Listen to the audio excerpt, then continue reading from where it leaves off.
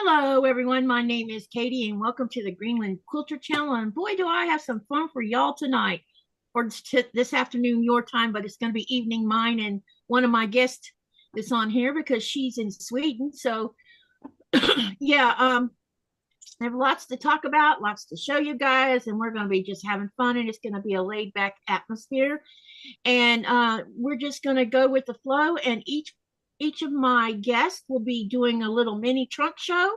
They're going to show their wares and talk about their channel and talk about themselves a little bit. And I'll be doing one at a time. And then when we get through everybody, then we're going to crochet and have good conversation and have a great time. So right now what I have here is I have Amanda from Scraptastic Crocheter.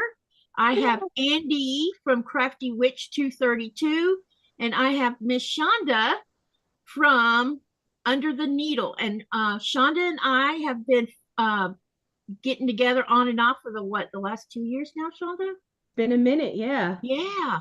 And she's a quilter, but she's also an avid crocheter. So, and she has a stash that's biggest I've ever seen. All y'all have big stashes compared to mine. But anyway, who's measuring, right? All right, so what I'm going to do is I'm going to start with Andi. Oh. Yeah, I'm going to put you on the hot seat first. I'm going to spotlight Andi, and Andi's going to tell you a little bit about herself and talk about what she does on her channel. And I hope you have some things to share with us that everybody can see. And people should start dropping in here soon, I hope, because right now I only see Linda. And Linda got in here first tonight. Irish Sail Lady, who is known as Linda, is here in our chat. She was here first. Okay, so let me spotlight Andi and go ahead. Hi everybody, I'm Andi with Crafty Witch232. I got a big yarn plodge behind me right now because I'm sorting yarn. But I like to do a lot of different things. Mainly right now I'm crocheting, getting my stock back up for some shows coming up. I like to make creepy dolls or different types of things, and I like to meld things together. So, like fabric and yarn, or different things, 3D printing added to my different crochet supplies and stuff like that. Hi, Dira. I'm just going to give you a quick review of some of the things I've made recently. We have our little Baphomet. I haven't seen that one. Isn't it cute? That's cute. That one's cute. He's so adorable. And then my subscribers love when I make the yarn snacks. So we have like the little Pop-Tart. His name is Bob Tart because I name all my stuff Bob. And since I say Cheez-Its a lot because I get a lot of kids in my stream, I try to keep it friendly. So here's our Cheez-It. I recently made another little Michael. That Michael's from Halloween, right? Yep. Okay, got you. Last night I made this little sunflower fairy sprite. I want one of those. He's so cute. He even has a leaf tail. The one that kind of looks like a lion. It's a lion hybrid. I finished up. Oh my goodness. Sorry. I have a whole thing over here. I have a zero. All right. Where is Zero from? Because that's not something that's common. Like, I don't know all of these characters, but I know I've seen other people do Zero, but I don't know where he's from. He's from Nightmare Before Christmas. Okay. Nikolai would have known the answer to that one. Yep. We got a Mimikyu Pokemon. And just a couple more. A little ghost face, but I 3D printed a cell phone. Wow. And then I just finished up 2 big special orders. So we have a big Coraline. Nikolai knew who that was. Nikolai wants to know if you've ever made Jack Skeleton. Yes, many different sizes, versions. Make him all the time. And then we have our Sam, who's one of my favorites. Oh boy.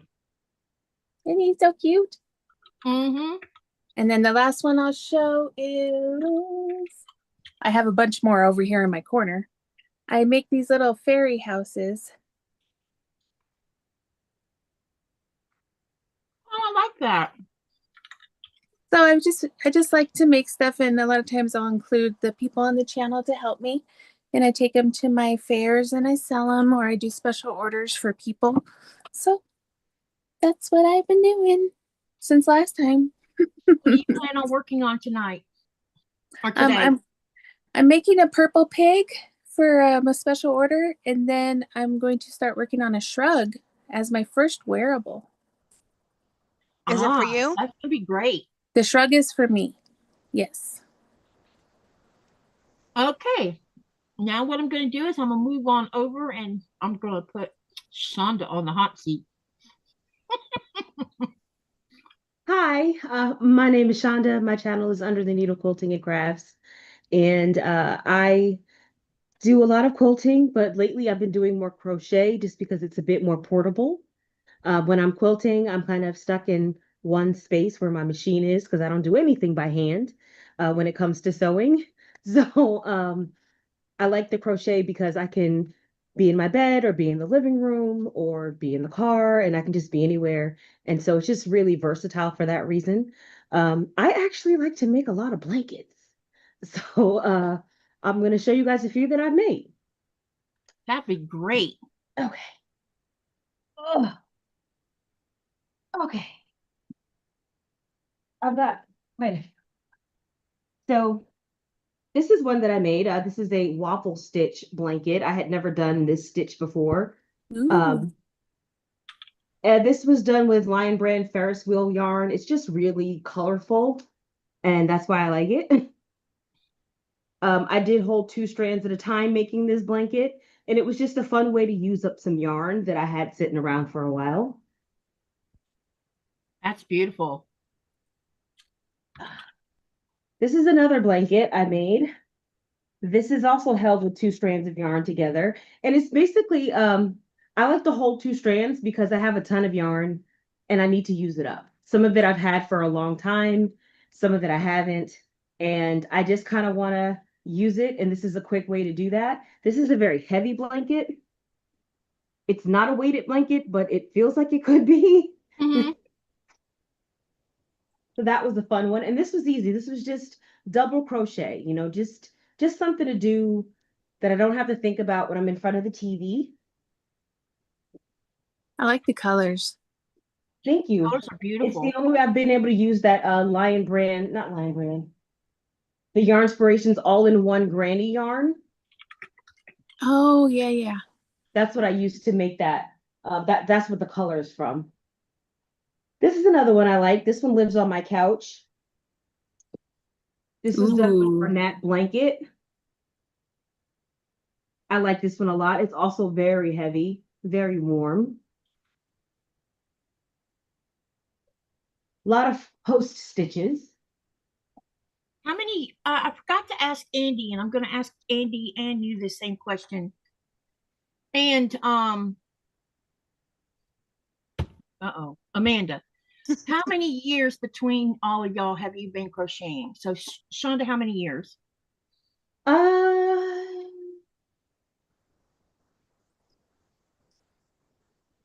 I mean, I taught myself 28 years ago, but I didn't crochet for a long stretch of time because I had a lot of kids and very little money and very little time. Yeah, I get that. And what about you, Andi? How many years? Yeah, about the same. I started really about 20 years ago, but mainly the last 12 years is when I've really been doing it a lot. Okay. Chaunda, did you talk about your channel already? Yeah, you No, did. no, I was still showing blankets. Yeah, go ahead, keep on going. Sorry. But this is the last one I've got to show, and that's this one here. This is my middle finger blanket using the lark's foot stitch. This was a fun one. Oh, I like the middle finger one. That is cool. Oh my gosh. That was fun. That was a fun make. So, yeah. That's funny. It's kind of like that spike stitch blanket that we talked about from Yep. Attic 24. Yep. I found the pattern, by the way. So when I made that, I knew I wanted to make another one. So I had bought the yarn and I saw that Attic 24 pattern. So I knew it's on my list to make one day. That's awesome. And what days of the week do you put videos up? It's supposed to be Thursdays, and then sporadically whenever I feel like it. But sometimes my Thursday becomes Friday or Saturday. But I'm not. My channel is very relaxed. It's not very regimented. It's not. It's a fun thing for me. It's a hobby. It's not an income source. I'm not really trying to make it an income source. I just want to have a fun place to share the things that I make. That's awesome. Okay, now we're going to slide on over to Amanda. And Amanda is from Scraptastic Crocheter. Tell us a little bit about yourself, about your channel, and show us some of your wares. Well, I have plenty of things to show, but I can start with that I'm Amanda, the Scraptastic Crocheter from Sweden. And my channel is kind of my outlet for everything and anything. I crochet all day and every day. I struggle with mental health issues, and I've done that for some time. So I started my YouTube channel as, a place where I could just talk about the only thing that really felt like a fun thing at the moment. And, crochet is my thing. I taught myself to crochet more about 6 years ago. We get to learn in school how to crochet and knit here. That's, it's in our curriculum in Sweden. So I knew basics. And, my grandma and my mom has taught me stuff over the years. So I have done, a little bit of pot holders and things in the past. And then I was diamond painting a lot until I got pregnant, and that's about 6 years ago. And I was diamond painting like manically. And since I couldn't do that because I had a big belly in the way, I couldn't just sit leaning forward to do that. I was like, let's pick up the crochet hook, and that's what I've been doing ever since. Pretty much daily for those 6 years. And that kind of also, like, my name, Scraptastic Crocheter, I was pregnant. It costs to all the stuff that you need to buy for kids. So at that point, I just got other people's leftover yarns. Very much scrappy projects at that time. And a lot of it. At that time, I didn't know, but I know now that I have sensitivity issues to animal fibers.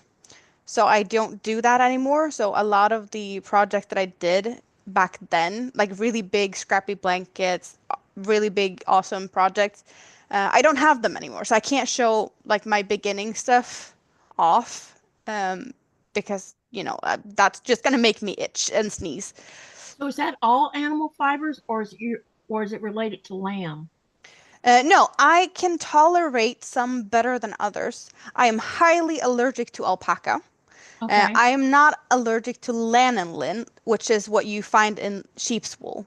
Okay. My mom has issues with lanolin. She can't use like moisturizers and hand creams that has lanolin in it. She reacts to that.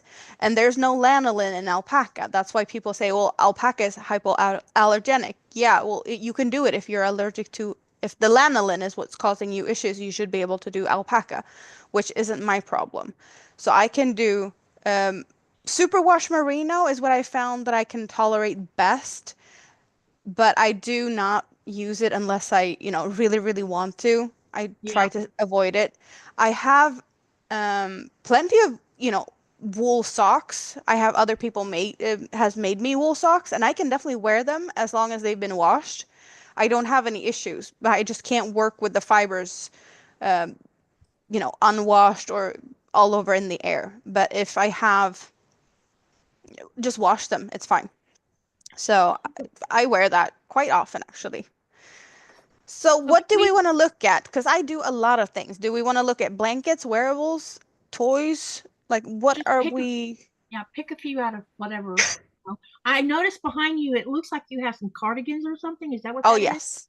There's cardigans, there's ponchos, there's blankets, there's a recently finished dress. That's one of my, I want to say it's my most recent finished wearable. I have finished a few ducks the last few days. So my most recently made wearable that is actually finished, and I wore this on my live stream Sunday. Looks Yeah, that's the front. Oh, I saw you in that. That is super cute. Yes. So I had made this one. It was finished a bit ago, but I didn't like the fit of it. So what we have is a very now stretchy dress. It's kind of ends mid-knee. That's gorgeous. And I didn't like the fit up here. So what I have done is I have slip stitched into the whole top of it. I have slip stitched crocheted an elastic thread. That had to take some time. Well, I did it on live stream, so Okay. whoever was watching those live streams, you can tell how many hours that took.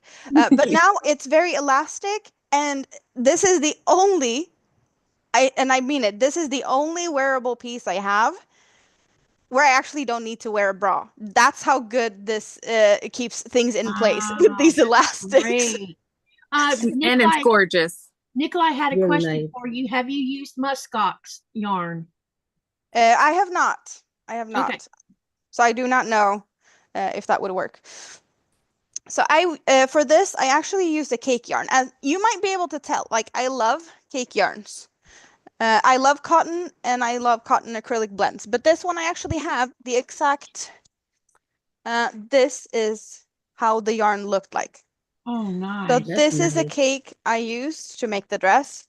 I did add some extra of the outside color for the amount I needed to get a little bit more length.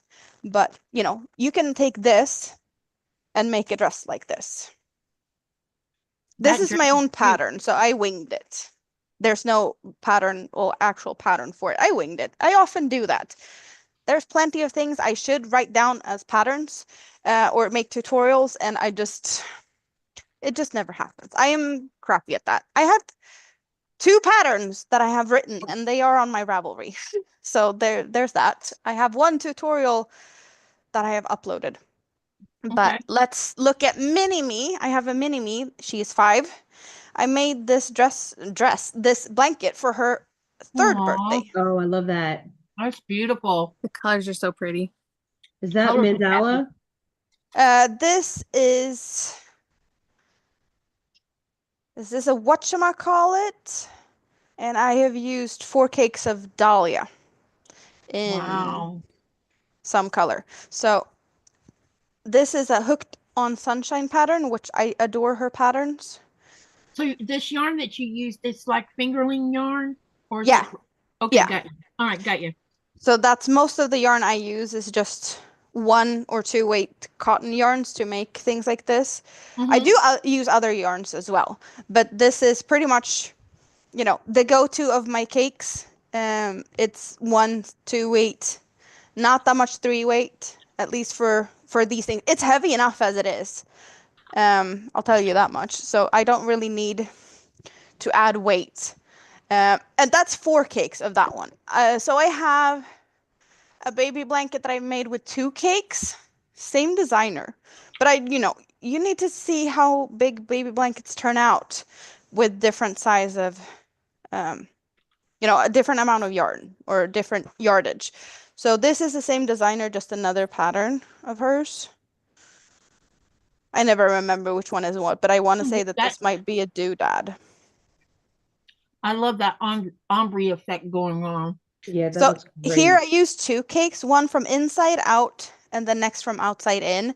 I did the same on the previous blanket. I just used 4 cakes going inside out, outside in. That's how, so it's the same concept. And then of course I needed to see how big is a blanket if I only use 1 cake, in case someone asks, for like a car seat or maybe a stroller. Or a small infant. Yeah. So like a newborn. This is 1 cake, and this is a thingamabob. Same designer. I kind of like her. Can you tell? I love her pattern. Very well written.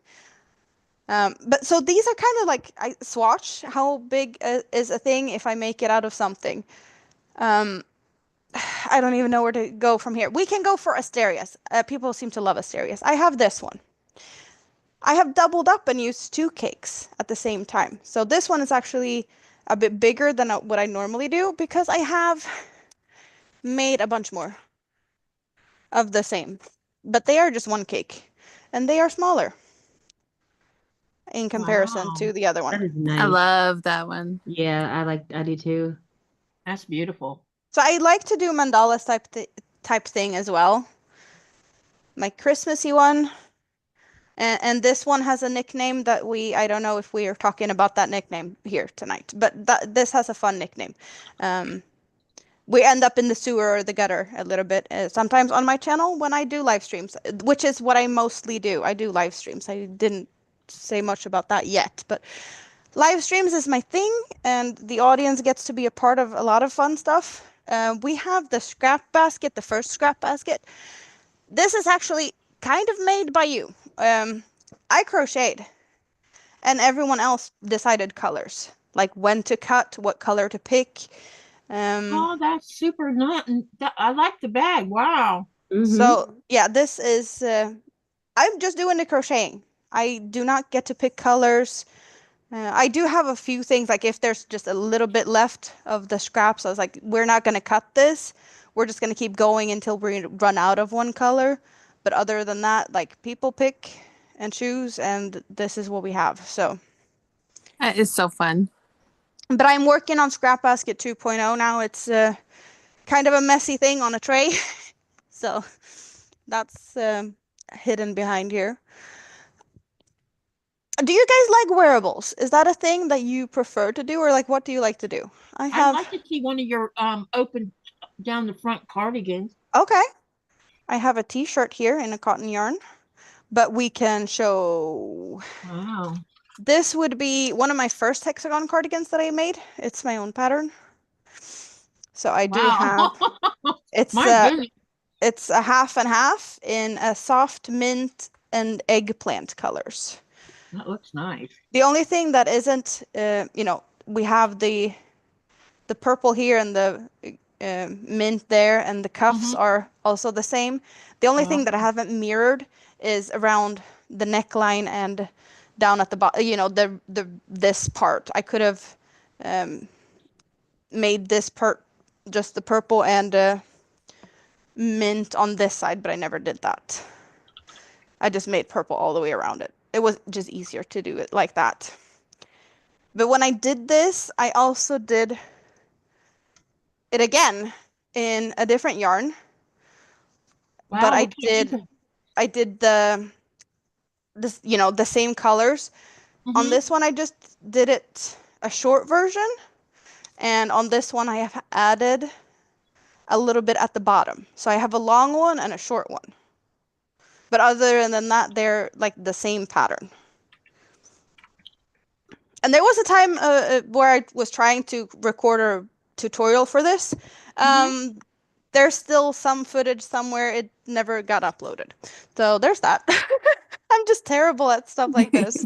But I made one for my mini-me. My mini-me has a cardigan. Ah, shrug.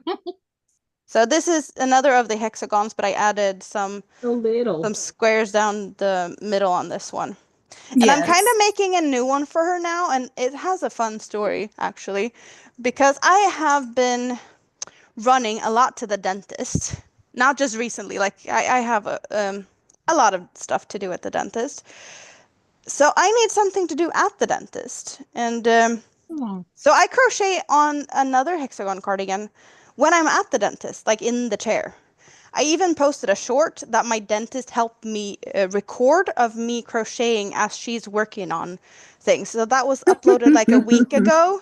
My dentist's point of view. Yeah, I was there yesterday for a root canal, and one of her coworkers came in and was like, "This is awesome. Is she doing that all the time?" And my dentist's like, "Yeah, I know, it's so cool, right? I even got to record her." Like, yeah, no, and we got like 1,500 views or something for that. She was so she was just so happy. She's like, I'm famous on YouTube. It's like, well, yeah, I guess you recorded me crocheting in your chair, but if you feel like you're famous on YouTube, then yes, I'll give you that one for sure. So yeah, there's things all over. There's things I need to finish. There's things I'm working on. I'm just all over the place with things. This is a rack of shawls. When I mean a rack of shawls, it's a rack of shawls. I have plenty of shawls. Yeah, there's just a lot of things here. I have done one Christmas market. I did sell stuff. It's just I have anxiety issues and I can't do stuff like that alone. So I just can't put myself out there. I do have people ordering from me, mostly people that find me through YouTube, because I'm just really crappy at promoting myself. I have an Instagram, I don't use it. It's not my cup of tea, unfortunately. But I am happy whenever I get orders, which happens occasionally. Amanda, But can you show us that? Can you show us that other? It looks like a sweater that what you just hung up next to that light colored green on. Oh, this one? Yes. Okay, so this is the baby blanket, and I have a matching shawl, like a mother baby set. Okay, because that's beautiful. So it's the same color. It's the exact same yarn. Wow. It's just a bit of a, yeah. So same yarn, one for baby, one for mama kind of thing. Mm-hmm. Just for, you can do that. You can mix it for that. So that's a kind of a set. But they're just hanging out here. Is there anything else that's catching your eye? I have, this one's kind of fun. It's a kind of a tunic-ish. It's not a dress, but it's, it's nice to wear with leggings. Yeah. Because it's got this V in the front. Mm-hmm. So you kind of show a little bit more on the sides, but it's not too revealing. But yeah, it's not just. It's gorgeous. Walking out the house with. The way you have the V going to the middle, it reminds me of when I was a teenager, and back then shawls were the thing. Mm-hmm. With those V's in it. And I used to have one actually, and I loved the heck out of it. I don't remember what happened to it, but I need to make me one because it's been a while since I've had a shawl. I wear my shawls. I have a couple of shawls that I wear all the time. And I've worn this one. I used this one for my grandma's 90th birthday. And I'm the type of person that I don't wear them maybe like everyone else does. I have a little trick just to make sure that they are staying in place. But I just like to take them like so. That's how they wear them here in Greenland. Yeah. And then, where is it? Like so. And then I take these and I tie them underneath, just like making a knot like this, but underneath so it doesn't go anywhere. So when you see me outside, if it's not too warm, I will be wearing some of my makes. That's just what I do. That's awesome. You can. I need to show you one thing more. Yeah, go ahead. Because I just caught in the corner of my eye over here, and this is a recent make because I participated in a competition here on YouTube. Yes.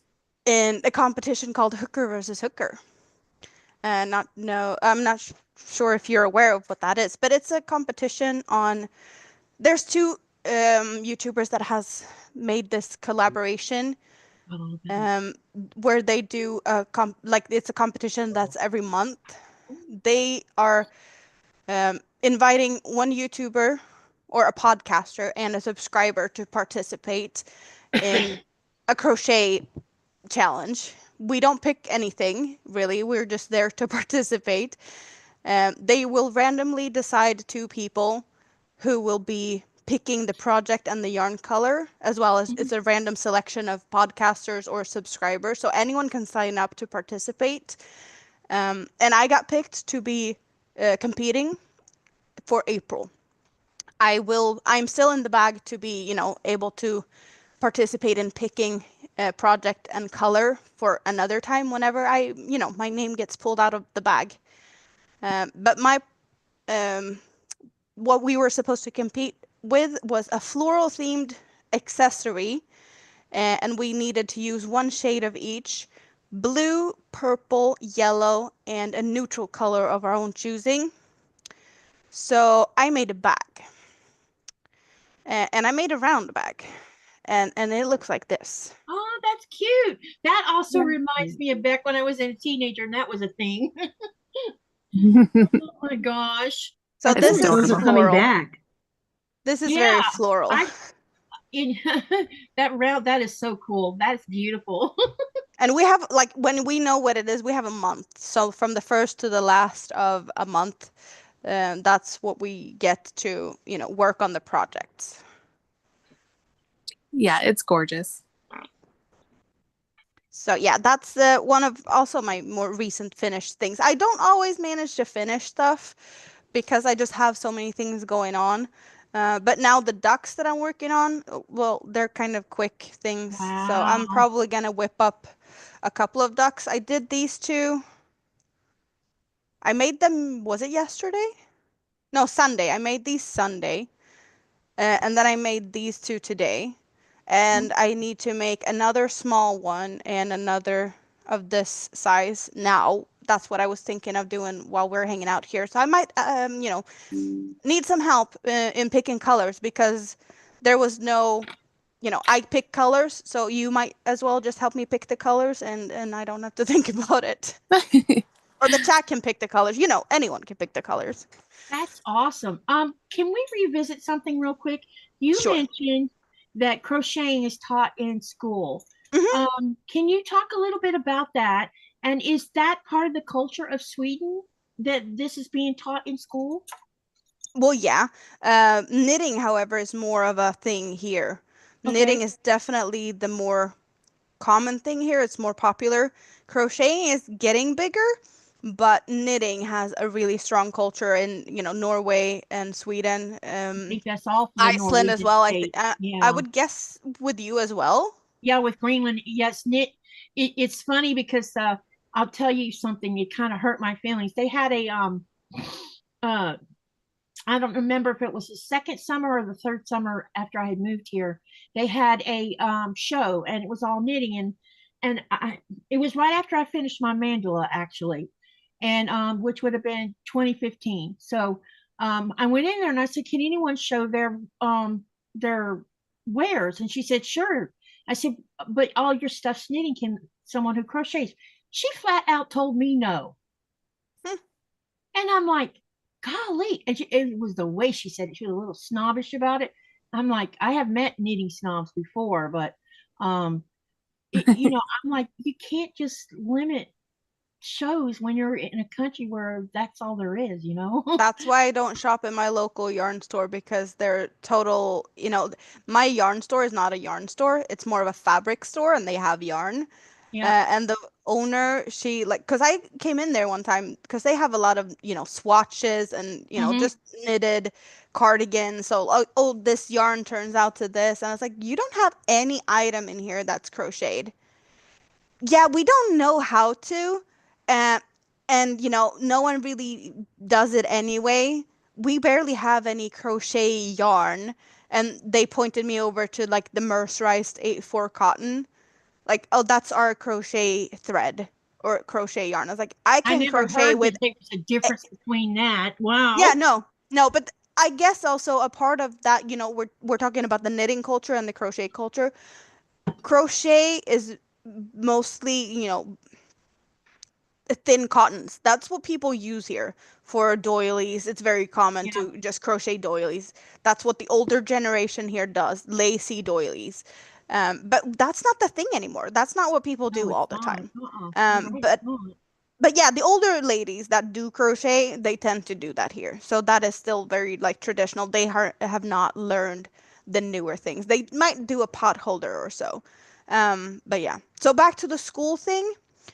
We have in our curriculum that we have one semester of uh, fiber arts or like just fiber yarn.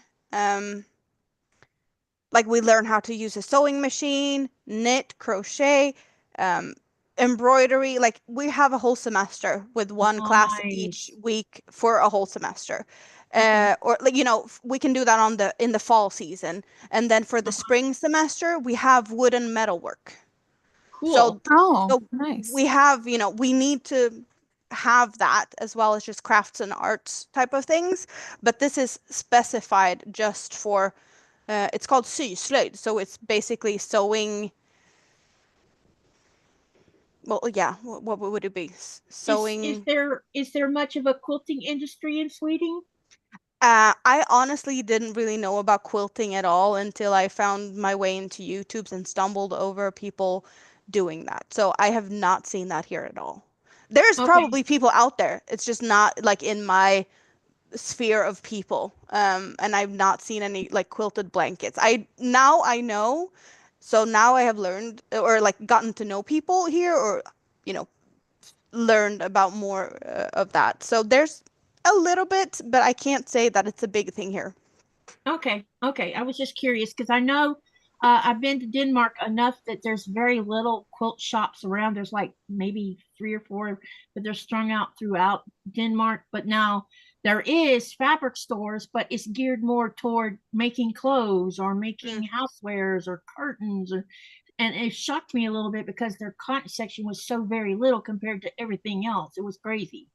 I want to say that the store I have here, as I mentioned, I'm not shopping there because they're really rude about like the whole crochet thing. Yep.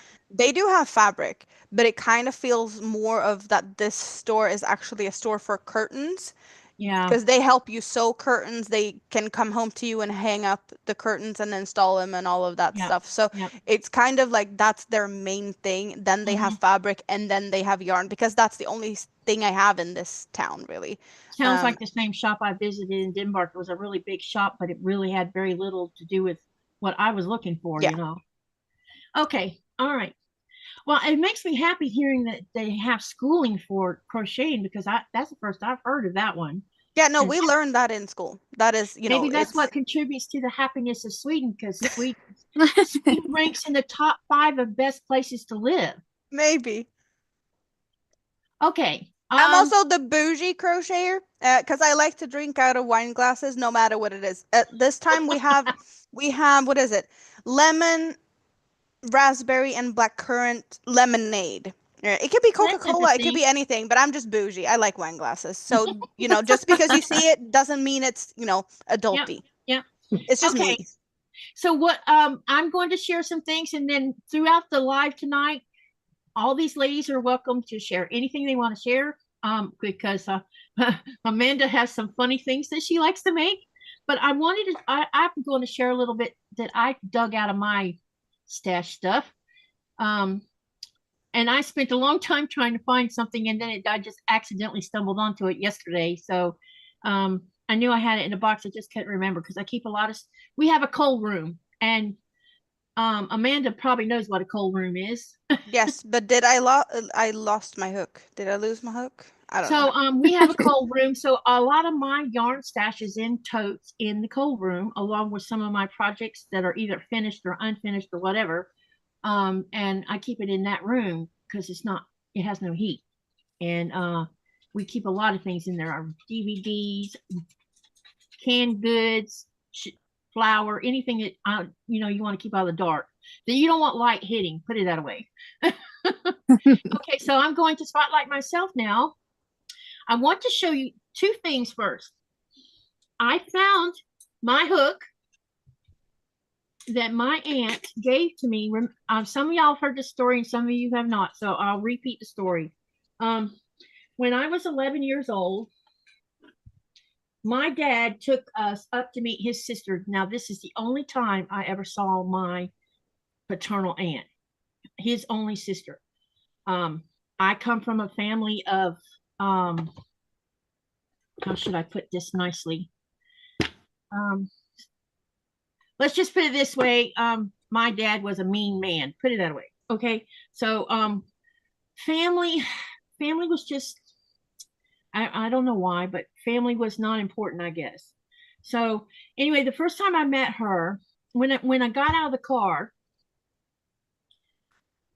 her yard, see, my mother was a gardener, but she grew food. That's what she did. She just grew food. So she never was growing flowers or anything else. But when we pulled up in the yard, there was beautiful flowers and annuals and everything everywhere. And I'm standing there and I'm like, oh my God. And I didn't even know I liked stuff like that until I saw her yard. And she came outside and she says, what's up with the oldest one? Mom's like, I don't know. She comes up, she says, are you interested in what's in my yard? I'm like, your yard is so beautiful. And I was pointing out I had pointed at several different things, asking what they were. And before I knew it, she had clipped some coleus she had in the ground. And she says, I'm going to put these in paper towel and put them in a plastic bag. And when you get back home to Florida, this is what you do. Then when you walk in her house, it's crochet city everywhere. I mean, there was afghans on the back of the sofa. There was dollies everywhere. I mean, everywhere you could hang something, there was something. And I'm looking at all this stuff with fascination. And you know what she did? She grabbed a ball of yarn, this hook, and sat down and showed me how to do chain stitch, single crochet, double crochet, and triple. She sent me home with this hook and that ball of yarn and that little bit of stitching she showed me how to do. This hook, I've had it for 52 years. Aw. This is the only thing I have from my aunt that I actually still have. And this was I think it's a 5mm hook. I can't hardly see The best one. It Yeah, kind of looks like it would be yeah, that, it's yeah. a standard size that you can use with worsted yarn. So when I got back to Florida, on and off, I was messing around with yarn, and I screenshot the wrong thing. Sorry guys, I gotta switch cameras now. So I was messing around, and I bought a pattern too at some point, and I'm going to show that to you. But one of my favorite things was making these flowers. Anyone want to guess how old this is? It's unfinished. Ooh. So it's unfinished. So guess how old this is? I'm going 30 years. 40. I was 14 when I made this. So subtract 14 from 63. It's a long time. Yeah. So it's intact. You can tell that it was a cheap acrylic yarn because you can feel the it is not soft like they have now yarn these days. It's so soft that you just love it. But I was all the time doing this. It wouldn't be unheard of to find these, just the flower itself, glued all over the wall. I was crazy for it. But anyway, I thought you'd find that interesting. What I was going to do with it, I was going to make a pillow, but I never could get my parents to go find me some, you know, that where you can pre-cut this stuff like you use for stuffed cushions and stuff. And so maybe I'll finish this or something. I don't know, or maybe I'll take the outside off and just leave the center. I don't know. I haven't decided what to do with it, but that was when I was 14. I also made this probably, I want to say I made this one. This one's at least 30 or 40 years old. Nice. It's one of the few things I, didn't give away. And this is acrylic, and it has like that metallic thread in it, so it has that little shine to it that you got with it. Yeah, I like that shine. Yes. Yeah, and I was just, and this I had a book, and the center that you see here, I think you can see the design right here. Yeah. I started out with that, and then I slowly just messed around with nothing else going on the outside, so that's why it looks all ruffly and not flat. But if I blocked it, it would lay flat. I could get it to lay down, but it was me experimenting. So this is one. Now, since I've been here in Greenland, because I didn't know what to do with myself, Nikolai's like, well, you know how to crochet. Why don't you find a group to join? Y'all are aware of the mandala on the back of the wall, and I'll put the camera back on that soon. But I wanted to show you some of the stuff that I've been doing while I'm here. These are all, these are scarves. Ooh. I love that blue. Yes, that blue is so pretty. And this is made of Red Heart soft yarn. And it's super soft. When you put it on your skin, it's just yummy. So I've made this one, and this is just me experimenting, getting back into the groove of crocheting again, because I hadn't touched it for so long because I was too busy gardening and doing horses at the time before I moved here. Here's a dark blue one. It looks more purple on the camera. Yeah. It might be a purplish blue, maybe. But it's just simple stitches I did. And then I did one with a cable on it. Can you see the cable? Oh, yeah. That's that same blue. Yep. This turquoise and teal colors, I really like them. And then I decided I was going to make my husband, I had bought some merino alpaca wool from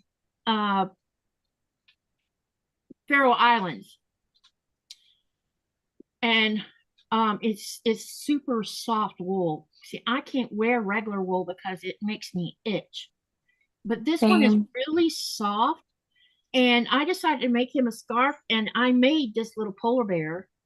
Oh, I attached it, and it has it's stuffed on the inside, and he wears the scarf. oh, great. So this is some of the things I've made, and then I'll show you some more stuff here. Some of y'all saw this on my lives the other day. These are called, and I have the pattern here, so anyone that sees this decides they want to try their hand at it. It's called Cheri Dishcloth, but I made it into dollies, not dollies, hot pads. I added the little, see they have loops on here? Oh, yeah. So you can hang them up. So you crochet the cherries, you crochet the leaves, and then you sew that onto this, and then this, see right here, the stems, you hand crochet, you crochet the stitch on top of the crocheted piece itself. That is what I would call a surface slip stitch. Yes, yes, surface slip stitch, yep. So that's done, and all of them are done like that. And then because I've decided these are going to be hot plates, because I've been selling these on and off, or hot pads, I've been selling them on and off. I put a cotton back on the back of it, and underneath it is Insel Bright. And then these ones have quilt labels on them, showing that I made them. So I like making these, and I can make multiple of these. You can go a long way with one of these. And these hot pads are made from Lily's, the original Sugars and Cream, and you can buy these by big spools, and you can make a zillion of them with this. Oh yeah. And so I have this color. I found this one is a brown and white, more of a manly color. You know, have this purple, different shades of purple. I like that one. And then there's this really cool color that I really like. Oh, I like that one. Yes. Yeah, I love this one. I'm going to be making something out of this. Giving me like Sedona, Arizona vibes. Yeah, yeah, exactly. Desert vibes. And the thing with this is I also have several totes of the smaller skein ones where it's just like you can only do like one project or two projects out of. I had gotten these spool ones on sale in Florida. I think it's where I picked them up, and I brought them home with me. Yeah, so okay, now we're going to talk a little bit about something. This is a baby afghan that I made when I was pregnant with my first daughter. Oh, yay. Okay, and this is made out of, back then, you know, it still wasn't that soft of a yarn, just acrylic. And back then I didn't have this thing in my brain about using acrylic with babies instead of cotton, because back then they didn't have soft cotton. Okay, so I have located the pattern for this. Y'all, I didn't realize this until last night. This is the original pattern. It's by Leisure Arts. It's baby afghans. And I paid $1 for this pattern, and you get 4 patterns for $1. More. Yeah. Anyone want to guess the date of this? Well, you told me, so I can't. Yeah, Andy, don't tell. I'm going with the early 50s. I'm going earlier. Well, I wouldn't have been born in the 50s. But that doesn't mean you couldn't have gotten the book then. I can buy books I bought this. I born. actually bought this with my allowance money. So I was let's see here. Yeah, I was 14 when I bought this. Oh, I thought you meant when was the book published? It was published in 1976. That's the year I was born. Yep, I was 14 when this was, and I still have it. I knew I had it in the house here somewhere. I just couldn't remember where it was. And yesterday when I was going through all my other little yarn projects and stuff so I could pick some stuff to share with you guys, there it was. So I have, the only thing I kind of wish I hadn't done is it's been folded in the middle here. I don't know why I folded it. Back then, I guess I wasn't thinking about, you know, You weren't thinking about keeping it for 50 years. no, I wasn't. But isn't that amazing? Is there's a ripple stitch back here? You see that ripple? Yeah. Mhm. And I think I'm going to make this do another one of these like what you see here that I've already made, but do it in the softer yarn because I bet it'd be heavenly. Oh, I'm sure. But this one's going to go to my oldest daughter because that's who I made it for, and I'm going to give it to her at some point. I'll probably take it to the United States on my next trip and go ahead and give it to her because I think she should have it. Since it was for her when, while I was pregnant with her, because I made this while I was pregnant with her. And then the ripple one I showed everybody, I don't know, a couple weeks ago. That one was made when I was pregnant with Thomas, I think. But I didn't necessarily make it for Thomas. I had made it for his dad, and then his dad passed away. So now I have it still. Okay. All right. The only other thing I thought I would share with you guys, and then I'm going to get to crocheting with everybody else, is I am thinking, and I'm hoping somebody else might want to join. This pattern here is free. It's by Red Heart, and it's called Crochet Llama No Drama. That's what it's called. And I haven't rounded up all of the balls, but I've been here and there picking up some yarn every time I go to the States and I see some. You notice you can see the llama like has a coat on it. I'm not talking about the blanket, I'm talking about the hair. See the hair? Yeah. Uh-oh. Y'all bear with me. I'm still trying to get used to this camera being like this. Okay, there, yeah. Anyway, I found some yarn that could be done for that part of it. And this one's by Panduro yarn, and I think I picked this up in I either picked it up in Faroe Islands or Denmark, but it's fake fur. And see, it's all fluffy. Panduro is in Sweden as well, so I'm guessing yeah, Denmark. It must have been Denmark or either Faroe Islands, one of the two. So I picked up some there, and then I picked up the other one I got here. Let me see what's on that one. That one I think is a different brand. Maybe. Nope, this is the same. It's just a different color. Okay. But I do know I picked up some from the United States. I just need to figure out where I put it at. But it's super soft. So that's what I'm going to use for the fur part of it. And then the blanket and the halter and stuff I can just use as I'll probably make the colorful part out of cotton because it'll be like having a horse blanket, Yeah. But if you put it in Google and put the title Crochet Llama No Drama, you'll find it. It's free. It's on Yarn Inspirations website, which apparently is part of Red Heart now. I didn't know that till yesterday. The other thing, I'm going to show you what I'll be working on I will be crocheting with, but I wanted to share a couple books for anyone who is a newbie or wants to learn how to crochet.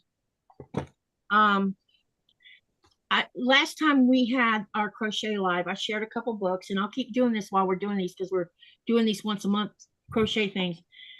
There is so many you can find. I probably bought these from Amazon.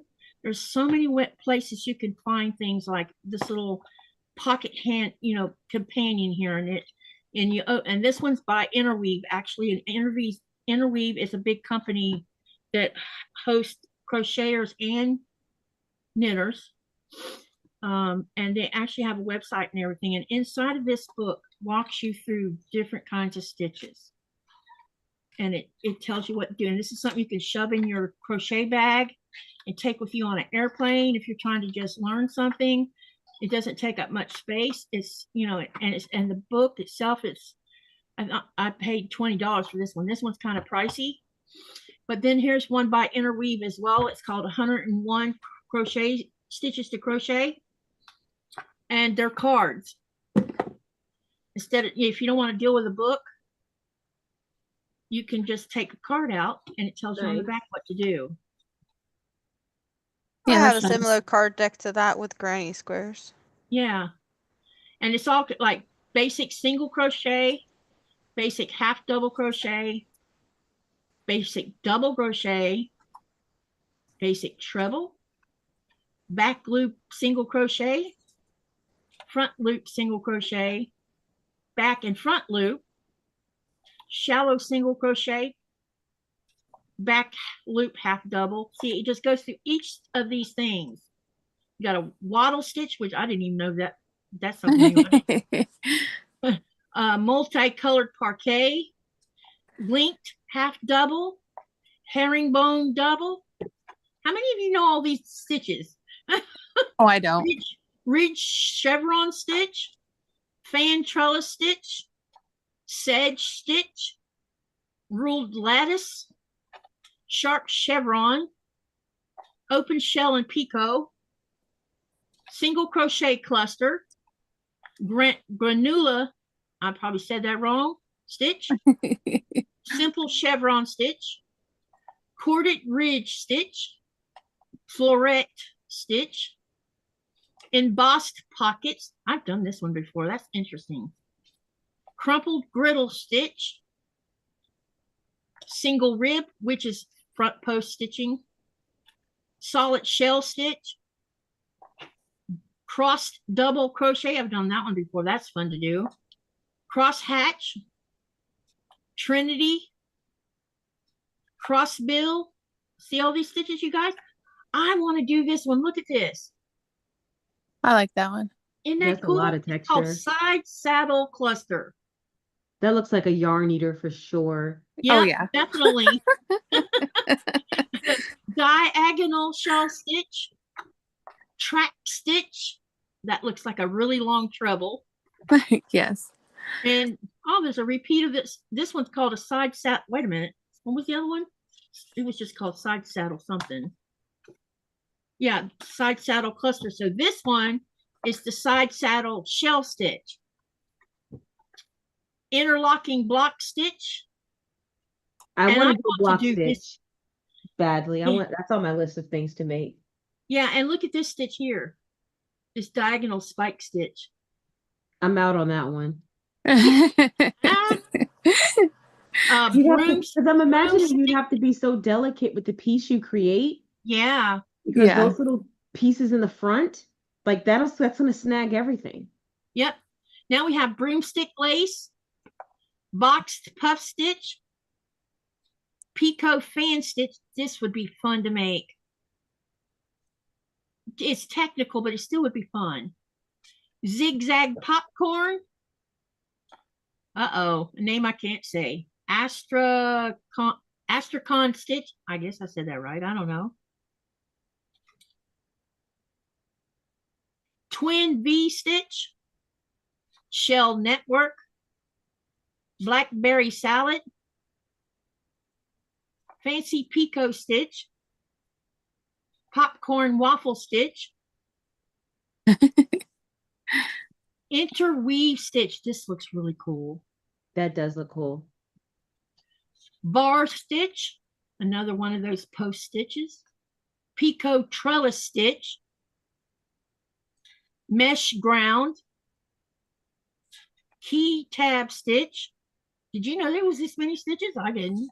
No. Diamond picot mesh. Open checkers. Basic patchwork. Ooh. Yeah, that one's nice. That looks like intellect. Outline squares. Colorful stripes. Painter's palette. Dandelion. All these flowers. Oh my gosh. I love flowers. Daisy time. I'll spend all day just doing them. 4 petal. Flower square. They're having fun in the chat. Popcorn waffle. Are we just naming foods now? Primula circle. Ink and star. That does look like an ink and star. Mosaic tile, magic circle. That is not a magic circle. No, Like it's I not. get that they named it that, but that is not a magic circle. A lot of these are not stitches, but it's a combination of stitches, and they Yeah. call the pattern that, so it's not an actual stitch. Yeah. But Yeah. yeah, I get the whole That thing. kind of goes without. Yeah. I mean, This one's that's the called, most of this is. It's the combination of like 6 yeah, different stitches, just how you put them together. yeah. Yeah. No, but like Wasp, some people, if you don't know how to crochet and you think that these are actual stitches, it's a combination of stitches to make different things. So it's not like the specific thing is actually called one or another thing. yeah. But we that know how to crochet and knows how to read patterns, we see that as, well, yeah, it's just a combination of the stitches. Well, someone that never has crocheted before, they might actually think that that's the name of the stitch, but it's a combination of different stitches with other names, which doesn't make things more simple, but just yeah, for clarification. If not everyone here knows how to crochet. There's plenty of quilters here. I don't know if all of them can crochet, and there's other people that do other crafts as well. Okay, this one's called Wasp Medallion, Gardenia Bloom, Geometric Circle. I've done this spiral hexagon before. That's fun. Oh, I've done those for a designer in London. Crystal hexagon, 6-point motive, blossom, petite point, Dutch medallion, Maui orchid, Nana square, Daisy bloom, Janessa crystal, Aquarius stitch, shell cluster. This is a daisy motive, orchid blossom, popcorn cluster, another spiral. This one's called the swirl, Granny May, floral lace, Catherine medallion, open work cross, shiitake motive, garden party, shamrock motive. Okay, on the back of these cards, besides, and I'm going to cover this part up. If there's 2 types of crocheters. You have crocheters who only crochet reading text. Hang on a minute. That's me. Then you have some who can do both reading text or using this graphic. A diagram. The diagram, text all the way. There's a lot of people who can read the diagram that prefer the diagrams because they have trouble understanding. Because one of the things I have made a comment about, it relates to quilting mostly, is how one person writes a pattern may not necessarily work for me because I'm a visual learner. And being a visual learner, a lot of times seeing a picture of something makes more sense. And so these diagrams is another way for those who can't deal with the way, because everybody writes differently when they're doing patterns or whatever. And if you have a diagram or a picture or something that you can look at while you're learning it, it's very easy to pick it up that way. I can read some diagrams, but can I read all of them? No, I cannot. You're right. My eyes glaze over whenever I see a diagram. I need the words. Yeah, I need the words too. Okay, so what I'm going to work on today, let me get it.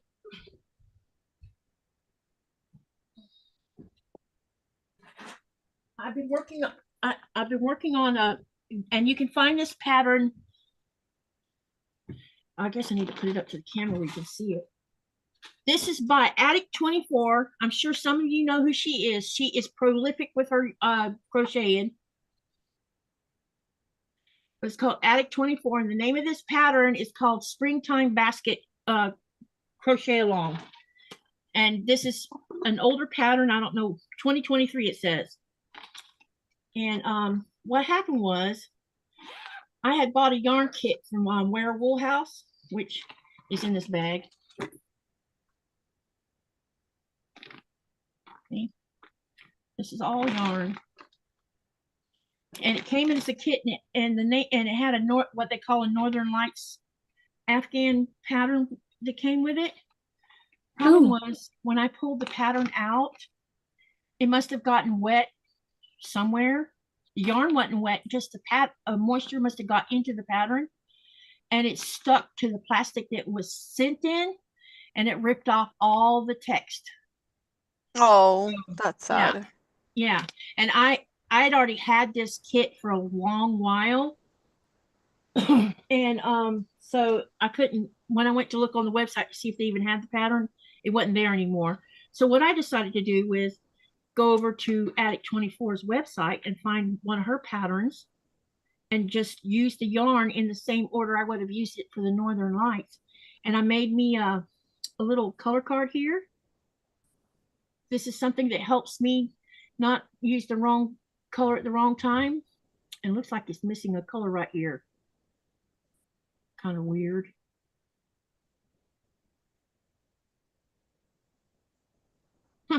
Anyway, I have them labeled with the color, and I put a snip of the yarn on here so I can keep up with the colors, so that when I'm doing this, and this basically is using a spike stitch right down. It's just a post stitch actually, and that's what I'm going to work on during our live today. So any of you guys have any questions you want to ask any of us, please ask. And you ladies, let me know when you want me to spotlight you if you want to show something, okay? Oh, I found something to show you. I forgot. Okay, where's Andi at? It was Andi that said that, right? Yes. Yes. Okay. All right, there we go. Okay, don't mind it. It's a little dirty because it hangs outside a lot.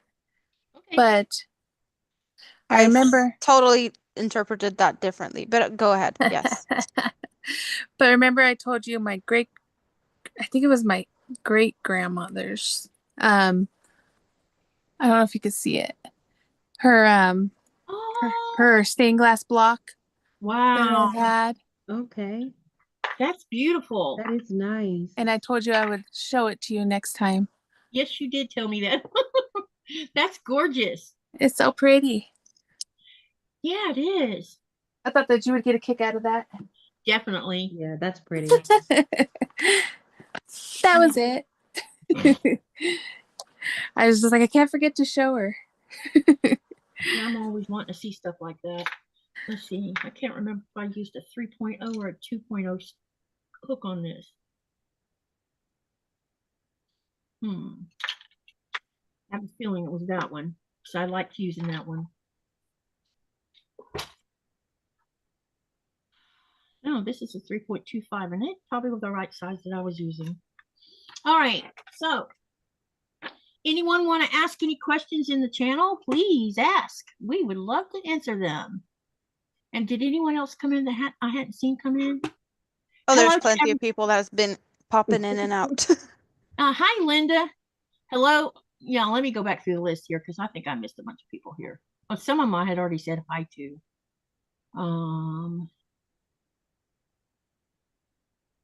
Hi, Mary G. Welcome, welcome.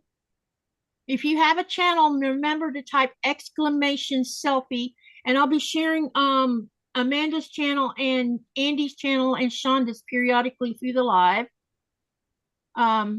Hey, Stacy. Hello, Michael. Hey, Stitch by Stitch. What's your first name? So I can learn it. Hey, Cynthia. Welcome, welcome. Yadira's here. Hello. I hope I said your name right. The Hello, pig I'm Helena. working on is for Yadira. Okay. Ooh. Hi, Helena.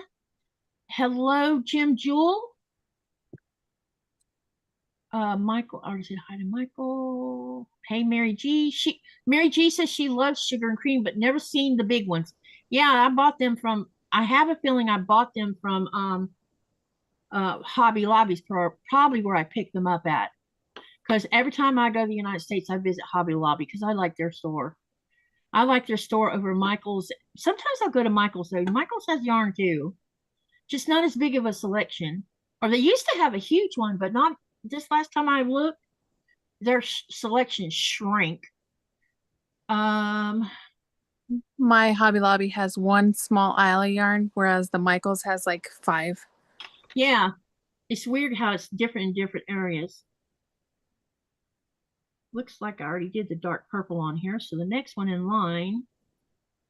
And I always get lost when people talk about US yarns because I have no really clue about what any of it is. Says the one that is sitting here with a Karen cake. I have been graciously gifted some US yarns. This was a part of an advent calendar that a dear friend of mine made for me, which I opened every day until, well, from the 1st till the 24th of December. And that is a playlist on my channel if anyone's curious to what else I got in my advent calendar, because this was one day. This was not like for Christmas Eve or anything. This was one day. It was plenty of fun stuff in that one. I was really surprised and amazed, and it was full of goodies that I never had seen before. Advent calendars are fun, but I lack patience, so I end up opening them all at one time. I had to swatch the yarn recently since it is coconut cake and it has this little fuzzy. So I made this jellyfish as just to swatch the yarn. Because I can't make anything risking to like run out of yarn and only having one cake. I was like, I can't make a big project because I can't make it get more of this yarn. So I made this little cute jellyfish. But now I just figured I'd make a duck. Since I need to make ducks, I might as well just make a polka duck. Yes. Right? A polka duck makes sense. Yes. And it's going to get a green beak. Y'all, I need to block this. You know what this is? Oh, that needs blocking. Yeah, look, it's a snowflake. It's a snowflake. Okay. I could still tell what it was though. So. Yeah.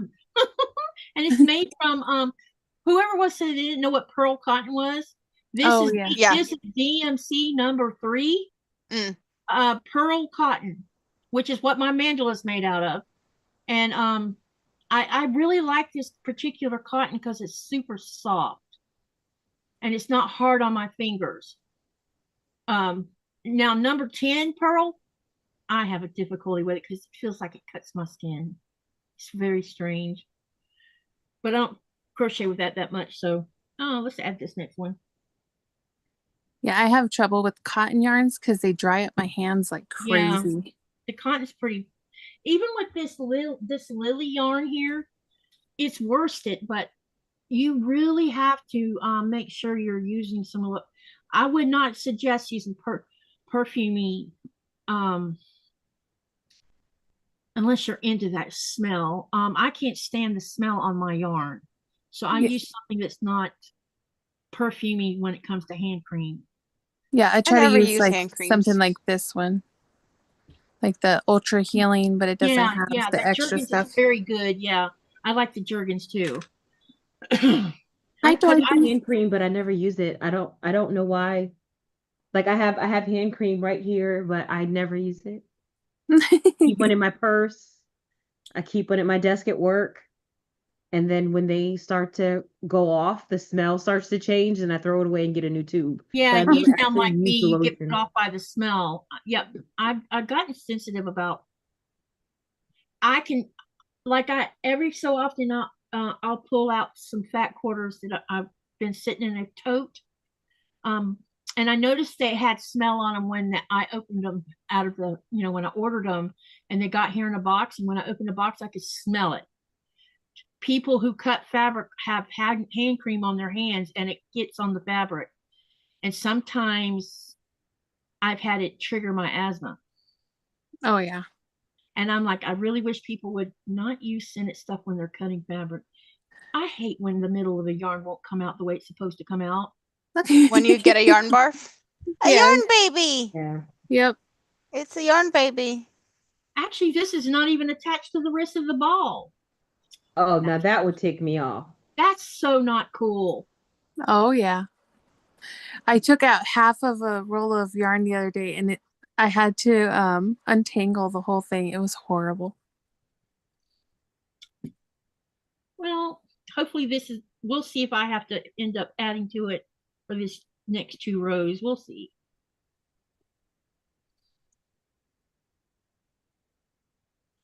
But now I got to get it all out of a hot mess. And Mary says, our hobby don't have much yarn.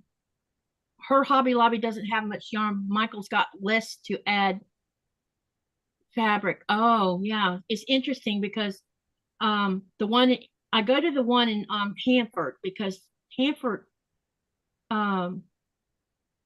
which is in California, Hanford, California, their Hobby Lobby is a really nice store. And and their cotton fabric they sell is even nice. And it's moderately priced. It's not small quilt shop prices. And to me, the cotton feels the same as what the quilt shops sell for twice as much.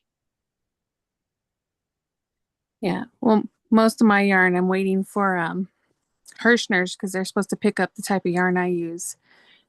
This is, look, Hirschner's. See? I've never shopped there, so. I was ordering they just yarn had a free online, shipping. They just had a free shipping thing, so I bought some stuff. I'll Oh, only okay. order from them if They they have stopped free shipping to shipping. Greenland. About 2 years ago, they stopped shipping to us. Oh, no. It's one of the few companies I could find to ship me yarn. So now if I want to buy any yarn, I have to buy it from Wool Warehouse. Gotcha. Unless I'm in the States and I buy it while I'm in the States. You don't shop from Hobby? Huh? Hobby. If I'm in the HOBBII. No, they're in No, I don't- Denmark. Oh, That's where I don't buy know. from. I don't know about that shop you're talking about. No, They Oh, have good yarn. they're in Denmark, and I shop from there, and I pretty much get overnight shipping to Sweden. Well, is the yarn good yarn? Because I'm Great, looking it's about yarn. great. It's It's great such yarn. good quality, but people complain about the prices. But the quality, you pay for the quality, not the quantity in this Have case. you It's not seen like the cheap acrylics. It's since only you brought that expensive to since you brought Americans, that though. up? Have you seen the price of what DMC costs on this side of the pond? It's expensive, but I don't mind paying the price for DMC because it's so nice. Oh my God, it's so nice. But here in Greenland, they used to keep a lot of DMC here, but not anymore, because people can't afford to pay for it. It's so for one roll of the DMC, it would be 50 kroners, sometimes 60. And that adds up if you're buying like 50 of them. I get it. Yeah, for sure. I'm trying to find more cashmere. So far I've managed to collect maybe, I need about 15 skeins of 15 to 20 skeins of cashmere to make me a long tunic length cardigan, because I'm a big person. And cashmere is expensive. It doesn't do any good to try to get muskox. Muskox is so expensive. It's like 400 kroners per skein. Oh, and wow.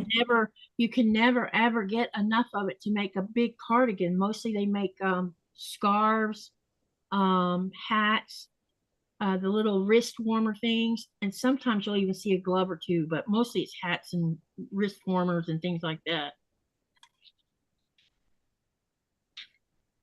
Okay, I need to see what side of this I'm supposed to be starting on. I'm just checking. Hobby don't have DMC, but they have plenty of other things. But yeah, I don't know if they have anything equivalent to your DMC.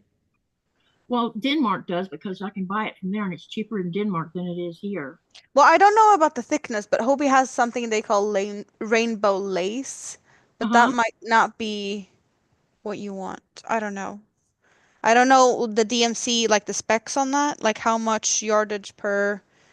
I don't know. I'll have to look. I could go and get one, but I have to go in the cold room to find it. Can you send me the link in the email? Oh yeah, sure. Like this is the place I shop everything. Like this, Okay. here you have hobby.com, but I'm guessing you have the .dk probably would work for you. Because I have a .sc Right. for a Swedish version. Like, Sweden. yeah. But I know that there's a .com, so everything is in English. That's probably easier for you. And I would assume that they would definitely ship to you.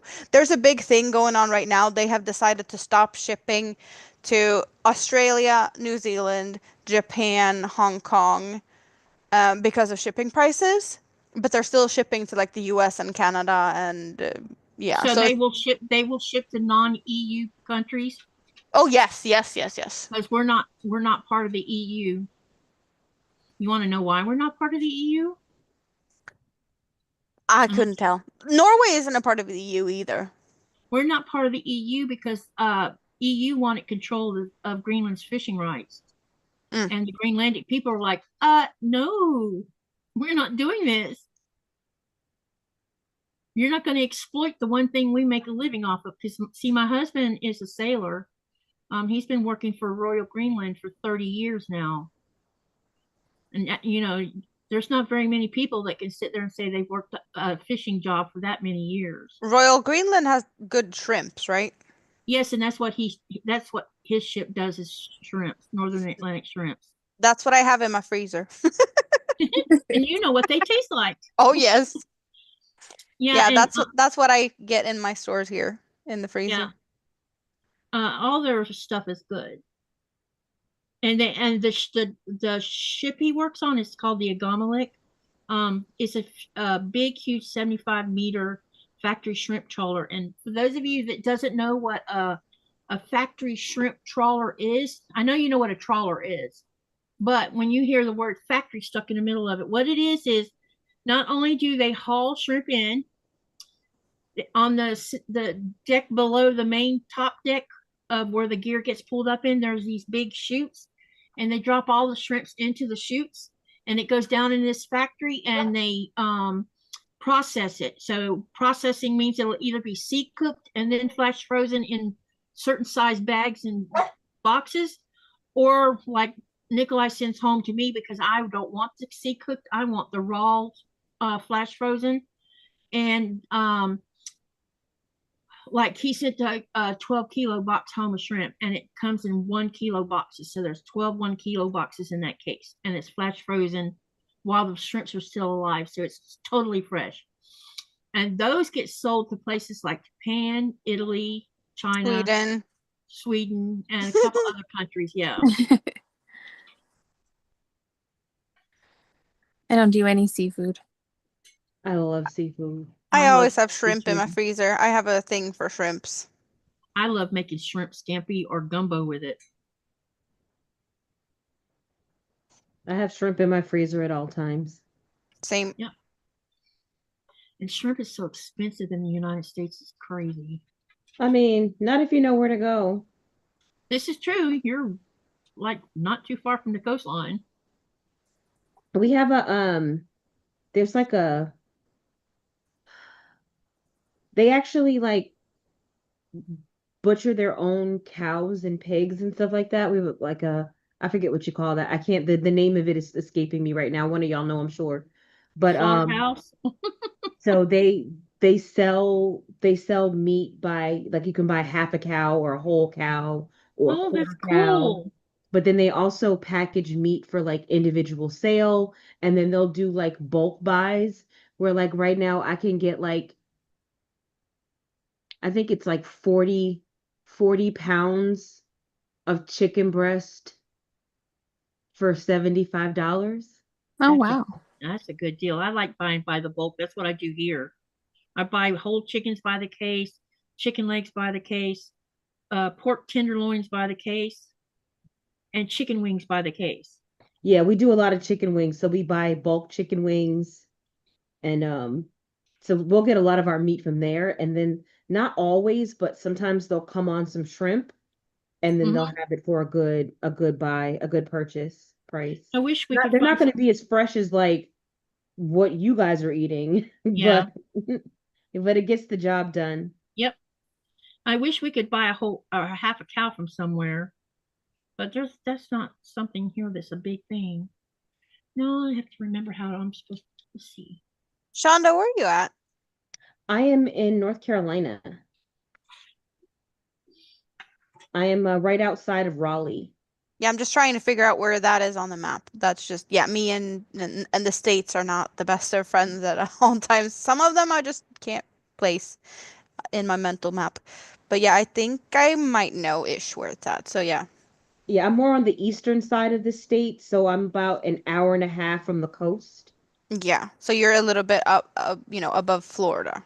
I want to say, but maybe a bit. I'm about 8 hours from Orlando. Okay. I'm all the way on the other side of the country. Where are you from? Where are you at? Colorado.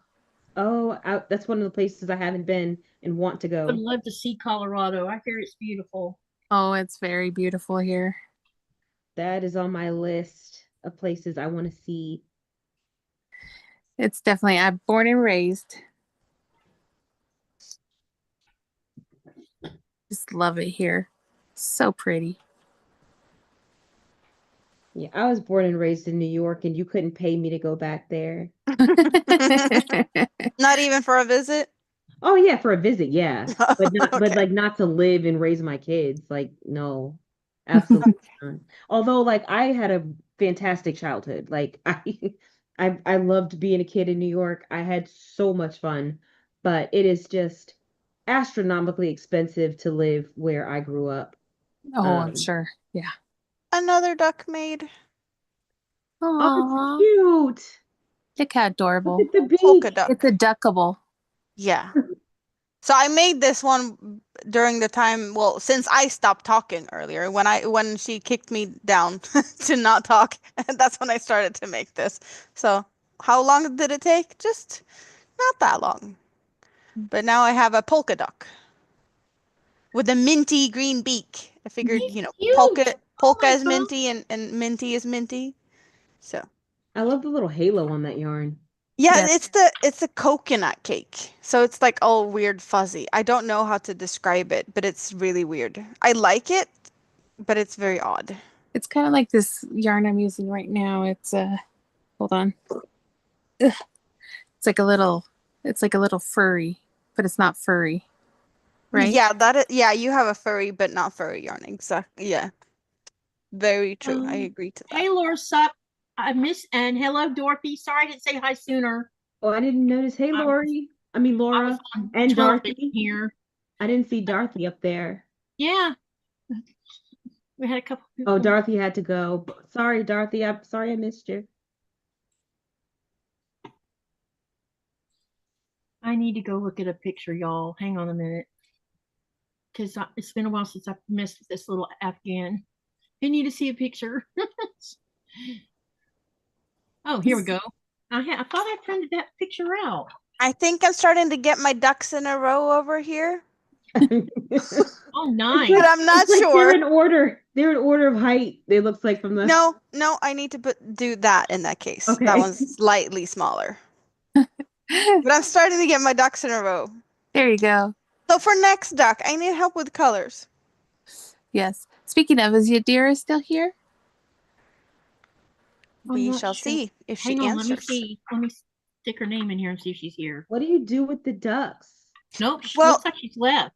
My mom Okay, no worries. has a thing for ducks, or she has a friend in New Zealand that has a thing for ducks. And my mom is now retired, so she's going back and forth to New Zealand for vacations and whatnot. And she wants to bring some ducks to her friend that loves ducks. And my mom knits. She doesn't crochet. And I crochet. I know how to knit, but I really, I hate dropping stitches is a pet peeve of mine. I can't be bothered. I know how to, I just know. So she knits and I crochets, and she's like, well, I'd love to make some ducks, but I can't do it. She can't read a pattern or anything. So she's like, can you help me? And she found some patterns on Ravelry. She's like, something like this. And I looked at them. I was like, they are ugly. Let's make something prettier. So I found this pattern, and this is, what the pattern actually looks like, this duck. Well, those only had one lip like this. I added two, thanks to Andi, because it just looked weird. And two made it look better. So thank you, Andi, again for that. But Of since I course. made this one, I was like, well, I have this really thick yarn. So let's see what the size would be to make a bigger one in this jumbo yarn. So I made that one. So those I made during a live stream. And then I was just like, for funsies, like, let's make a small one. Because I know my mom, she was like, she wanted a duck and she didn't want it too big. So I was like, maybe this is too big. So let's make a small one. So I made this one and I sent her a picture of those three. just for, you know, reference, let's do like that. So I sent her a picture of those 3, and she's like, well, yeah, that one's way too big. But she wanted one of those in this size and 2 in this size. Okay. Ish. But I could pick and choose colors and whatnot. So my mini-me has claimed this one. I like this one too much to, you know, so those are staying with me. So I need to make new ones for my mom, even though this is slightly bigger, but I, you know, she can get a minty duck or I'll make, or the polka duck, or I'll make another one for myself. I don't know. But at the moment, that's what I have for my mom because I don't want to do them all in the same color. Like I have, you know, pinkish, another pinkish. We got blues, and that's the color I used to make the one that Mini-Me claimed. It just feels like I have, well, I was actually using this one, but instead of unraveling it, I've just been frogging a little bit and crocheting. So that's how I did this one. Just, yeah, Okay. instead of making it all into a ball, it's just, you know, work from behind, save time. It's certainly faster to do it that way because Yes. And then I've had, you know, this one that I've made the beaks from because it has like a golden color. But it's just like all of this is the same shades, like blues and pinks. It just feels boring. So we're not going for more of that. I feel. cake, I love that purplish cake of yarn. Oh yeah. This one The other one. or the other one? That one. No, I was wrong. The one on your, I guess it's your left, the one close to the white duck. Yeah. Yeah, That's this one. so pretty. It's baby pink, but yeah, I get it. Yeah. So yeah, this one has like purples and mauves, beige and like rusty colors, and this one is teals and blues and pinks and some reddish colors. I love I this. It love is those pretty. bright colors. So how much what's your monetary in Sweden? I don't know. Is it kroners too? We have Swedish crowns. Okay, Svenska kronor, yes. so how much if you had to switch, since I could understand it better, how much does a cake like that cost if you were paying in US dollars? Oh, these ones? Yeah. I have these in the grocery store, or as well also I buy from Hobby. This is bought from Hobby, but I'm just eyeballing it to say that 10 just crowns guess. is $1. I'm not sure about the exchange rates at the moment. Sometimes it's 12, sometimes it's 10. Yeah. But when I buy them in my local grocery store, these cakes, those are usually when I buy them on sale for about $7. Okay. But So that's me average. bargain shopping on sale. Yeah. They yes, are ma'am. more expensive at full price. And this Okay. is just leftovers. I can get you a big one so you see how big they are when I buy them because I have my favorite colorway, but this is how big they are. Oh, they are a bit. Wow. Yes. So we have, I don't think we have US numbers on this, but I want to say 200 grams, 600 meters. Okay. I understand that because I've Yeah. lived here long enough to understand it. Yeah. Do But you know, do that's- you remember which Hobie yarn is that one that's on your far left? This one? Um, No, No, this one is tea time. okay. And I want to thought say so. this Okay. might be a tea time XL because they have a tea time and a tea time XL. And I want to say this might be XL. It's slightly thicker, but it's tea time. Okay. Yeah. I've been eyeing the tea time yarn. Yeah. But I These are did not- cookie. I didn't want to. I was trying not to shop at Hobie again. So I ended up getting the Karen macchiato cake in a similar colorway to the tea time yarn I was looking at. I want to say tea time and cookie is pretty much the same yarn.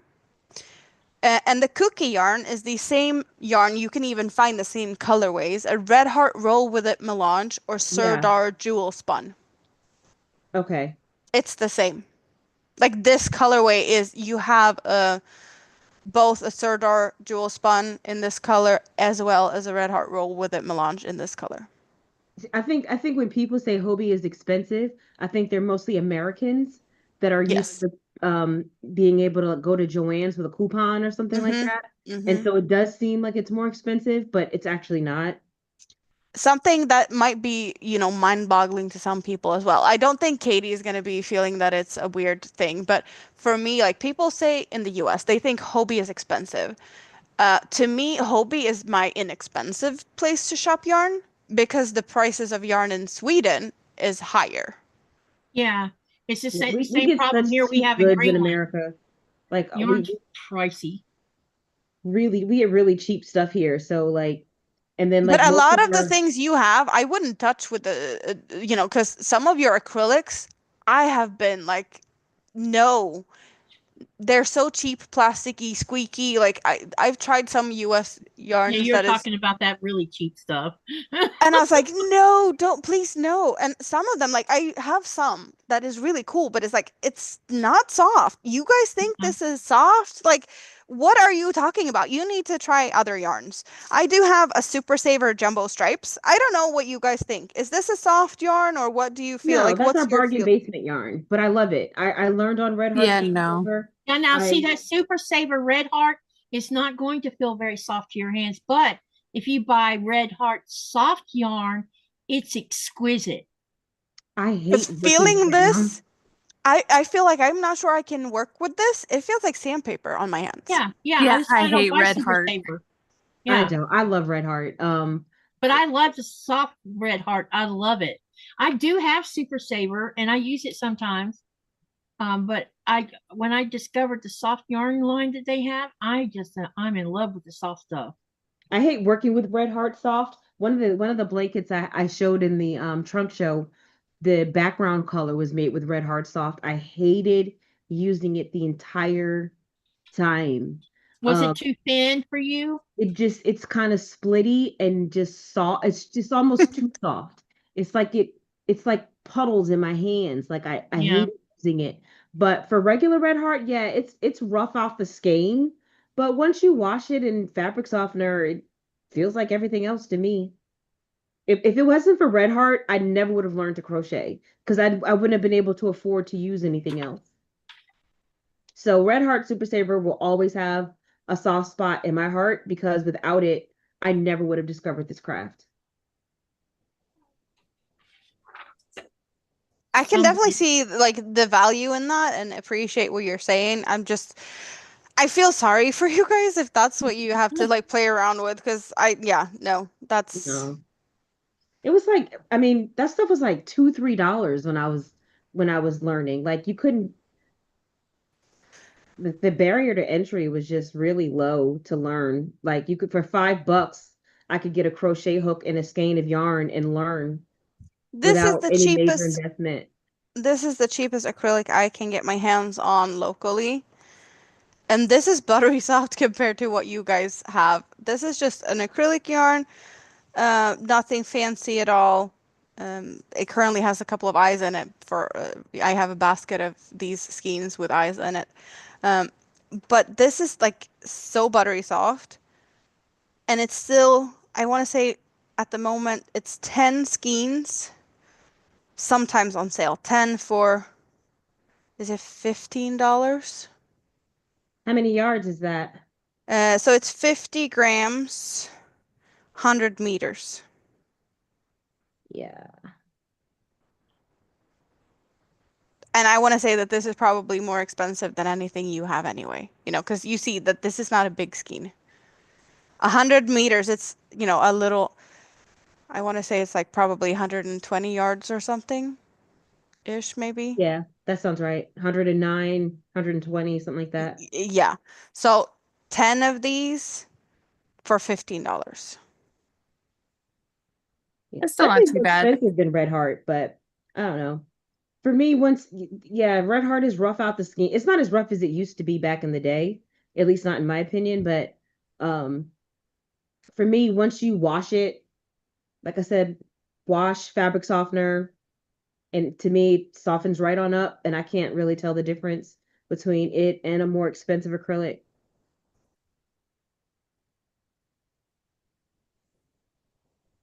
Can you hear Nora? Is she snoring? No, she's No talking. whining. Is she whining? Yeah, she's been absent from whining, but she wants us to go tell Daddy. Go What's tell the Daddy to matter? feed you. Go tell Daddy. Katie, I Yeah. found something similar to what you were showing earlier with carts. This is the Oh, cards look. I have. Oh yeah, let's see Granny those. squares. Oh yeah. Hang on. I Let me love the spotlight granny you so we can square see 'em. ones. Hang on. Let me spotlight you so everybody can see. So I want to say that I've done. Oh, they're colorful too. Yeah, I have done these three. That's I'm gonna put them so I know which ones it is, but I have done these, and they come with a diagram on the back. But there's also like this little folder guide thing for more detailed how to and like what the different stitches are. So there's a guide as well. But what do we have here in these ones? We have just I want to say that's kind of what it would look like. Kind of a very plain and basic regular granny square. One solid colors. We have a totally solid granny square with no clusters as there is over here. And a solid in a solid color instead of changing colors in between. We are changing colors on one row. Changing color on one row with the solid. We actually have, in Sweden, we don't say grandma and grandpa. We pretty much say, you know, maternal grandma or paternal grandma. So we have that divided. So when Yeah. we're talking about granny squares in Sweden, this would be, just for simplicity, I'm going to take the solid ones, but it's the same. So this would be a grandma square for maternal mother, and this is a paternal grandmother square to Oh, that's separate interesting. these. So we call them mormorsruta och farmorsruta. So mother's mother and father's mother. So what's the Here in difference? Greenland, there's no differentiation between the two sets of grandparents. Yeah, no, we have that here. So we have pretty much mother's mother, mother's father, father's mother, and father's father. That's what we Yeah. say, but in Swedish. But like, Yeah. do you actually do that with your crochet squares? Yes. So what is the technique that makes them different?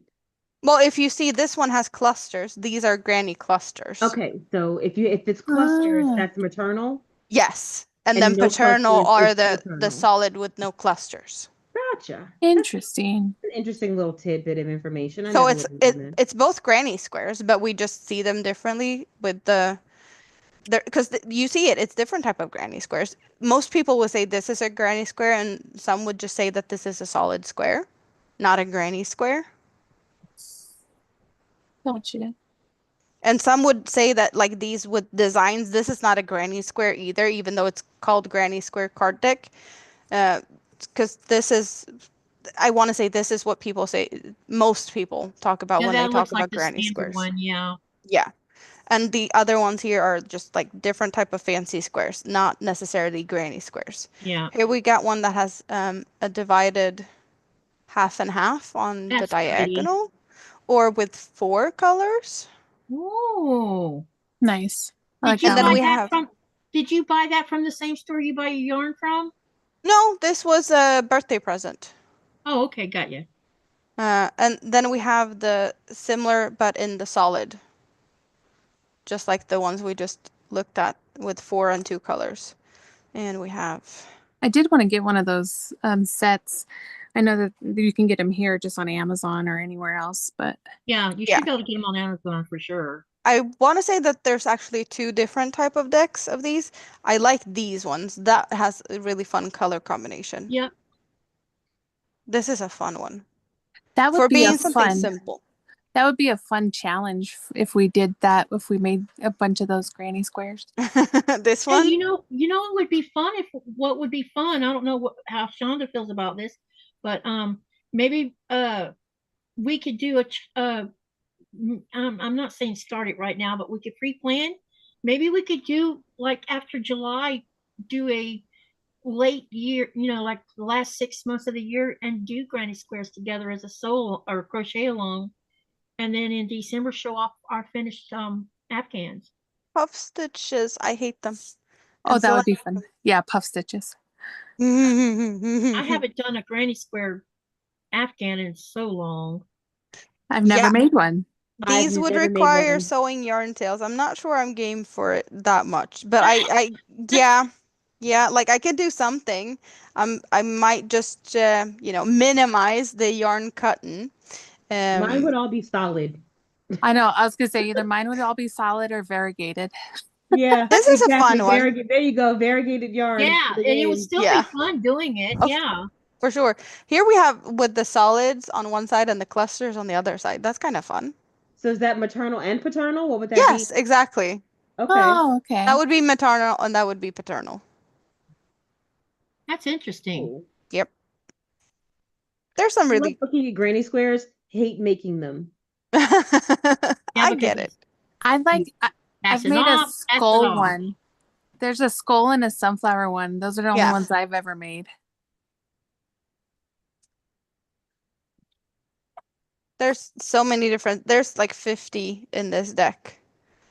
That was So like one of there's the first things I learned to make was a granny square, and it's a miracle that I stuck with the craft at that point because I made a few of them and I was like, this is for the birds. And I didn't have anyone to teach me, so I'm like literally learning from like articles and books and stuff.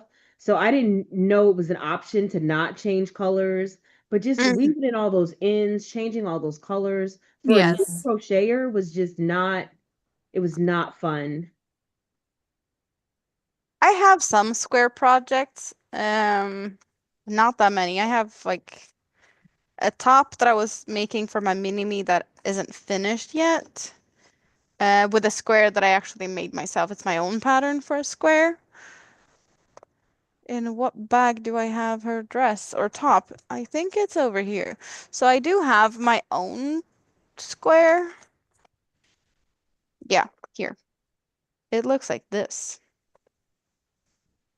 This is my square. It's my own pattern. Oh, wow. That's pretty. Okay. Oh, And yeah, I this- like color. that. That's nice. I like the dimension. Yeah. Yes. So it's like a different level to that. So I have this with teal as the background or like, purple center. But then there's also some with the opposite or reversed with the different, just opposite. So they look pretty much the same but different. Laura Nice. says the granny square was the first thing her grandma taught her.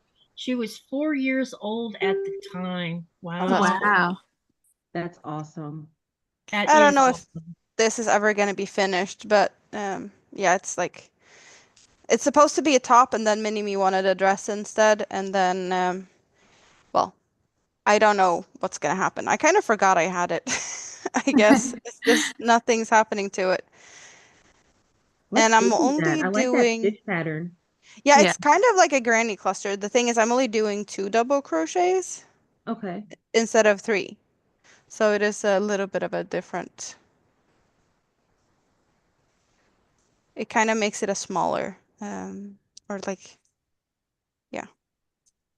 I think it's interesting that three of us, well, Andi was working on something that had some yellow in it. That all of us have some yellow in something we're working on. Oh, Well, I yeah. had minty green. I can't say that it's yellow. Or are you talking about the duck beaks? They're No, gold. I was talking. Andi was working on something that was bright, happy colors, and Shaunda's got something she's working on that's bright, happy colors too. Oh, yeah. This was the first square I made when I made those squares. Oh, pretty. So this was the original one in blues and gold. Oh, I was yeah. looking at it was the only way I've been tempted to make a granny square is that there is actually a granny square dress. And I don't even wear dresses, but it was similar colors to that granny square you just showed. And I'm a little obsessed with the patterns. I don't intend to make it, at least not right now, but it is something it's very intriguing to me. Yes. I need to buy more yarn. Okay, so I'm on a Shop My Stash 2025. I'm not allowed to buy yarn for, a lot of reasons. There's a couple of exceptions to the rule, but I'm not going to be able to finish this project for the foreseeable future. Andi, I don't know if you saw it earlier because you went to bed, but I was working on my lava poncho Yes. all Is that day mosaic? for my live stream. Yes. And I have come to the point where I'm pretty much ran out of yarn. Oh no. So it's kind of, That's not good. it's finished in the sense of the yarn that I purchased for it, but I tried it on and I was like, it's not big enough. So I will need to get solid black and solid red to just make it bigger, which I'm not allowing myself to purchase at this time. So this is just, it's going to be what it is until, I don't know, a miracle happens. Or maybe I get a gift card or something. But yeah, for now, I'm not gonna. The rules of me not purchasing yarn is pretty simple. Like I'm just shopping my stash unless I get commissioned to make something or like birthday money, Christmas money, which my birthday has already been and it's, far away for Christmas. Um, When's your name just day? the next one is in October. I have Oh. 3, and the next one is October, and then there's one in December, or is it November? And the one was in March. So yeah, I'm screwed on that as well. Nah. Yeah, no, name days is I can't do it that way either. But yeah, so this is my poncho, my lava poncho that I've been working on. But now yeah, when I tried it, it's like it's too small. So I need more yarn. But I got as far as I could today, in It's beautiful. figuring is. things Pretty. out. I could do like a couple more rows, but at least now I know what row I'm gonna end it with, because the different rows are different with the pattern. And there's a line going down on the center, kind of being like a stream of lava, and then the lava is trickling out. But this red row that I have right now, it is kind of solid all the way around. Some of these rows are making pockets with different, like multiple stitches in a row to, yeah, it's kind of hard to explain when I don't have a row like that here. But as it is now, it's like closed. So it's a straight line with no flip-flopping or anything. So I'll have to leave it on a red row. I wanted it to be a black row, but that's not going to happen. Gotcha. How far away from where? Because I don't know exactly where you're at in Sweden. How far would you say you're away from crossing the Denmark Sweden border? If I get on a train, 7 hours. Okay, so you're quite a distance. I met I I like to get on the metro. I don't know why I like the train so much, but I do. And Trains are good. You can crochet on the train. I love the yeah, and you train. meet interesting people too. Because I met this couple. They uh they were Danish, but they live in Sweden, but they work in Denmark. Yeah, so they just cross the bridge for a daily Yeah, commute. It's yeah. common. They told me that it was cheaper for them to live in Sweden than it is to live in Denmark. It is. But they get paid better in Denmark, I guess. I don't know. And that. But I thought it was interesting that and she says they get on the metro every day, and that's how they go back and forth. Yep. It's crazy when you think about how small European countries are because like that's not you guys trade countries like we move states. Yeah. Oh, yeah, like Yeah. if you go down to the Netherlands, you can get across the country within a few hours. Yep. And there's places where you can cross several countries within the span of a day. And you can't even go from one side of Texas to the other within a day. No. Yeah, somebody wanted me to meet him up in Colorado, and I'm like, well, which part of Colorado are you going to? And I'm like, well, that's still a few hour drive for me. I don't know if that's, doable. If I went from North Florida to Key West, it would take 8 hours to drive down Yep. there. Even Miami to Key West isn't exactly a short trip. No, that's about a 4 hour drive from Uh-huh. Miami to Key West. And that's on our bucket list, is to go see Key West. My youngest sister was born. It's interesting with us girls. Me and my middle sister were born on the Navy base in Charleston, South Carolina.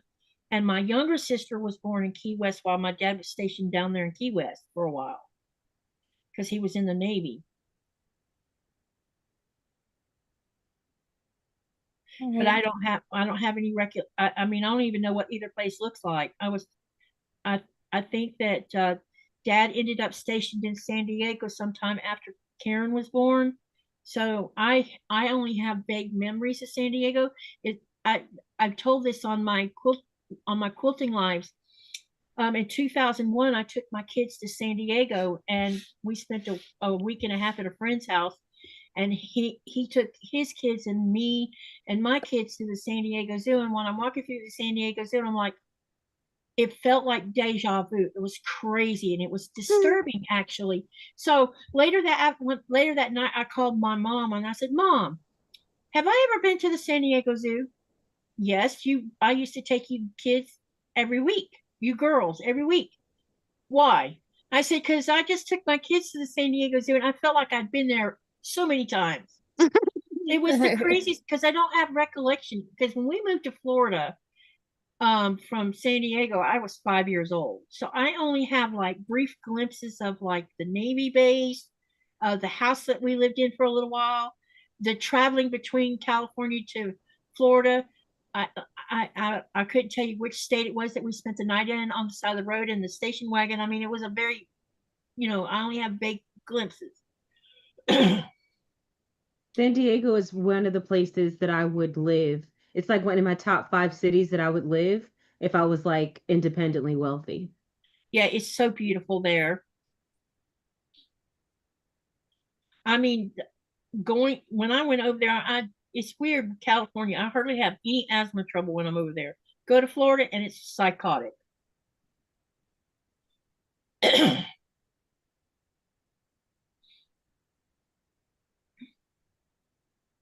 I think the air is different. I think it has California seems to have more of a Mediterranean feel to it, especially those cities that are along the coastline.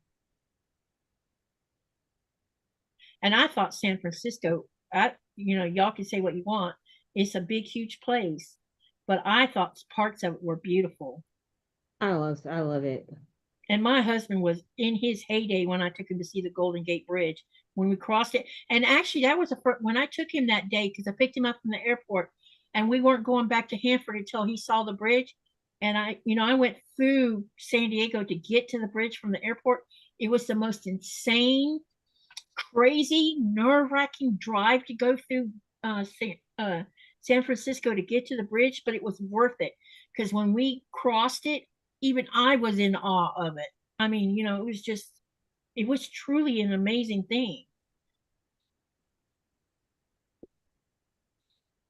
Nice. I've never even been that way. It's beautiful.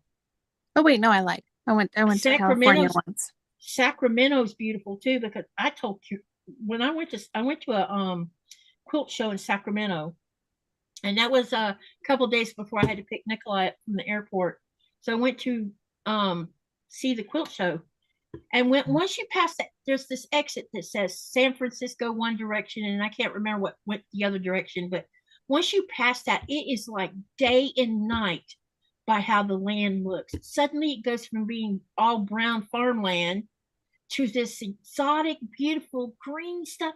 And I told Kristen, I said, "You guys need to move further north, because Sacramento is beautiful." She's like, "Mom, it's even more expensive to live up there."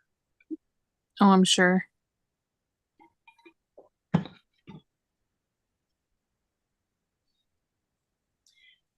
I love Coronado Island. If I was independently wealthy, I'd live there. You know what, Laura? That bridge, when my dad was in the Navy and they were living there, that bridge was not there in Coronado. They used oh hell. What is that ship called where you drive your car onto it? A ferry? Oh, ferry. It used to be a ferry at Coronado to get to the Navy base. And then when my mom asked me, she says, "Is they still doing the ferry in because I told her I took the kids to Coronado?" I said, "No, there's a big, huge bridge up there." She didn't even know that it had been a bridge put in. So I took them to Coronado, and we went to Coronado, Balboa Park, and the zoo, and I felt like I'd been in all 3 places at one point or another. And it was places my mom used to take us to when we were little. Very nice. I just, and there's not that, I mean, there's some pictures of us in California, but not much.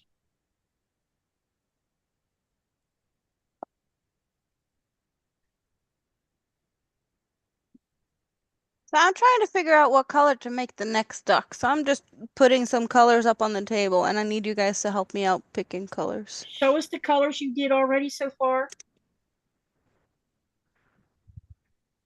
Well, I need to make just one. And these two I are know probably you had a white duck. Oh, you got a pink and a green. yeah, so these two, as well as one more, is most likely going to New Zealand, unless I make a bunch more and my mom gets to pick. But as far as it is right now, these two are going to New Zealand. And this is the one I did just to look at what the pattern looks like. So this is what I'm gonna be making. But this is the colors we have to play around with to make something that looks like this, that will be friends with these two. The other ones are just for my own, testing the pattern and whatnot. So, but I I'm a have bright color different. girly, so I like that bright fuchsia. Yeah, the bright one. With like the yellow. Or the purple lips with the polka dots in it. Like this one, because here I have the polka dotty lips on this one. Yeah. Yeah, those lips would look nice on the dark pink. Yeah, the dark, the hot pinkish Yeah. one. Yeah. Some polka dot lips. Ooh, Andrea's been busy. Okay, I'm going to share the screen. No, hang on a minute. Andrea of Mama J Enterprises says she's posted pictures in the Greenland Quilter group of an afghan she's been working on. So hold on. It's going to do screen sharing here so you guys can see what she's been working on. Yes, please. She says she's been using scraps of yarn. If I understood that right. Yeah, African flowers is definitely something you'd use scrap yarns for. Thank you, honey, because I didn't know she did until she mentioned it. Okay. Check your messenger. Why? Oh, yeah, I could do that too. Okay, so here's picture number 1. Sorry, guys, my husband. Wow, Andrea, that looks great. Ooh, so pretty. Look at that. That's outstanding. And it looks like you color controlled a little bit in the way you put it together and the way you joined your squares. Yep. You see like the stripe of pink. Like they go on the diagonal, it looks like. You're right. I see that now that you mentioned that. Wow. How big is it? It looks like it's quite big because I know those squares can be big. Especially if you're using a thicker yarn. It looks like she's using worsted yarn, yeah. And it's probably acrylic. Oh, let me see what she said because I can't see the screen right this minute. Okay, I'm gonna stop sharing that. There's some more pictures. Nicola just sent some pictures too of San Francisco. Andrea, do you know what size it is? And then Robin says, in the early 90s, I bought a crochet book of flowers. It has everything flowers. Oh, I would love to see that, Robin. That's right up my alley, man. Oh, I have a garden book here that you might like. Okay, that would be great. Let me show these pictures that Nicola just sent. Yeah, no worries. And then can you show me the book too, or you got to go get it? No, I have it right here. Okay, let's show these pictures Nicola sent. This is when we went to San Francisco. Yeah, the bridge. Hold on. Let's go back to sharing again.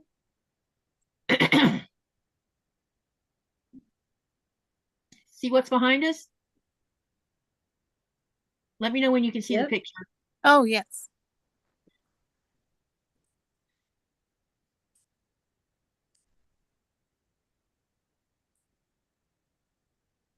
That was the only two.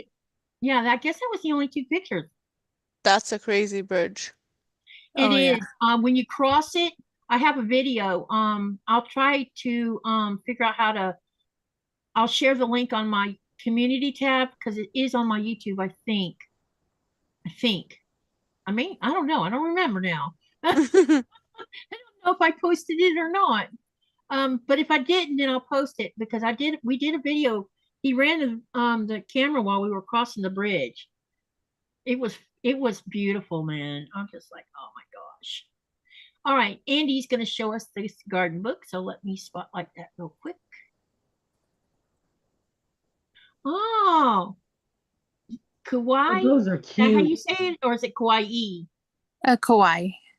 Kawaii Crochet Garden. Ooh, I need to find a book like that. Let me write that down because I'm going to go look on Amazon. If you like crochet books, then I have a treat for you. I love crochet books. I have quite the collection going on. I don't have that many, but I have one that is definitely one for All right. for Yeah, something. I probably have about 50 crochet books. Oh, yeah, me too. I can't help myself. I have probably as many quilting books as I do crocheting books these days. Oh, yeah. I had to I donated most of my quilting books because a lot of them were like because the tech like crochet technology hasn't really changed. It's still yarn and a hook, you know? But quilting technology has, like, people didn't use rotary cutters before. There was no such thing as strip piecing before. Andy, that's Um, cute. and so a lot of Yes. things have changed. And so a lot of the books I had, the techniques were just, oh, I love the ladybug. The I ladybug. know. The techniques were outdated, and so I had to get rid of the books. Yeah, my quilting books are more of the new, from like 2015 on. So mine are probably more of the modern stuff, I guess. Yeah, mine were definitely not. Look at the Oh, snail. look at that. Look at that. That is cute. And it has the seed packets. There's a thing, Chaunda, you don't know about me though. I'm a book fanatic. So getting rid of books would hurt my feelings if I had to give them up. It Yeah, didn't matter how, because I have some plant books in my storage unit that I'm going to try to bring some of them home this next go around because I want my books.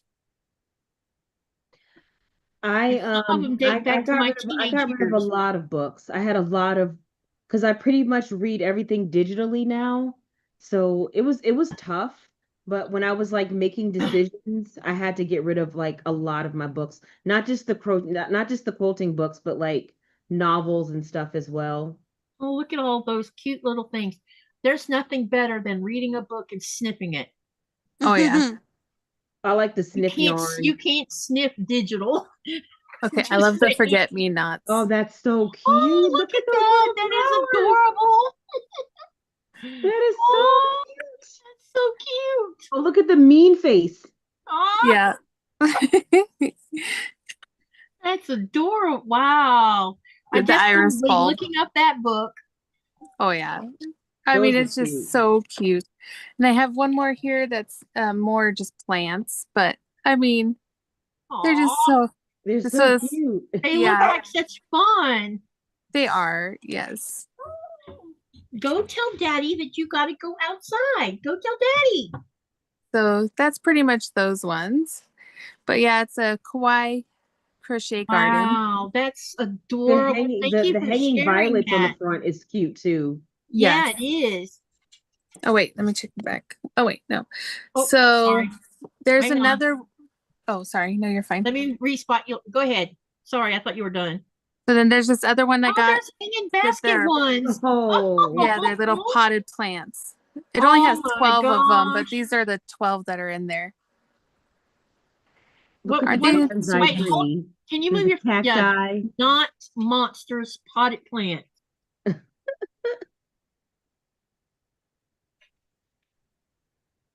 So, I mean, they're my favorite. The hanging ones are my favorite too, but I like the little succulents. Yep. That Burrow's tail one is really super cute. Oh yeah. But they have another book that just came out that's all like little flowers. I just don't have that one. Okay. Well, I just wrote both of them down so I can go hunt them down on Amazon. Like, okay, let's add to my little book collection.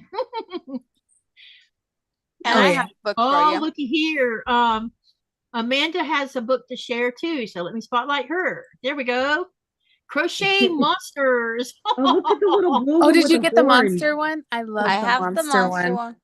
Yes. The fun thing with this is you get all the bits and bobs. You get like how to make the horns, how to make the eyes, but then you can mix and match them. So you can make your own creatures, but you just, you want 3 legs, you make 3 legs.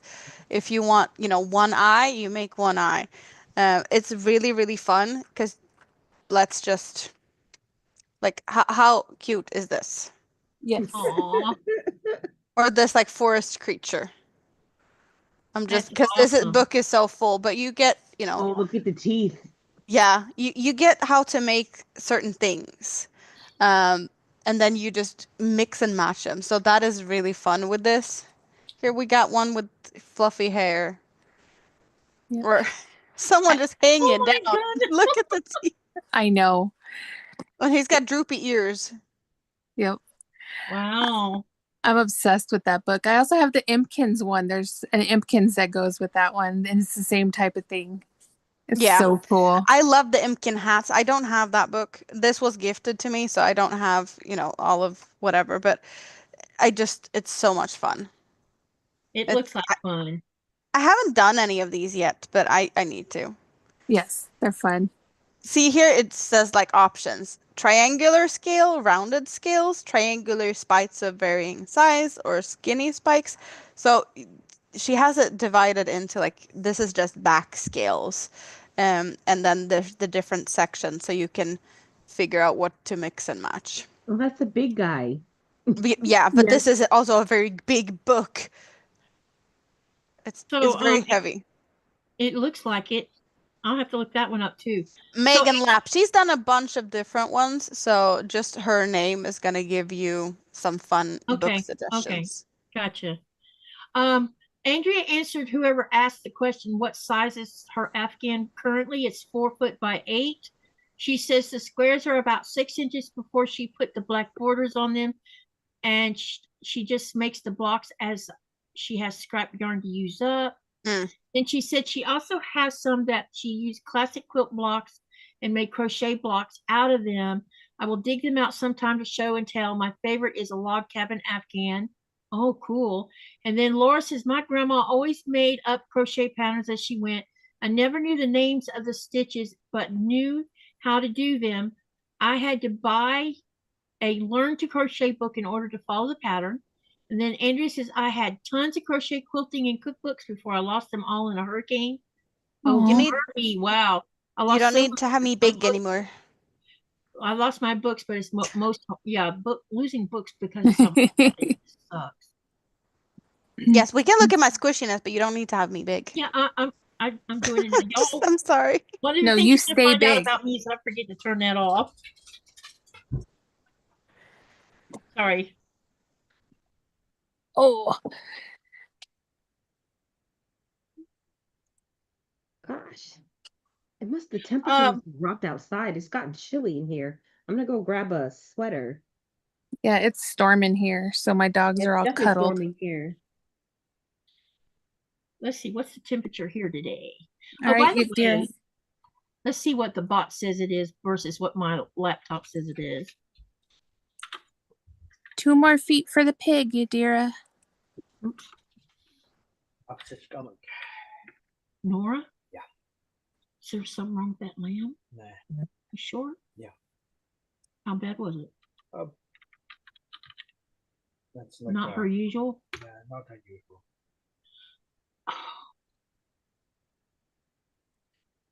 That lamb should be fine. Yeah. Oh, that's a mouthful. Can you pronounce that city name? Nikolai, come on. I want you to hear how I say it and how Nikolai says it.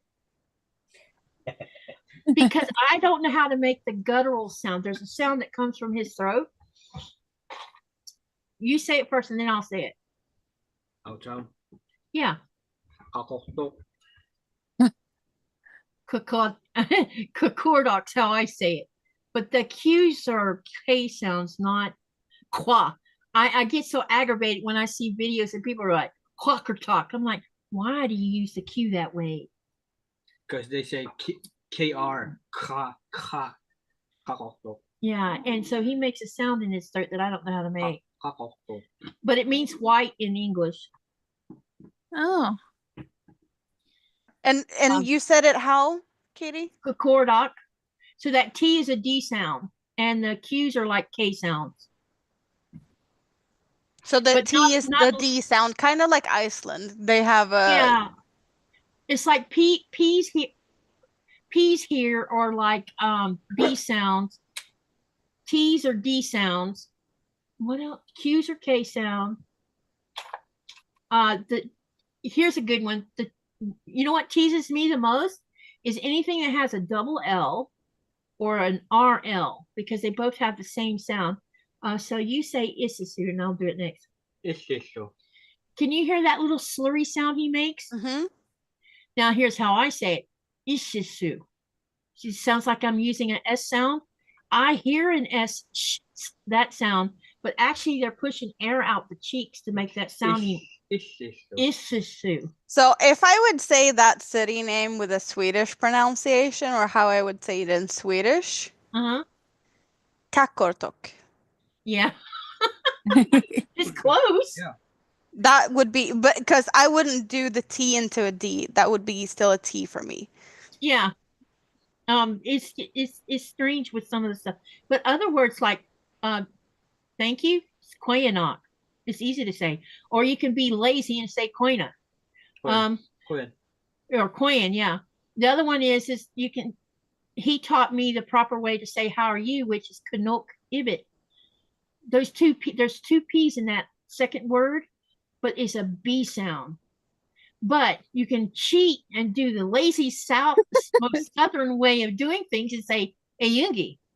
And in fact, when he was teaching That me, it doesn't even sound similar. Yeah, and what it is down here, the Greenlandic is more what you would see in southern United States. We use slang a lot, or we cheat on words, or we don't say hello, how are you? Sometimes you might hear us say what's up, or how you doing, or some southern thing. Here is a yungi or a yun, but mostly when they say a yun, it means I'm good. The proper way of saying I am good is a yungalanga. But I have learned to just take the shortcuts because most down here do that. And the Greenlandic he's taught me is mostly from northwest side of Greenland. And there's 3 dialects of Greenlandic here in Greenland. They've got the west coast, you have the northern west coast, and then you have the east coast. And the dialect off the east coast, I can actually hear the difference between their Greenlandic and the Greenlandic I hear every day here in this town. It's totally different. I know what they're saying. It's just the way it sounds is different. I'm lost. Yeah, same. So you want to know what I love you is? See, here's the thing about Greenlandic. Greenlandic is words that will tell an entire sentence. Okay. So like I love you would be one word. Asavaket. Asavaket? Yeah, Asavaket. Yep. You're welcome. Isusu. The weather is good. Sila Nuon. Take me to It kind of sounds like a whole sentence though, because it's kind of a long word. Yeah. But it's all one word. Here's one that's a mouthful. Take me to the hospital. Napossumavik. And it's Napossumavik. Yeah, let me spell it in the channel. It is a really long word. Nappas. Napossumavik. Take me to the hospital. There's the word. I love you is Asavaket. Your welcome is LLILLU. See, the letters sounded different in my brain when I was trying to say it. Yeah. Like see, like when you see the first one, which is the hospital one, take me to the hospital. I misspelled it. Nikolai just corrected me. those two P's are not P sounds, they're B sounds. And when you see two consonants next to each other, or if you see two vowels side by side, like with nuke, this is a good example because this is the word sorry for my language, it's the word I bitch the most about people saying, because people call it nook. I don't know why they assume that those two U's means a short sound. When you put two consonants or two vowels together, you draw the sound out. And most of the time, the vowel, when it relates to vowels, and you have two of the same vowels to each other, they're usually long sounds. So it's not nook, it's nuke. And more Americans butcher that word than any other word, I think. Have you done any shorts on a lot of these words? You should. That would be kind of interesting. Yeah, I need to. I haven't done it though, because my pronunciation sucks. I'm just saying. My southern tongue gets right in the way of it. Yeah, we slur everything together in the South. Yeah, I call it my tongue is too tight. But you know, when I get in a taxi and I tell them, so here's one that always gets me in trouble. It's Angasamut. That means take me home. But because of the way I pronounce it, if I'm not careful, it could be taken as something else, which is, I don't remember what it can be took care of, but it's not the same thing. But the taxi drivers have gotten used to this so-called accent they claim I have. And they know when I say Angasamut, they know take me home. And they've been between Nikolai. Now I can write quite a bit of Greenlandic, but my pronunciation and learning to speak a lot of it has come from taxi drivers. They spend time teaching me the Greenlandic. In fact, one taxi driver, I went to say something in, I think I went to say thank you in Danish, and oh my gosh, I got a scolding. Oh. They didn't care that I would say it in English. That didn't bother them, but say it in Danish and they get pissed. You must say this in Greenlandic. This is Greenland. I'm like, okay, I'll start. And so when the one got, he wasn't mean or nothing. He was just messing with me, yanking my chain. I said, so okay, so teach me. And he's like, okay. So all of them, if I mispronounce it or if I struggle with a sound, they work with me on it. They're really great teachers. Well, that's cool. So you learned Danish as well? I can read Danish. I cannot speak any of it. Something that we learn and we kind of joke about it with, because Danes sounds like they have food in their mouth, like porridge or a hot potato or something. But something that I've learned to say, and it just sounds so disgusting. Do you know what that is, Katie? No, absolutely not. But it sounds a lot like phlegm. I can read it. It's like when we're in Denmark or here, I can go in a restaurant and I can read it. If I go in a grocery store, I can read most of it. Every now and then I get stuck on something and I'll say, Nikolai, what does that mean? Or I'll use my phone and translate it. But for the most part, when I first moved here, I couldn't read any of it. And I like to drove Nikolai up the wall. What's this mean? What's this mean? What's this mean? And because he speaks 3 languages, trying to explain the Danish to English thing is a pain in the butt for him. I live in Enköping. I got the question in the chat. So the sentence I just said in Danish, that is a sentence that means red porridge with whipped cream or whipped cream. Oh, okay. And the sentence was used this is a weird, I know really weird, odd things about, history and just weird facts overall. But this sentence was apparently used in the World War, I want to say the Second World War, to flush out who was German and who's Danish, because the Germans could not pronounce that correctly, so they couldn't go in, claiming they were from Denmark because they couldn't pronounce that sentence, which, take it how you want it, but that sentence was apparently used for that.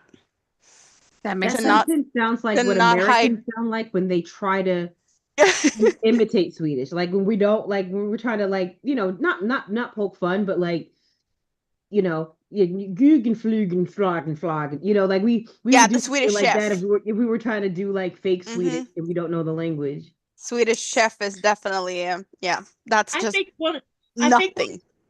I think one of the biggest mistakes that Americans make is they assume that they should use words based on the English language that we were all taught as Americans instead of listening to how people talk when they first come somewhere else. And that's what I see a lot of is it's like, I'm an American, I'm going to say what I want to say kind of thing, Mhm. Here, I'm going to have repeat what you just said, Amanda, and then Nikolai will speak it too. It's Danish. I think I heard it. Rød grød med flø Something about red And- porridge. Yeah, I heard it. with Can you cream. speak it? Yep. You speak it, I know. or you have to think about it for a minute. Rød grød med fløde. See? Ah, He said it. Yep. He usually doesn't have to repeat Danish around me because except if I ask him, what does this mean or something, but it's mostly Greenlandic and Danish or Greenlandic and English in this house. But what do you learn in school there? Since, well, clearly there's, a bunch of languages being used. School. Of course, the school. Well, she wants to know what is taught in the schools. Oh, what's up? Do you have Danish, Greenlandic, English? Like, what do you have in school? Well, we do have the same as you have in the Nora.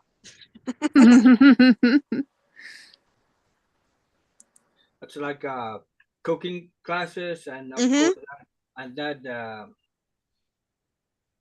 what you call it, sewing. Yeah. We had that before, but I'm not sure. That was when I was in school. That was like that was more like over 30 years ago. Well, I'm more thinking about languages, since well, do you have Danish in school, or is it just Yes. Greenlandic or Greenlandic, Danish, and English. But right now the government is debating on switching the order of Danish and English so that English is number 2 and Danish is last, which is causing a little bit of stir from Danes who are like, why, Yeah. But the reason they want to do it is because here's a good example. When I first moved here, and Nicola, I'll tell you this too. The first couple of years I would come home crying because I struggled because of the language barrier. The language barrier was so hard for me. Everything else I fell right into place with. I could do I could do money, I could do all that. I just could not articulate because I would get blank looks on people's faces. Mm-hmm. And there would be maybe 5% of the people I talked to could speak English, or at least they understood my English but couldn't answer me in English. And I've been here almost 14 years now, and I would say that half the population will talk to me in English now.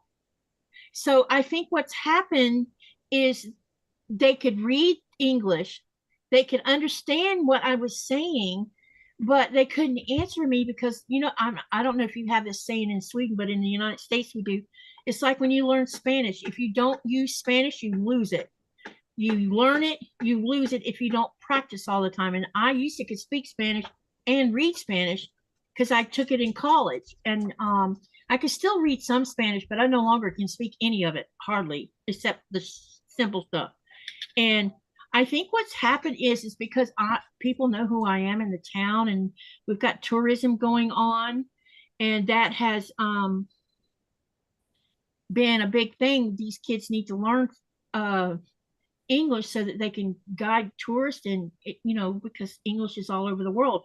They're not going to make it a national language. That's never going to happen because they have busted their butts getting their mother tongue back in this country, because Denmark nearly ruined it.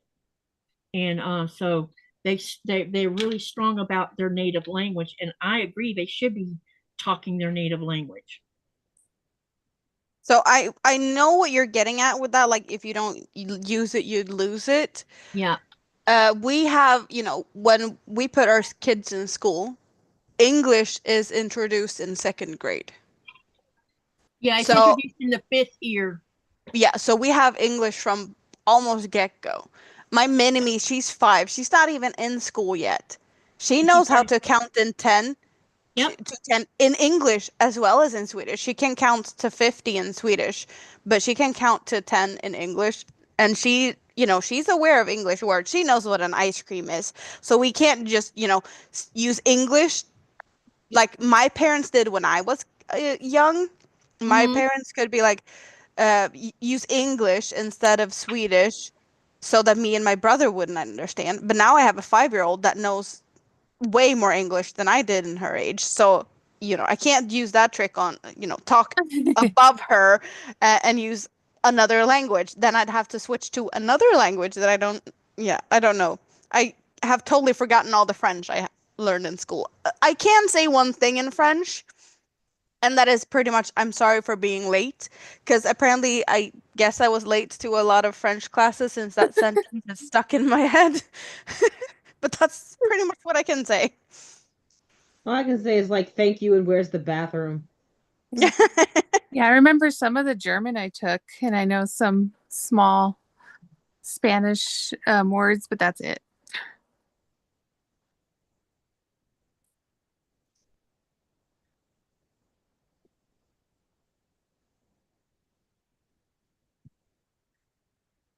I think there's going to be a lot of changes going to happen here in Greenland soon. For a lot of different reasons. They we got new parliament leaders now, and because this country's being thrust in the middle of a geopolitical stuff, um, Greenlanders are beginning to think it's because this stuff between my country and this country really sucks right now, and it's getting worse. Um, Greenlanders are starting to realize if they don't do something soon to stand up for the country, they could lose it very easily because the United States could come in here and take this country within 8 hours. That's all it would take. So y'all say a prayer for us because I don't want my country taking this country. Yeah, there's a lot of shitstorms politically, globally, and whatnot. Yeah. Yep. We don't need to have that discussion today. No, we're not. Nope. I just want to be safe, and I feel safe here, and now I don't because of it. Mm-hmm. I This get place, it. this place, and everybody that knows me has heard me say this. This place has given me peace, and it's been a great place to heal from all of my traumas. And I'm happy for the first time in my life because of where I live at, and because of the man who is my husband. He's in a Greenlanders are amazing human beings. They truly are. They're happy people. They're not mean people. And they're quiet. You think that, they're not the kind of people that likes to get in people's faces. They don't do that. They like to avoid confrontation. It doesn't mean that they're pacifists. They're not. They're just laid back and love their country and love nature. And this place is so beautiful. I don't see how anyone couldn't love it. It's so beautiful.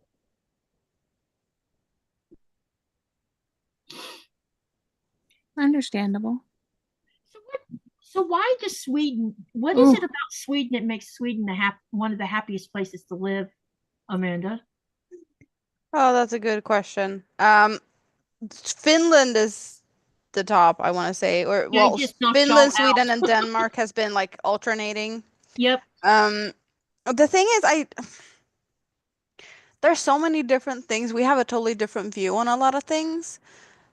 So I don't know exactly what it is that makes us so happy, but we're pretty content here. Like something I do see a lot of, and I don't know if you guys are aware of, but when we talk about, work, life, work, job, like the balance of life, Mm-hmm. it feels like in Sweden, we work to live, and in the US, you live to work. Yes. Yes. And that makes a big difference. First of all, like that's a big difference. And it kind of feels like there's words in our vocabulary that's kind of ugly or dirty in other places of the world. Like well, we have more of a socialist type of country. We take care of each other. We don't have barely any homelessness. In Finland, there's pretty much no homelessness. Like if you're a struggling addict, you'll get like a roof over your head and that part sorted before they're gonna be like, oh, let's get you out of the drugs. And in Yeah. your case, you need to be out of the drugs to be able to get a roof over your head. And how is that gonna help? Like, how easy is that? Maybe not so easy. So, like, there's a lot of things that just is a bit different. Mm-hmm. We have really good like maternity and paternity leave. You guys don't even have that as far as I know. Like barely any. Um I had well, we have for each kid that is born, we have 480 days of parent days. 60 of those each are for the mother and the father respectively that can't be traded between the other part. The other ones you can choose however you want. Like if you want to split it 50-50, or the mother's going to be home for that whole period, or if it's the father's going to be home for, that is up to you to pick and choose. But 460 days of parental leave, paid parental leave. Yeah, for that's each the same kid. thing here. Like we have a bank advisor and she had her baby 3 or 4 months ago. She's still on maternity leave. Yep. Paid maternity leave. Yes. That and that's what makes and that works for these for everybody. We have a healthcare system that doesn't cost us anything. Well, we're paying for it in taxes, but yeah, exactly. We pay for it in taxes, but it's worth it because Yep. we don't have to work. I don't know about there in Sweden, but here in Greenland, I don't even have to pay for my medicine. I go see a doctor, he writes a prescription, I go pick up my prescription, we're done. Well, we have a little bit that we have to pay, but once we reach a certain number, we don't pay. Yeah. So if you only need a little bit, a few things, I think it's like $100 a year. If you get above $100 a year, you get, the rest covered. If you don't get to that level, it's not that much money you would be spending anyway. So it's more, it's more beneficial to people that has more, medicational usage than if you only need sporadical. But this is like prescription medication, like over the counter top. That's you pay for that. Yeah. Yeah, I spend that in a month Yeah. with my insurance. Yeah, and we don't have that. We don't have that. You're paying left, right, and the center for insurances. We don't have that because it's already covered by our taxes. Yeah, exactly. Is the education treated the same way as it is here in as far as Sweden's concerned too? I want to say that. Like we have, school, it doesn't cost anything. All kids are provided food. Can your kid go all the way to a PhD for free? Yes. Same here for Greenland and Denmark. You can go to school for free. You can take a student loan, which is basically just covering your own like expenses if you have an apartment or for food, but it's not for actual like the school itself. It's for your living expenses while you're in school. So that's what you would possibly take a loan for if you need it. Some people just work as they study, so they don't need a loan. And the loans are like very beneficial. You can have that loan for the rest of your life and barely pay anything of it. And it just no, people don't really bother about paying that off. It's basically not taking up over half your income to pay back. No. Plus your mortgage, plus everything else. No. It's almost no interest rate, but you just pay it for however long you want. Yeah. No, no, no. And that's, as I said, it's only to, it's a, you know, low interest for your expenses. Yeah, some people have 5 weeks of vacation. I see Branka saying 4 weeks of vacation, but 5 weeks of vacation where 4 of them, you have the right to have 4 of them consecutively. So yeah, you get 25 days of vacation as a normal. When you get older, you get an extra week actually. If you're above 55, you get an extra week of vacation every year. There's We no, were- there's no, if you're sick, how many sick days do you have? That's not a thing. I've been on sick leave since 2017. We're at 2025 now. I'm still on sick leave. There's no upper limit.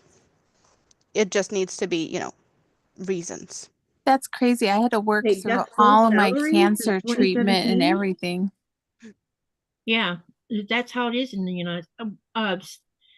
Someone made a comment.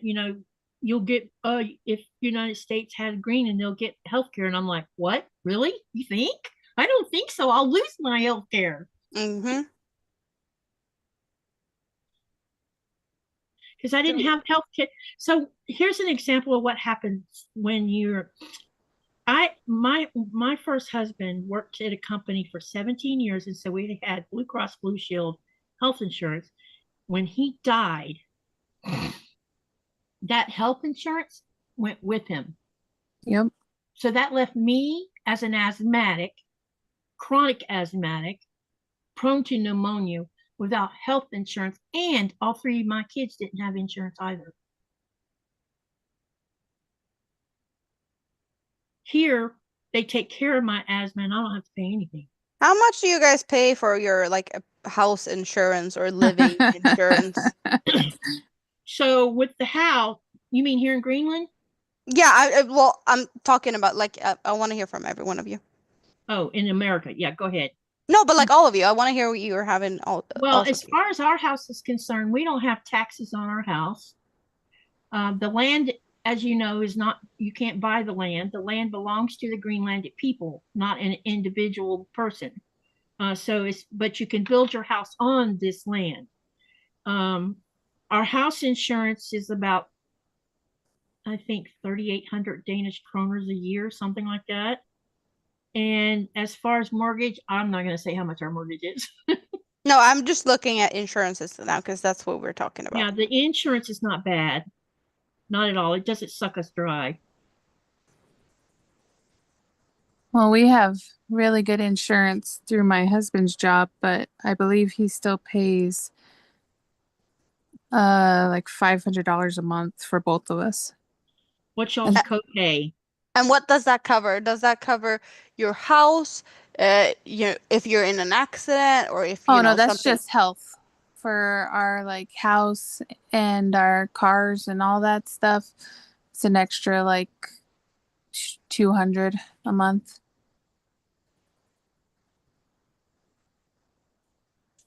And if you own your house, you have house taxes. I'm assuming where you're at, right? Oh yeah. We have house taxes here too. We do have that, but they're not ridiculous. Yeah, Or I think property tax, but yeah. Yeah, our property tax went up a little bit this last year. So I have the insurance, I live in an apartment building. I don't have to worry about the outside of the house or anything. I just worry about what is in my apartment and my belongings. And I have my children has insurances, but we don't have to have insurances in case they get sick or anything. It's more of a if something would happen for one of them would die, then Yeah. whatever extra costs for possible funeral arrangements and whatnot. That's Yeah, we call that life insurance. yeah, but Yeah. we have a lot of that already covered. That's the thing. If we have a lot of that already taken care of by tax money. So it's more like a headstone or other type of extra stuff. Or other expenses we might have with that. But my apartment, the insurance I have, and it covers my belongings. Like if something would happen, if there would be a fire or the neighbor upstairs would, something would happen, my whole apartment gets water damaged or something, whatever. But my insurance, what I'm paying for all of my belongings, I pay $15 a month. Yeah, that's That's pretty not bad. That's pretty inexpensive here good. also. We call that And an I have 806, and it's pretty everything covered. inexpensive if you're in an apartment or if you're in a rental home and you just want to cover the contents of your stuff. That's pretty low cost here. It's not very expensive to get a contents policy. Yeah, but this is everything. Like if I accidentally burn the house down or like do something and my neighbor also would be affected, my insurance would also cover whatever damages I caused to my neighbor. Yes, yeah, yes. Yeah, we have, yeah. Yeah. A car insurance here is about normally, depending on what the car, but it ranges from what I've seen. Like, of course, more expensive fancy cars have higher insurance value, but a regular, just typical state of the, whatever, a Volvo SUV, something. It's about $100 a year. You know what I Our find car insurance interesting is about definitely more cars? expensive than that. Yeah. Mercedes-Benz is a very expensive car in the United States, but it's cheap over here. That is so funny about that. Well, because here it's imported, so it's like exotic. Yeah, but have you looked at the price of a Ford F-150 truck? I was looking. I can't believe they've gone up so high. When I first got married to my first husband, he just bought a brand new F-150, and he paid, I think, $9,000 for it or something. It was brand new, never been driven. Now it's $30,000 to $40,000. I'm like, who can afford a new truck? Nobody. Yeah, my property tax has been pretty much the same. I think it was, keep in mind where I live. When I first moved here, it was about $1,200 a year. And now it's about, I think they did a reassessment a few years ago and it went up to about $1,500 a year. That's And crazy. then my homeowner's insurance is like, because it covers everything. It covers the shed, the pool, the deck, and all the contents, the wall, everything, like to rebuild. So that's like $3,000 a year because insurance here, property insurance here is getting pretty ridiculous. Yes, it is. Yeah, it is. I agree with you on that. Anyone who had the dream of owning a house is going to have a hard time trying to get one. Oh, yeah. Yeah, because I bought my house in 2015 and I couldn't afford it today. Like I can't afford my own house today. Yep.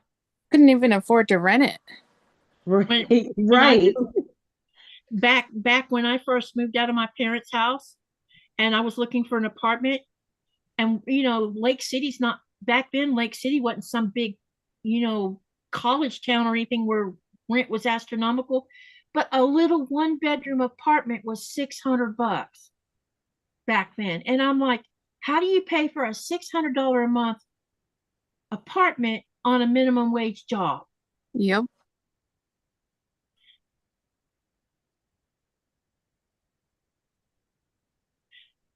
That's why you see so many families having 2 income earners, because that's the only way they can make ends meet.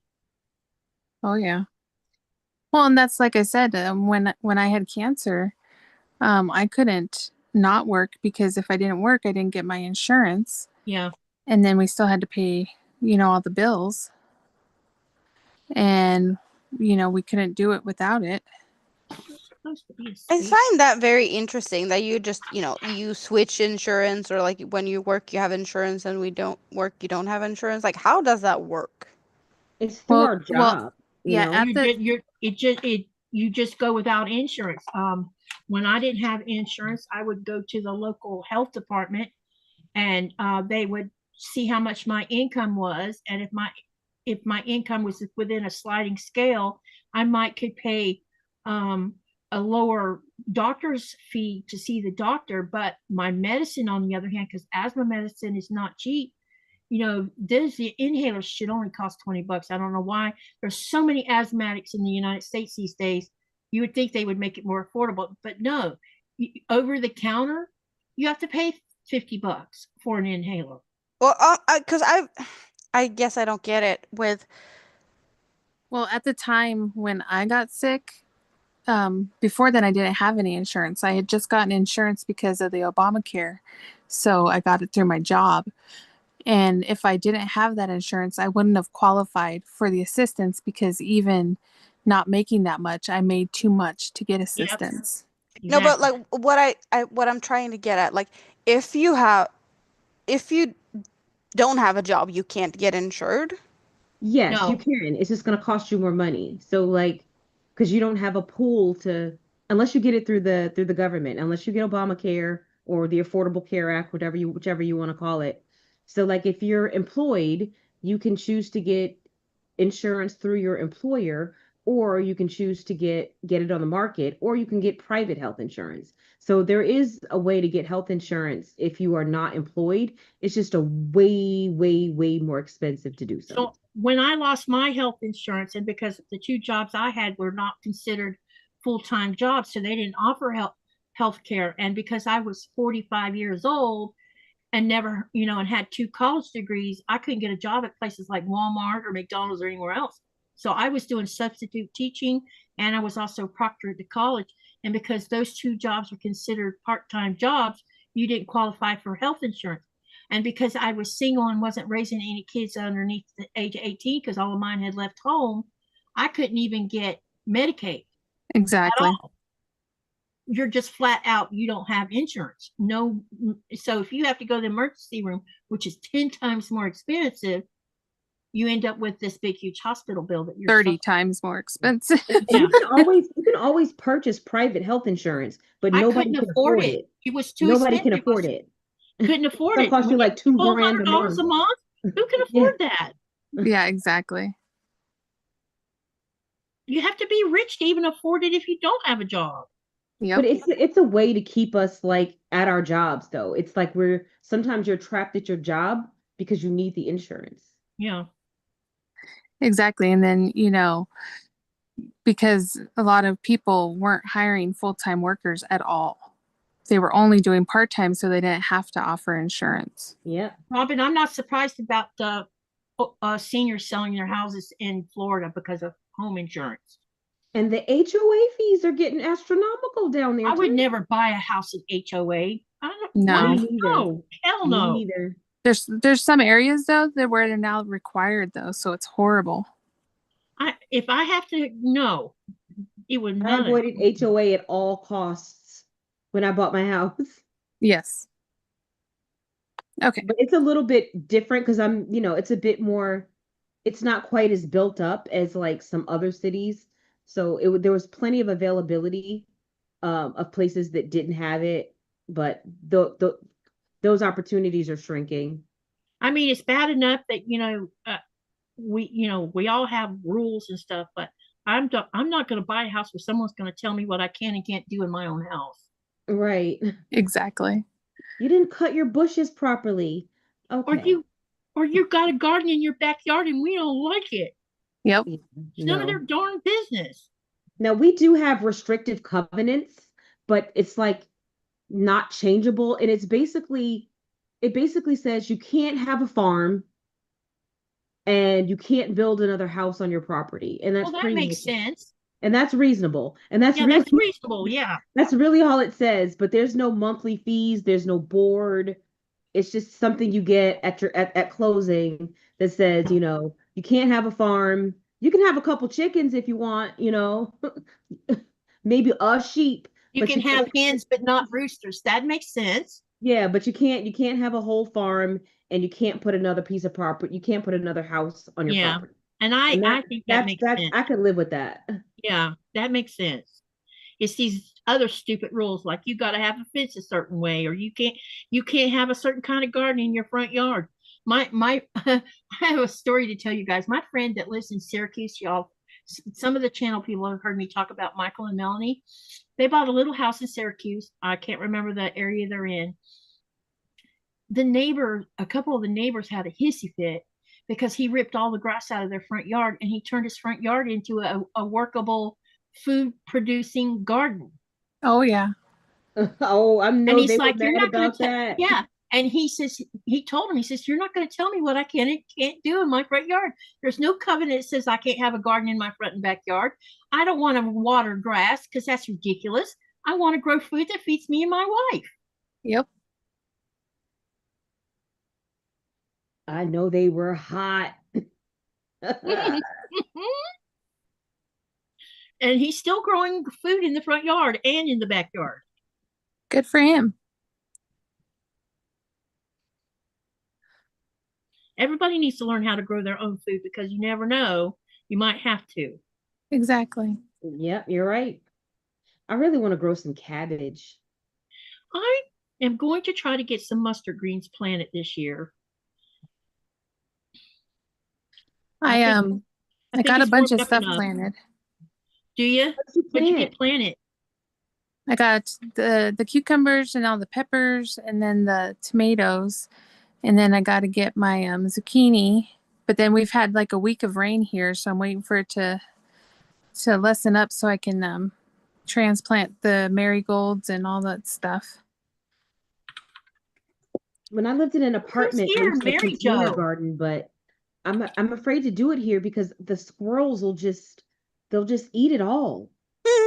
And we have tons of squirrels here. They don't eat it, but we have I have grasshoppers, so I had to switch my landscape and put the peppers on the bottom because they don't like the peppers.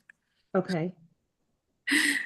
Robin says, and I agree with her on this. You know, you don't need a rooster to have hens to lay eggs. She says, you're not supposed to have roosters in my neighborhood. You can hear those little suckers every day. I mean, the only time a rooster really would need to come into place if you're wanting to raise baby chickens, you know. Exactly. But if you're doing, I want chickens and I keep getting no. Yeah. My husband's no. I told Jason at this rate we might need to get some chickens if you want any eggs. I know. I think the only thing that keeps me from getting chickens is that you have to get the eggs every day. Yes. Yep. And I don't think I'm Not that easy. dedicated. Well, I have a few friends that have their own chickens and stuff, so sometimes they'll bring me some eggs, so I get happy. And nothing better than your own fresh eggs than the ones that are raised inside of a chicken house. I know there was some outrage from the US around Easter or just before Easter. Yes. They were requesting to buy eggs from Sweden, and Sweden said no. Denmark told them no too. Yeah, because we are using so much eggs for Easter, so we're kind of getting short here. So why should we sell it when we barely have to cover our own, you know? See, But there was a lot of Yeah. grumpy Americans over that, apparently. Yep. Well, find out why your chickens keep getting chicken flu and deal with it. I mean, depending on where you get your news sources from, there's some debate about how much of that is manufactured. I don't know. I just know that they were trying to get it from Denmark and Sweden, and they got the big fat no. I mean, there's times when I don't see eggs here in our town because ours comes from Denmark. And it's not because of chicken flu, because they don't have chicken flu in Europe. Not that I'm aware of. Robin has chickens that jump the fence. And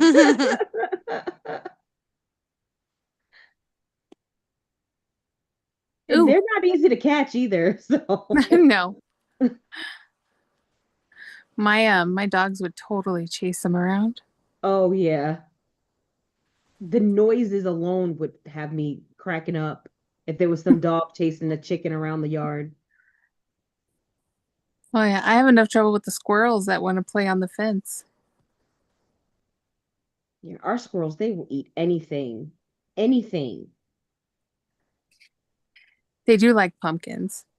It's coming along. It's been a while since I touched this, so I was trying to remember how to do it. especially because I couldn't remember what row to put this post on. Which one are you See, look doing? how it says- Which one are you I'm- doing, Katie?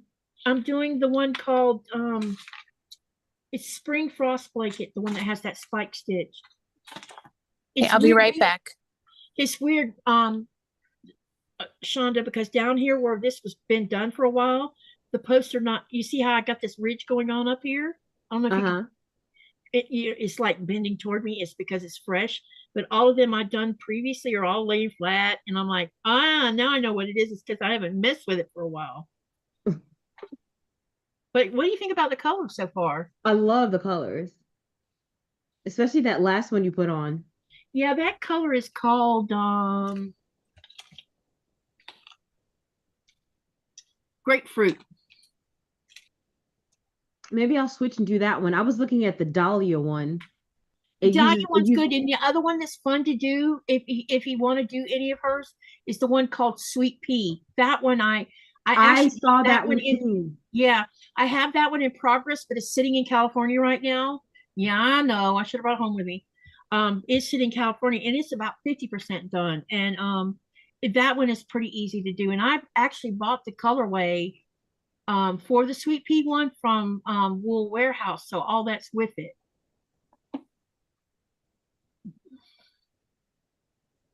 But these colors I'm using are supposed to be Northern Light colors. But hey, I want you to look at all the tails I got to sew in because I'm lazy and didn't do it while I was doing it. Lots of tails. I weave in my ends like when I'm tired of crocheting. Like on the days when I'm in bed and I'm watching TV at night or something. That's actually a good idea. And I should be crocheting, but I don't feel like it. I'll pull my project out and weave in some ends. That's actually a great idea. You will never regret it. You will, even if you only do 3 or 4, you will never regret weaving in a couple ends. That's actually a great piece of advice. That's what I should do since I watch TV so much. I'm going to show you something. I didn't want to show it to you because I've been working on it for a really long time. And so it has a spot on it from where something, I don't even know exactly how it got on it, but there's a spot, which means I'll have to wash it after I finish it. But it's a small baby blanket, and I've been interweaving I crocheted, really long chains. And let me spotlight it. And I've been weaving them in and out of the blanket itself because I think it kind of looks cool. Yeah, I know, I'm insane. Hang on, check this out. I'm right now I'm working on the outside border, and I think I'll have it finished. But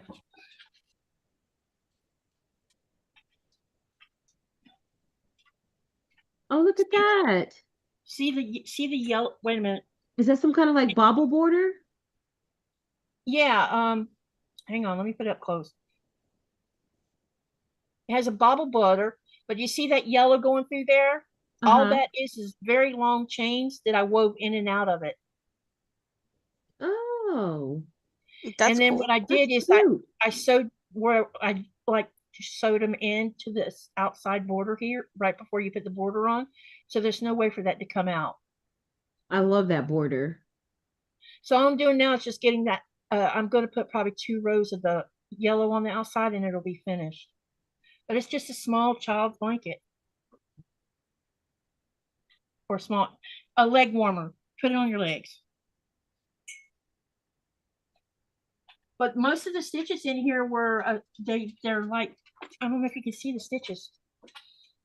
Can you see the stitches? Yeah. Is it some type of shell? Yeah. It was real easy. It's one of those where you didn't have to do a bunch of counting. Those are my favorites. Oh, okay, I'm back. Welcome back. And let me turn this thing off again. My hubby just got home. Apparently, I got the insurance amount wrong. Uh-oh. So, is it more or less? More. Oh, no. Yeah. Thank you, Cheri. Apparently, we pay $1,200 a month in health insurance. Oh, yeah, God, see, that's how much that I was gonna try to get health insurance so that I'd have coverage while I was in the United States. Yeah. Through Florida, since I have a permanent address in Florida. $1,200 US. Yes.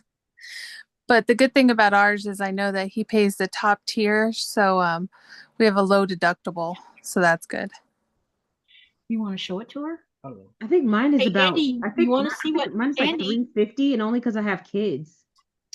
Andi, do you want to see what Nikolai's going to do during y'all's challenge? Oh yes. You said yours is $350 a month? Wow. Yeah. My job, that's one of the things when I say you're stuck at your job sometimes because of the insurance, and if I didn't have kids, it would be even less. And it doesn't matter how many kids I have. So it's the same if I have 1 kid or 10. Jeez. So it'll be like a nice little, when my son is finally 26, which I have a long way to go, it'll be like That's getting a cool. pay raise. Oh, right. Oh, that's really cool. That's what he's going to do for the challenge. Does it, it does go. It goes, right? Yeah. Vroom, vroom? I think so. Honey, this one is battery operated, isn't it? No, this one isn't? How come it doesn't have a cover on the outside? That's one from 1994. Oh, this is a Oh, 1994 it's model? vintage. Holy crap. That's awesome. Oh, that'll be fun. He's Oh, not a big Technic person, but he just happened to have this one. Very cool. My Yeah. Did son he find loves that, or has Technic. he had it since 94? He's had it since 1994. It's a That's- 1994 That's model. even better. Yep. Oh yeah. That's very cool. Oh no, not high number 5. Don't take it out of the box. Yeah, that's what she's going to do with Nikolai, the robot. I was a kid when that movie Nikolai came and out. I her are loved going to that do a movie. challenge next week. Yeah, I Yes. heard, but it just, that type of vintage stuff, you shouldn't use those. That's probably worth a lot. So Oh, you yeah. guys, I need some help here. I have whatever it is. I have a yellow beak and I have a dark gray ducky. The thing is with this yarn, it kind of has a sparkle in it. I think you might be able to see a little bit of the sparkle in it. And it's the same with the beak. It just doesn't show as much, but it's the only yellow I had. But it just doesn't show as much. So we have a yellow beak on this dark gray, almost black. And we have these colors as options for eyes. We got gold, blue, pink, red, and green. And I don't really know. Try the gold or the green. I just want some opinions. Because, yeah, it does look a bit different when I, attach them to an eye. Yeah. The Well, I'm thinking eyes, with the dark yarn, you're going to want the lighter colors. So either the gold, the green, or the pink. because it will look kind of like this. In that case. So on. So Mary Jo says green. That would be the gold.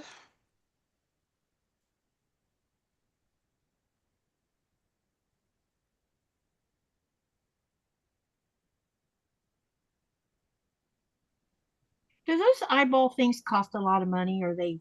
Oh. No, they're fairly good price. Okay, so here's what people are saying about the eye color. Mary Jo says green. Mary G says green. Robin says green, and Andrea says gold. That is like the pinkish purple. I like the green.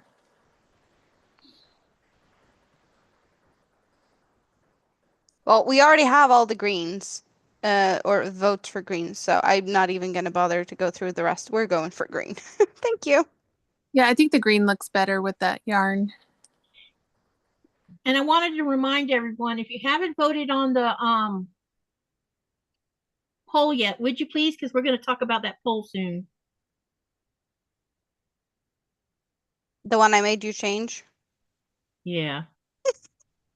I'm Yeah, I was sorry. like, where's the polyester yarn? Just put acrylic and polyester in the same category, please. because I don't want to change it again. No, the No, thing, that's what I did. yeah.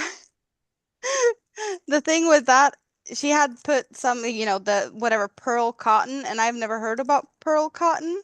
And she's like, well, that's like, what was it? Like the It's, DMC. it's the DMC, yeah. Yeah, and then she had worsted. And I was like, but I use neither of those cottons. So either it's like I would prefer it to be the different fibers, or you'd have to go for like just the different yarn weights. Yeah.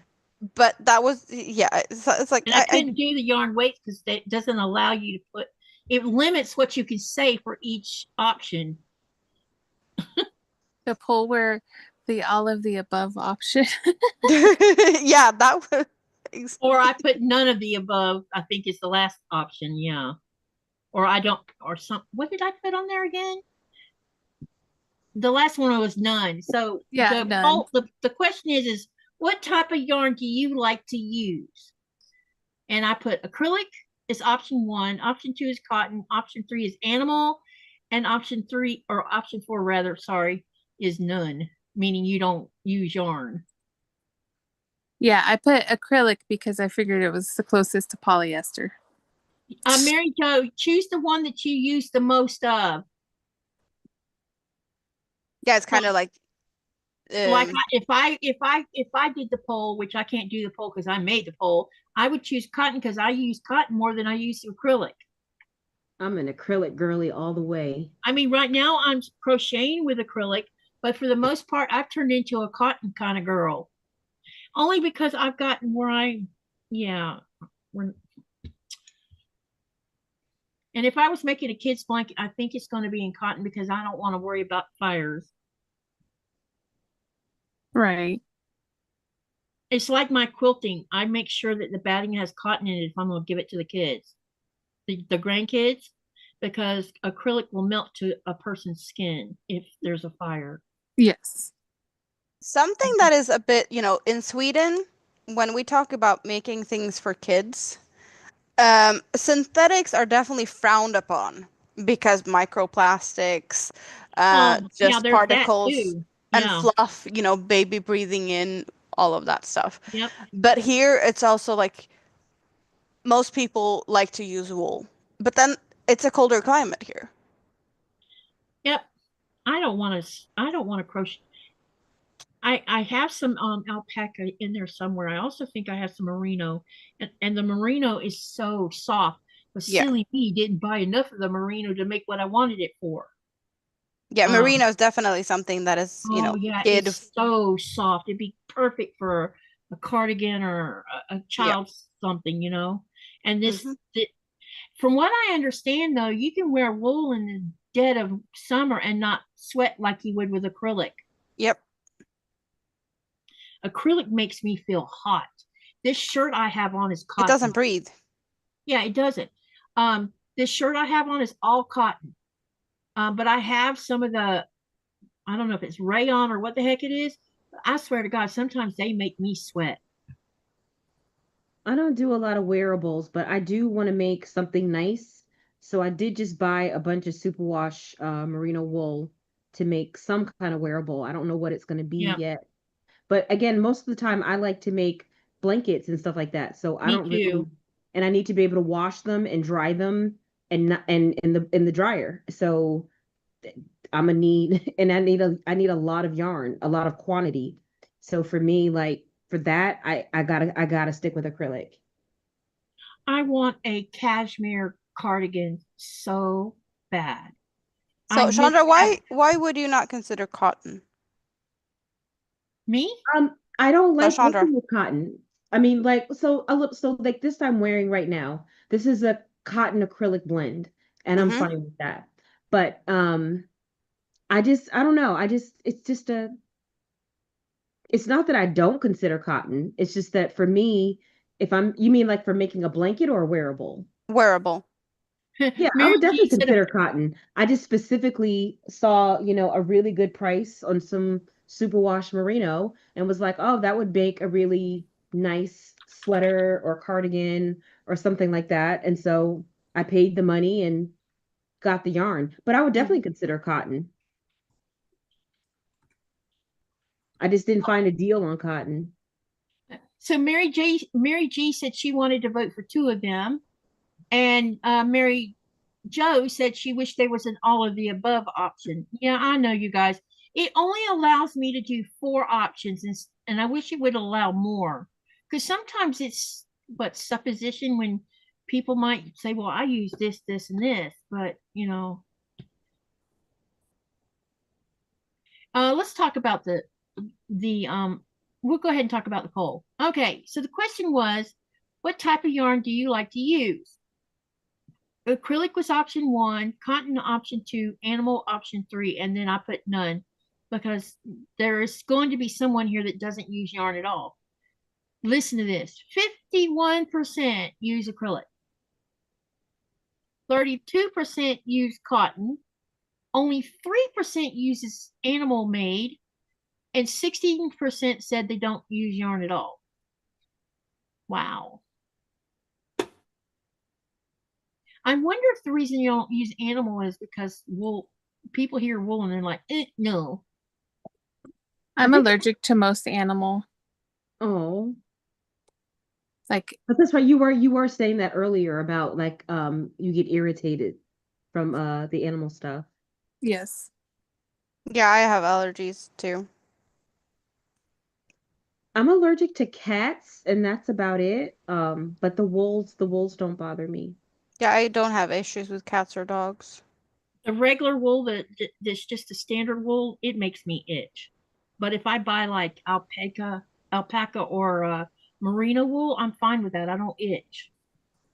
I haven't tried the merino, but I my last allergy test when they were able to do it, like all the basic and then the extended ones they could do included like feathers and wool and everything, and yeah, I'm allergic to all of it. So, I don't think that I could have a duck feather pillow because I think it would cause asthma trouble. oh yeah, I'm definitely my husband had a goose down and no, it couldn't be anywhere near me. I was like, honey, get your blanket away.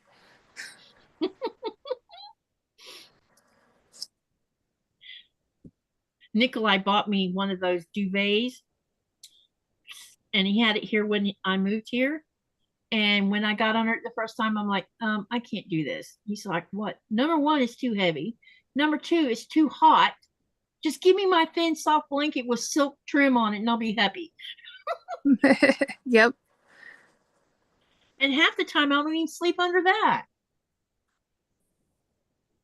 I hadn't heard the term goose down in a minute. Wow, takes me back.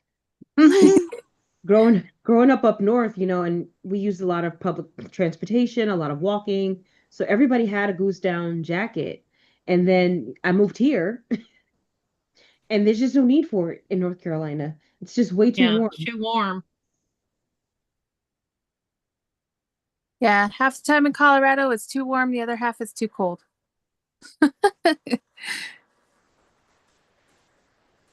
It gets cold here, but not goose cold.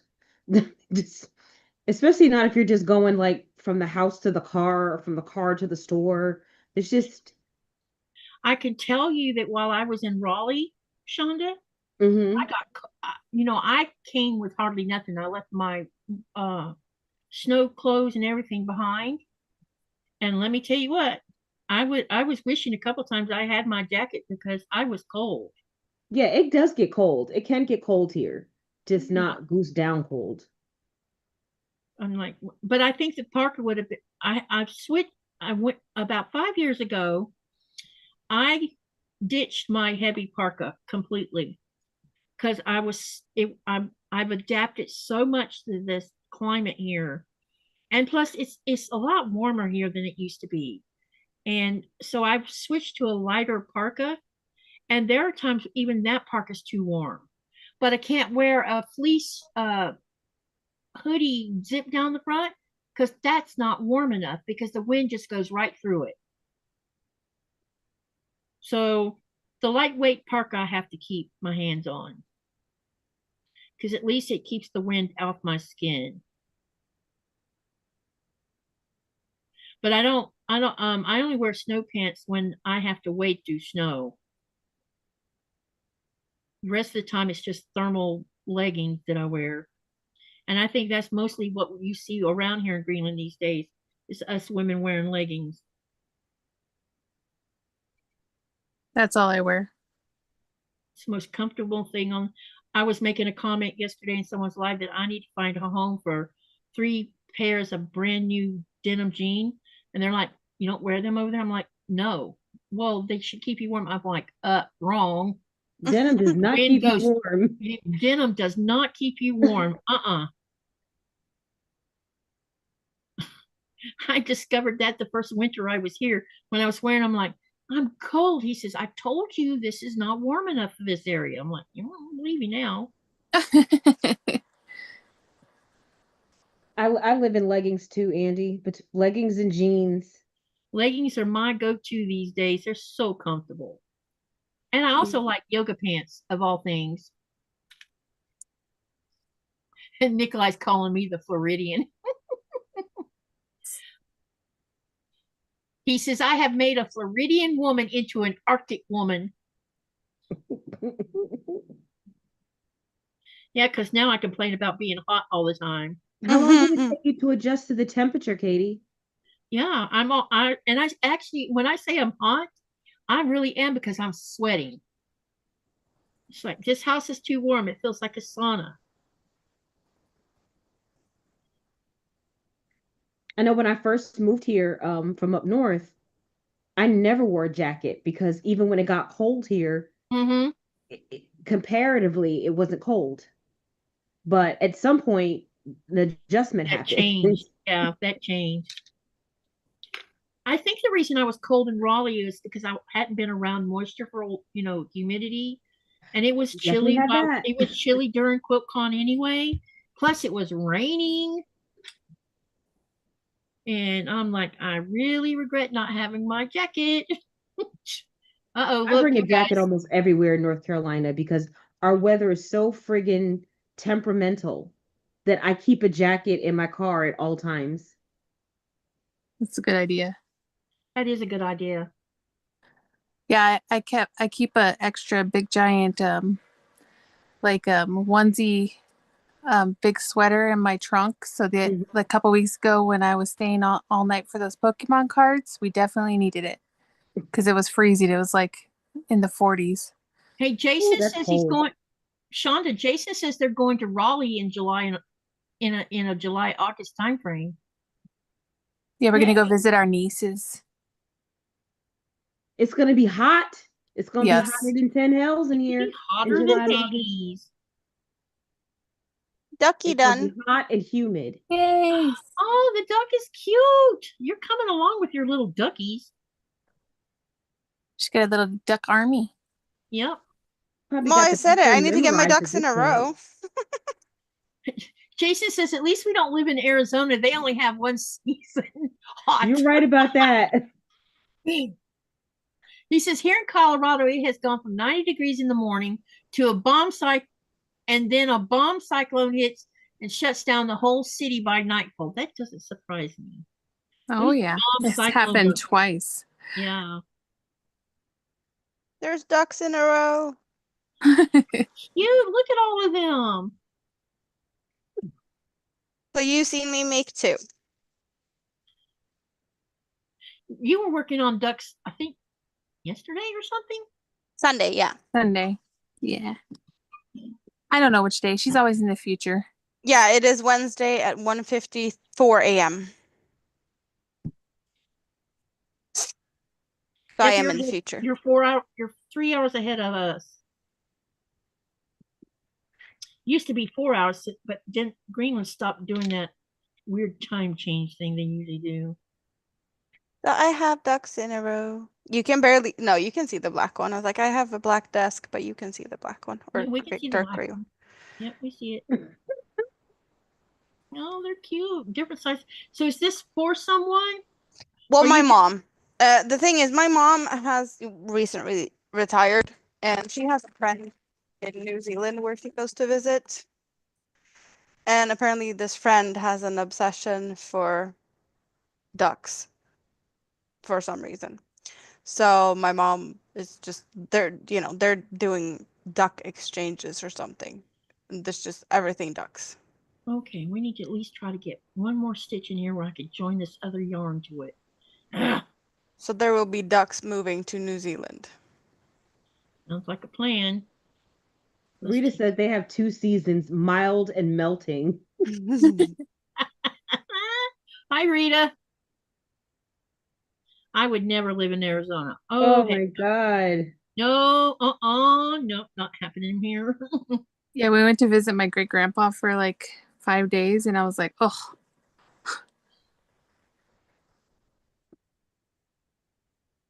If we were to move back, if I was to move back to the United States, I think that we would end up in either a New England state, closest to Canada that we could get, or Montana, because you can get the same kind of weather in northern Montana you get here. And it would be, but I think that it would bug my husband if he couldn't go to the ocean. So New England makes more sense.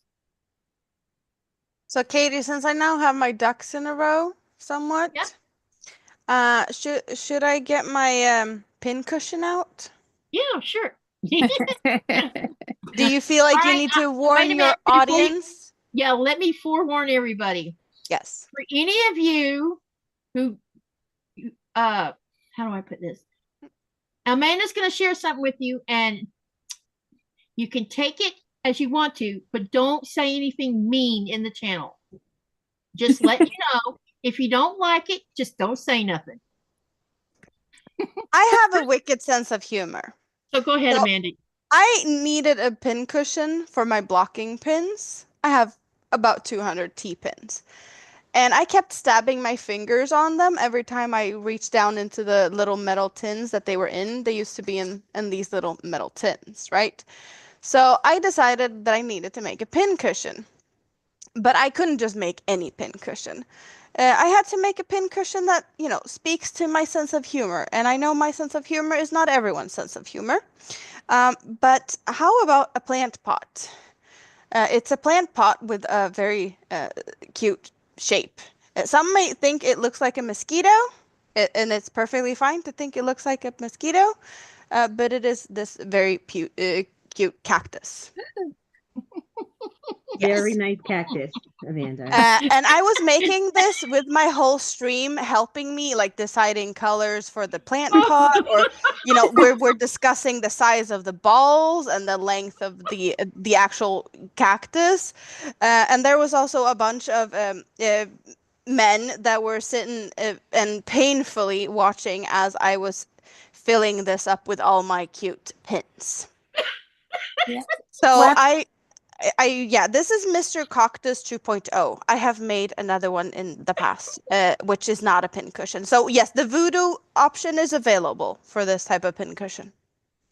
What happened to the big ball? Remember the Oh bigger yeah, ball? the big ball. Yeah, I have a big ball. I had a ball that turned out a little bit too big, so I was planning on making another one like that, and then make 2 little flowers and make them into a set of a boob cactus with flower nipples for my next pin cushion. Oh no. Yeah. You might as Definitely a well show them a mosquito. couple of other ones because they're Yes. Show some more. But it kind of looks like a mosquito. You look at the eyes, and it's the long. I don't see anything but a mosquito. Yeah. You look at the mosquito. Oh my goodness. And if you're as twisted as I am, you'll understand some of my other works here. I was showing Katie beforehand because I haven't been here before on panel with her. So I was like, is this okay to show on your panel? I needed pre-approval, okay? Because as you might understand. Denise says, that's what I'm talking about, Scraptastic. So I have a pickle. My pickle is a bit bigger than most pickles. Like the cactus wasn't big enough. Like I have a big pickle. My giant pickle has a friend, and it's this really pretty pink snail. And some may think that it looks like something different, because it does. The snail is usually living on top of the pickle. And then there's the running joke of, should I put snail trails on the pickle? It is a very horny pickle or a horny snail. You see, it's very like pointy, horny. This cute snail of mine. The snail by itself is absolutely the cutest thing. Oh, I know. Yeah. But That was together, cute. Yeah, I together it takes agree. it to a whole nother level. Yep. Yes. So for my members, I do have like a support pickle emoji and their snail emojis. You know, I have some fun stuff. But that's just, you know, it's fun. This little flappy bit is, you know, I'm twisted, okay? If you didn't know me before, now you know me. You're welcome. I don't know if you felt like you missed anything. So, you know, speaking of vegetables, we had the pickle. I also have a pocket pickle because I don't, you know, I'm very size inclusive. And I used to stream every Sunday. So I used to make all of these as a new friend of the week. So every week I came in with a new friend of a different shape and a different size. Some of them have names. I don't remember them all. But, you know, there's different shapes. There's different sizes. There's different textures.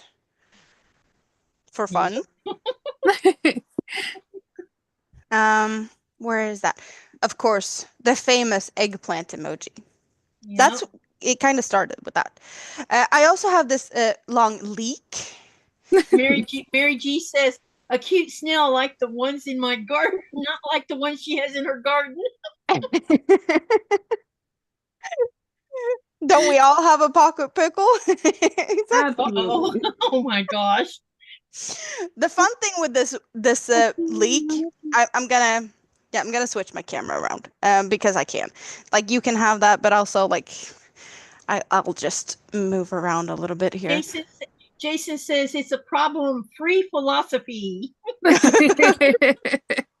Oh, now I'm throwing things around here. Let's just get my face up here. Okay. So while I was sitting here working on this leek, because I did this on a live stream or several, no, one. But at one point I was just sitting there like, I don't know what to think. And people are like, why do you have it like that? That looks like, yeah, you shouldn't have it close to your mouth. I was like, oopsie. And then when it was finished, I was just like, it actually has a different purpose as well. So it's a very multi-purpose leek, this one. Because, you know, you can... Then I have a couple of makes that I have made. And, you know, the process while making something, it might look like something else before it's finished. So the first thing I did was this cute, very, very cute hammerhead shark.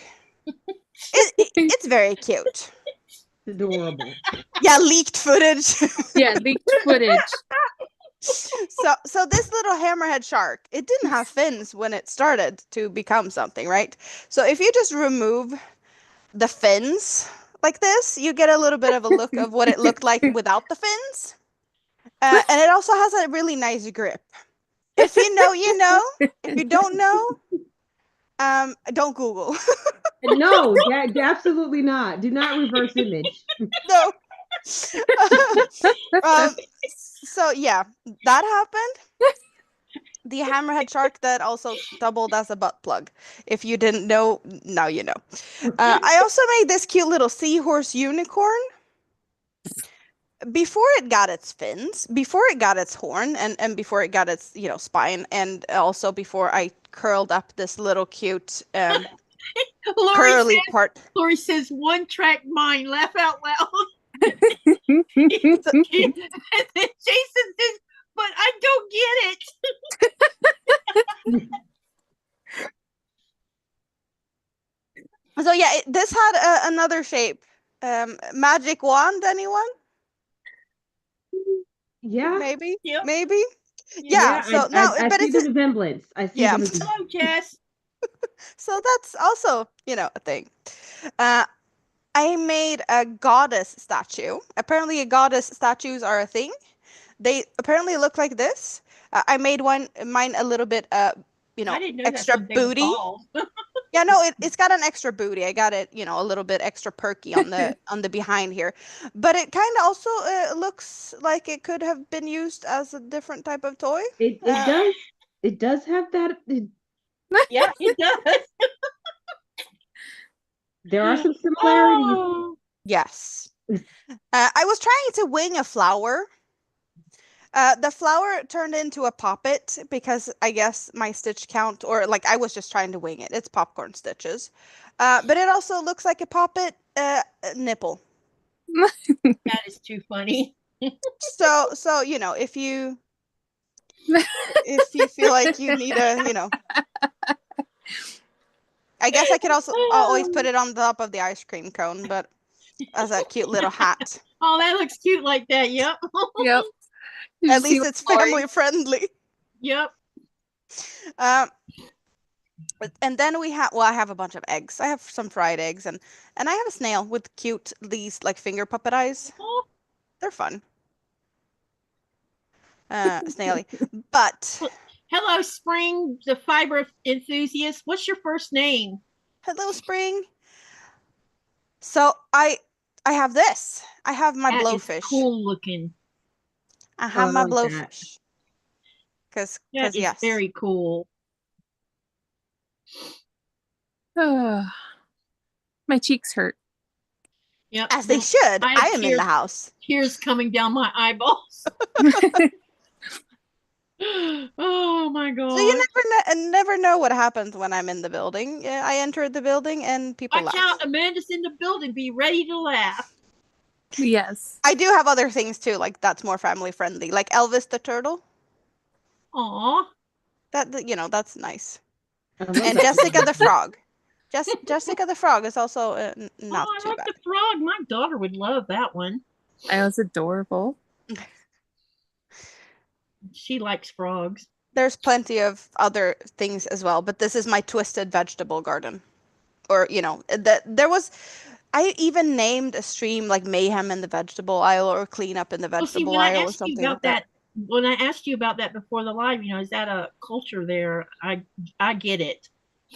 Because Oh, yeah. Oh, I found another thing. uh-oh, here we go. No, but I showed you earlier. Yeah, you did. Yeah. I have my chapstick holder. It's got blue balls.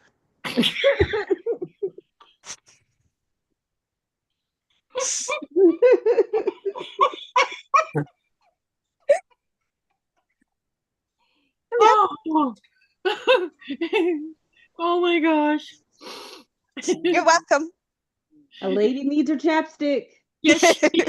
Yes. Now I have ice cream on the floor. I'm sorry if I screamed loud into someone's ear. I did not mean to do that. I wasn't expecting the mayhem. Even though I know stuff usually jumps out of my basket when I move it around because the basket isn't big enough. But yeah, so that's what I had for now. Yeah, I think that was I fine. appreciate that you sharing that with us because that just has me. Oh, yeah. Okay. Yeah, so I guess, you know, my channel comes with a warning. If you don't have a sense of humor, I'm not the place you want to be. Yeah. Sorry. That's my what is it called? Motto. No, That's why I made the comment. Tagline. Yeah. Yeah, no, but like it's a disclaimer. Disclaimer, is that warning. Yeah, Disclaimer. yeah, Warning. exactly. People with no sense of humor, be warned, and look the other way.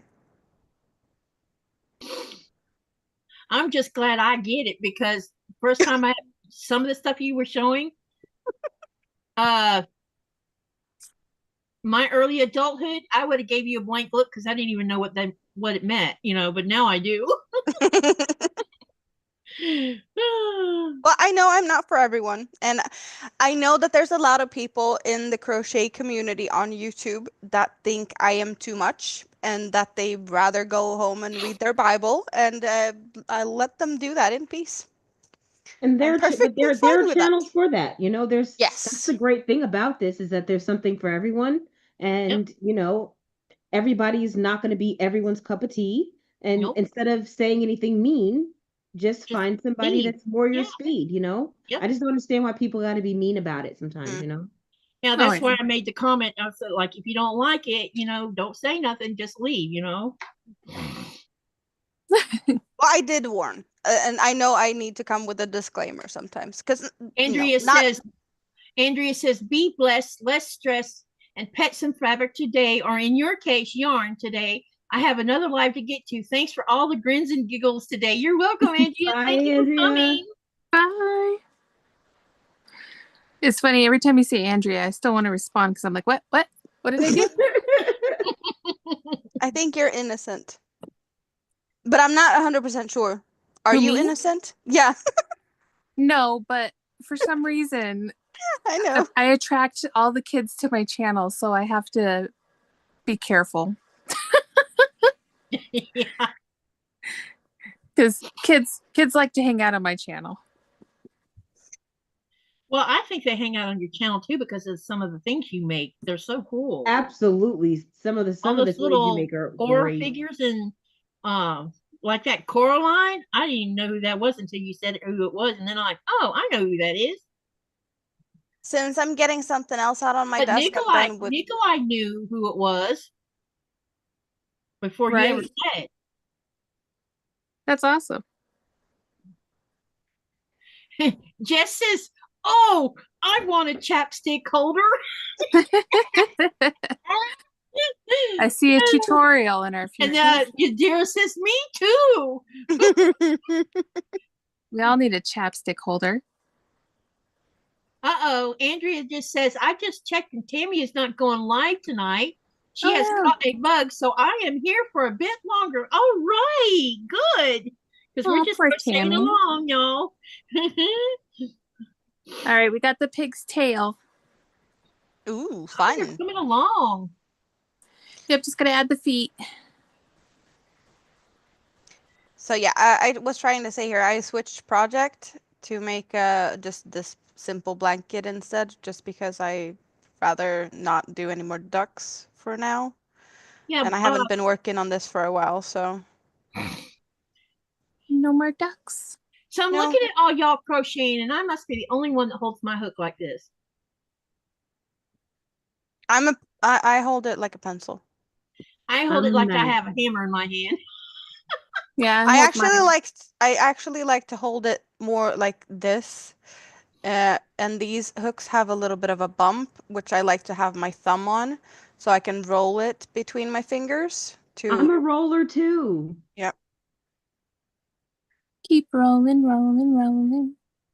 I can't I use like to do that. tulip hooks because they at least not the pink ones, because the tulip emblem Y'all rubs missed against my Andrea. hand when I roll the hook. Is Andrea there two? Wait, what? Okay. Andrea says, I am a holy roller, but I still have a sense of humor, laugh out loud. And No, then she that's says, good. I need one for my husband. That is his favorite saying, laugh out loud. You can't do tulip hooks.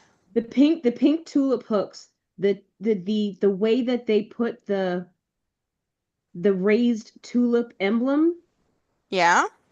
when I roll my hook, it scrapes against my palm and it's annoying. But isn't those also in the back? Because I have tulip edemos, and the pink ones are tulip edemos, even though these are not raised. It's the way that I roll the hook, because I'm rolling the hook like probably not 365 degrees, but more than 90. But that means you have to have some of the hook kind of in your hand somehow. I basically crochet with my fingers. Oh yeah, but okay, so but you have it like this. Yeah, and so it's like in my hand, and so it's rolling. Oh, And okay. No, so but the clover is a little bit less raised, and so it doesn't bother me as much. But the tulip is more raised, and I can't use them. And I okay, was so so mad I because they're have so pretty. these ones does not have anything raised, Yeah, I can use the black ones. I can't use the pink ones. and not the red either. I don't have Right. any pink. No, Yadira says, I have the somebody's blue got pink. ones. It might be the red ones I'm thinking about, but no, tulip does have pink hooks also. Yes, they do have a pink, like a ombre pink set. Yadira I says, only bought like one hook to try it out, and I was like, this is not going to work for me. And even the clovers over time, if I crochet for a long time, it'll start to bother my palm. Yadira says, I have to be nice, well-behaved mod over at Crafty's, but she knows my mind hangs in the gutter. And then Spring the Fiber Enthusiast says he or she is a knife holder here too. And then Mary Jo says she's a knife holder. And then Puma says, what do pigs do when they get upset? They swine. Kate, I just wanted to mention what my blanket is in case anyone wonders what I'm doing, since you can probably tell that there's some colors going on in my blanket. Yep. I'm using 3 cakes, all color changing or fading cakes. Oh, wow. So I have one that started in white and it goes into teals and then a dark blue or like a, yeah, tealish aqua color. But that started in the white. And then I have a pink that goes into purple and then a darker purple. And then I have the yellow that goes into the greens and a darker green. So they are all changing color as we go. And I work one row with one color and then I have a tail hanging on the other side. So I just switch over here. And then I have another one hanging on the other side. So I switch on each side. So I never cut. I just switch yarn at each side. No yarn cutting other than, you know, the beginning and the end. But it's called the trio blanket, and that's the pattern's name. Okay. It looks like the brick stitch a little bit. Yeah.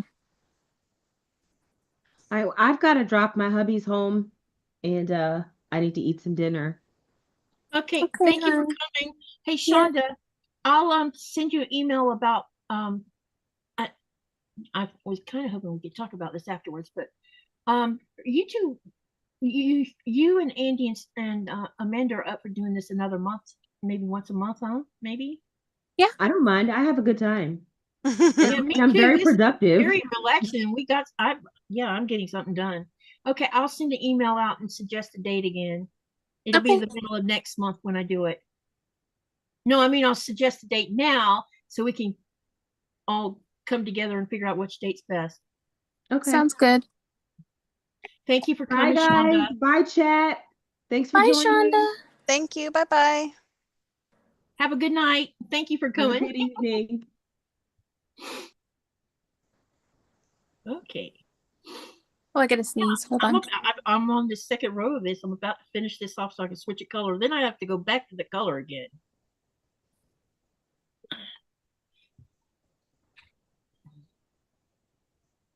She says, I am she, laugh out loud. How long are you all like till everybody decides they've had enough? Maybe? Oops. Sorry. Let me see how long, what time is it now? Let's see, we started at 7:30, but we've been going 3 hours and 47 minutes. You're the one that's the head, let me try that again. Amanda's the one that's 3 hours ahead of me. So it is now, oh my God, it's after midnight your time. Yeah, Are it's you okay? 2:18. Yeah, are you okay over on your end? I still have something in my glass. I still have, you know, candy in front of me. I'm not that worried just yet. Okay, okay, all right. And you're okay too, Andi? Or did you have a live plan tonight? Yeah, I'll go live when we're done here. I just want to finish up the pig. I'm almost Okay. done. Okay. She stabbed the pig and now it's on its back. Because I didn't know what time your so actual live dead. started. Lately I've been going about 8 my time, so it's only 6:19 here, so. Okay, all right, gotcha. So you still got less than a couple hours. Well, I just gotta get some. time to set up plus eat and everything else. Yeah. And my husband will be ready for me to make him some egg toast. Mm. May end up with pancakes out of it too before long. Pancake sounds great. You know, sometimes pancakes my stomach's okay with pancakes sometimes, and then other times it gives me a hard time. It's the weirdest thing. But I made bacon the other day. I made bacon and egg. I think it was bacon and egg toast, I think it was, and he enjoyed it. And we still got some of that bacon left. It's that big, thick smoked bacon that you can cut yourself. Ooh. I was gonna make bean soup and I forgot to buy the beans. So we dipped into the bacon the other day, and I think I'm gonna finish dipping into it and then just buy another slab of bacon for bean soup because I do want to make bean soup before he goes back to sea because he likes it a lot. Oh, yeah. How long before he has to go back? He leaves on the 19th. Gotcha. So, yeah. Stubby legs, crispy bacon. Yep. Crispy bacon. And I don't know what do you want? Daddy fed you already. And I think he took you outside. I bet she's been in there drinking water is what she's been doing. I have steaks marinating, and I'm going to make latkes and corn with it. Ooh. Yeah, you know what I got sitting in the refrigerator thawing out right now? I have an American slab of ribeye roast to cook. Ooh. Yeah, and it is a beautiful piece of meat, and I'm just waiting on it to slow thaw. I'm thinking about maybe tomorrow cutting one end of it off and make steaks, put that on the grill, and then take the rest of it and cook it in the oven the next day. That sounds good. And make prime rib out of it. Yeah. I want some prime rib. I told him I needed. It's been in the freezer since December, so I think I better be getting to cooking it. You know. Yes. Oh, poor A Mona. little howler. Nora, really? This is my little. I guess you've never seen my dog, have you? Come here, I'm you. not sure. This is my standard Dotson. She's a little rusky. Oh, it looks like my dad's little dog. Yep, she's a standard Dotson, so she weighs about 25, 26 pounds, which is normal for a girl dog. And yeah, we're talking about you, Nora. But she's also, oh my God, she's so strong. And you're going to, hey, quit now. I can only imagine her running around in the snow. You're not going to see her where she's hiding. You're not gonna catch her. No, but like she's not tall enough. She's going to be hiding underneath the snow. Yeah, you should see her playing in the snow. It's pretty hilarious. Oh yeah. I also have three small. We were gonna get another one, and the timing's been all wrong. I mean, we can't get another one from Russia for obvious reasons because there's so many sanctions going on right now. You can forget it. And I'm not going to buy one from Denmark because they're too darn pricey. Listen to this. I think I paid 1,200 euros for her. They're 3,000 euros in Denmark. I have no idea why they cost double in Denmark. That's crazy. It is crazy. So I thought about seeing if I could find a breeder in Canada, and maybe we can find something there. Because I need one that comes from a working dog line like she did. Because I don't want a dog that's going to be afraid of everything. No. She's not afraid of that. The other day, someone was, I think it was 3 or 4 days ago, right outside our front yard, right across the road, someone was shooting off those big fireworks. She didn't even care. No flinching, no having a meltdown, nothing.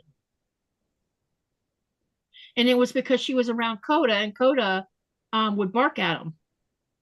You know, he wouldn't have a meltdown over it. And so she's not afraid of him. She misses Coda, though, I can tell you that. Oh, yeah. I have tried not to watch videos in front of her what has Coda in it because she starts howling. This mournful, sad howl. So she misses her spooning buddy. Yeah. Did she have to go, honey? Yeah. I figured it was. She was drinking water. I thought I heard her in there drinking more water. She's been drinking a lot of water the last 2 or 3 days. Warming up in this house. Babe, we should turn the thermostat down some. Don't you think so? I think it's time to turn it down to like 1.5. It's too hot in this house. And he's just looking at me like, right. Doesn't he have a pair of knitted socks and a woolly sweater? No, not that I know of. Actually, I don't even know if you have a sweater, do you? sort it out and turn down the thermostat. Like literally, I have a really, really cold apartment. I'm walking around here I know you freezing told most me of the that. time. You should see how we walk around the inside of our house, but we have heated flooring, so I can see why you're cold and we're not. Yeah. She lives in an apartment where two sides of her apartment don't have any kind of Oh, heating. heating. She lives next to a stairwell, right?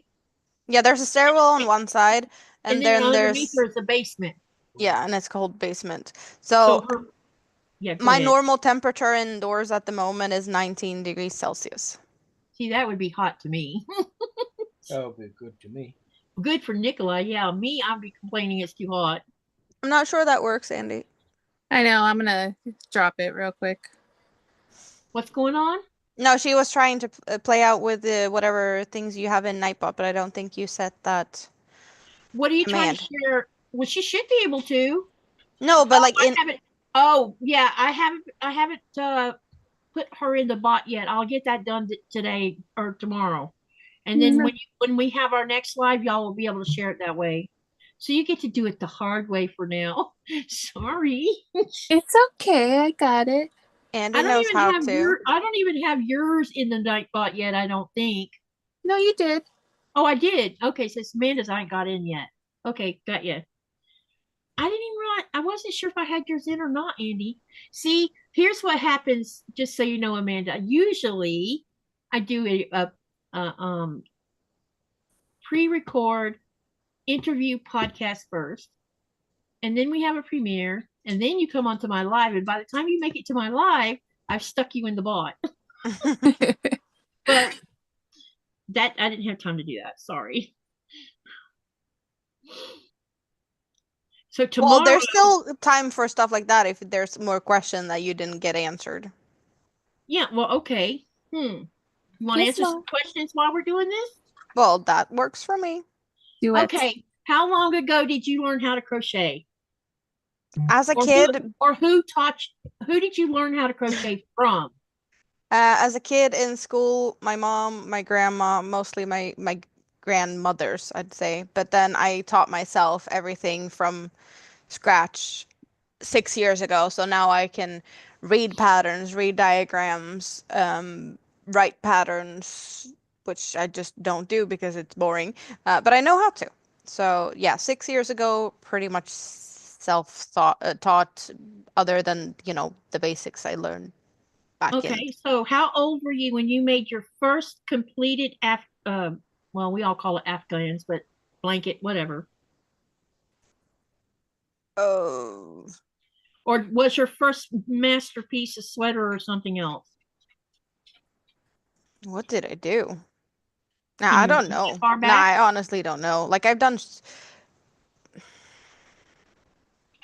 remember knitting a ball in school. What I crocheted in school, I don't know. I crocheted pot holders when I was like 13, 14 with my mom.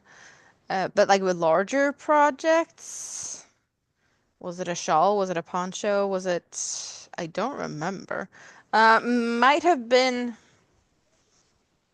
Yeah, no, I've done so many things. I honestly don't know. I can't really tell you what I did, but I would have been, well, early 30s. Okay. I don't know your age now, but I know you said you had young children, right? Yeah, 14 and 5. Okay, yeah, I thought you had, yeah, teenager and a young one. Mhm. And I know you mentioned yarn and stuff. What is your most favorite genre of yarn that you like to use the most or that you love the most? Um, color changing cakes, 1 2 weight cotton acrylic blends. Okay. Do you have any favorite designers that you like to follow? I do a lot of Hooked on Sunshine blankets because I like those. Um, I don't know if I have anyone other than, like I love Tina from Iceland that does mosaic crochet patterns. Yeah. I have done a few of hers. I haven't done anything recently, and I'm not really feeling mosaic at the moment, so maybe that's it. But I do love her patterns. I have Um, never done a mosaic, so I wouldn't even have a clue how to do it. Well, the poncho that I showed you, my lava poncho, that is kind of a one type of mosaic. And I did get a swatch out, or like one of the fairly recent patterns that Tina has made. I don't know why I got that out for my last live stream, I want to say. Mhm. But I have this much done. It just didn't Oh, happen that's to become more pretty. than that Wow. so Yes. far. I need to learn how to do that. It wouldn't hurt me to learn, that's for sure. All you need to be able to do is single and double crochets. That's Okay. all it is. Do you I don't know if there's any differences between, let me think about this one for a minute. How do I ask this question? Do you think there's a different styles of crocheting? If I think that there's different styles of crochet, You see, normally I would be asking you, do you like traditional over modern when it comes to quilting? But with, oh, you mean like that? yeah, but I Well, don't I know if guess there's such a there's thing with crocheting, if there's a well, you have modern. totally different type of things though. Like you have the more old-fashioned like doilies. There's people that Yeah. only does Okay. like Yeah. amigurumis, like what Andy's doing, some stuffed Yeah. animals. Some people don't like to do animals. And some people don't like to do thin and lacy stuff. So yeah, I guess there's different type of uh, styles in that way, but I don't know if I can call it like old school or modern in that way, more of another type of categorizing. Yeah. So what was the question?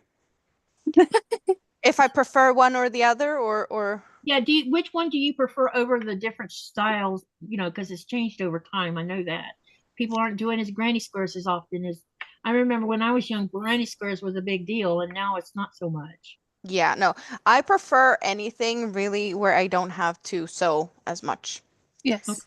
That is, as long as I don't have to sew, not have to cut, and don't have to change colors too often, I'm good. That's more how I pick and choose between my projects. So working with yarns that is just really, really big, cakes, Okay. cones, whatever, it's just easier. Okay. That's a good answer there. Um, as a crocheter, is there anything you have learned that you wish someone would have told you when you first started? Oh, that's a good question.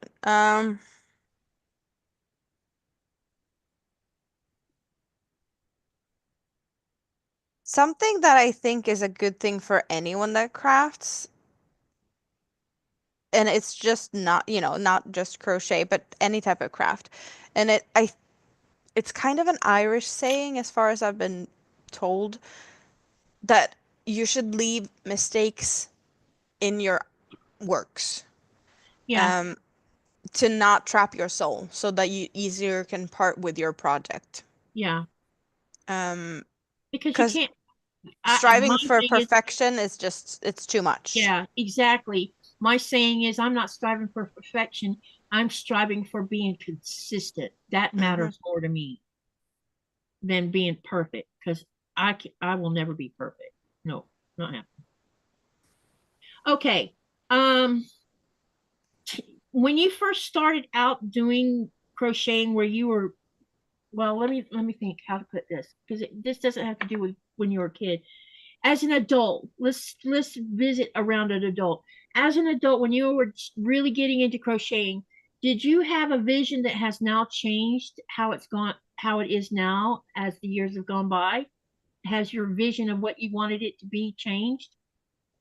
Well, I didn't really have a vision. Like when I started crocheting, it was because I couldn't diamond paint anymore because my pregnancy and the belly was just too big to lean forward to work at the, table or the Uh-huh. bench.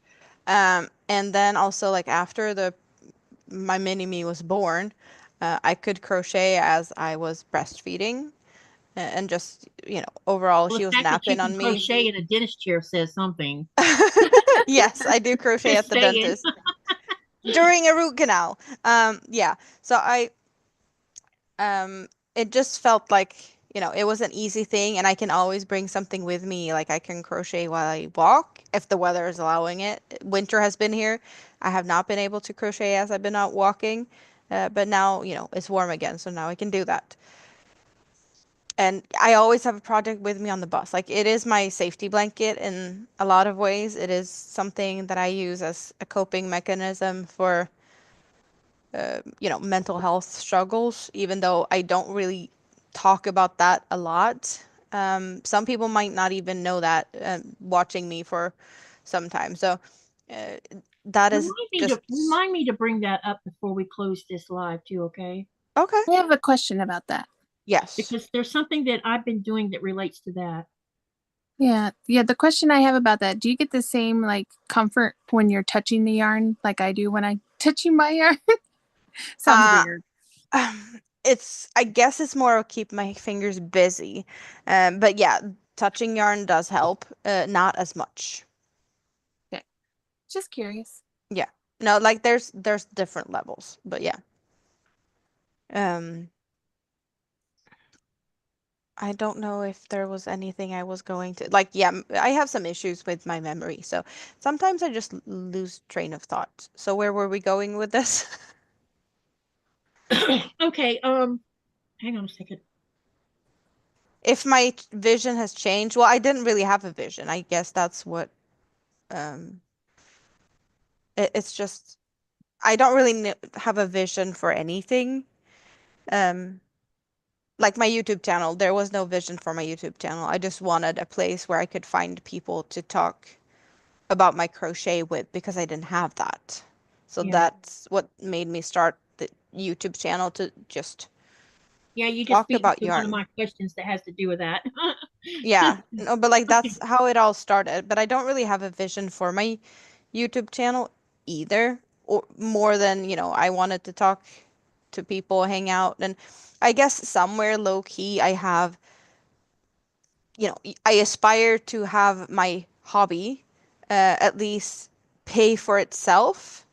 And if that is me selling my work or my makes, or if that is, you know, having a YouTube channel that actually, you know, has a little bit of revenue to me to be able to just buy some more yarn, like just have the crochet, you know, pay for the crochet pretty Uh, much. That's all I was, you know, thinking of as I started the YouTube channel, and that's, I guess, the only goal I've had. Um, Thank you, Andrea, for coming, and enjoy your cooking dinner. what's for dinner? I'm And sure I when know is it's it on ready? by When now. should we come? All right, so the next question is, what do you like best about crocheting, and what do you love? Oh my gosh, how am I going to do this?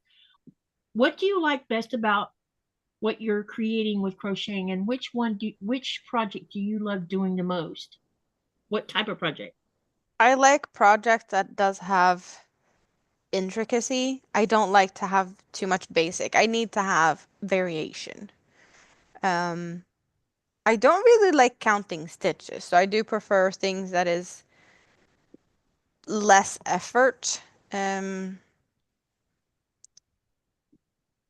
or at least like I can count stitches, but I can't do that while I'm streaming too good. That's, I guess.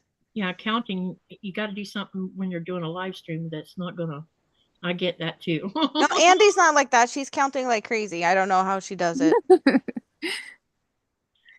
True, true.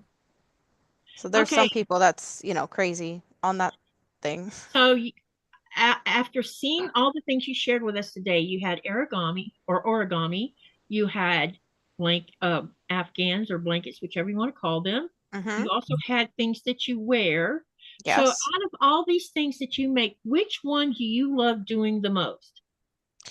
I am very much of a like, depending on whatever time period. Um, I yeah, I am very periodic about things. Like blankets, I usually do blankets more in the winter.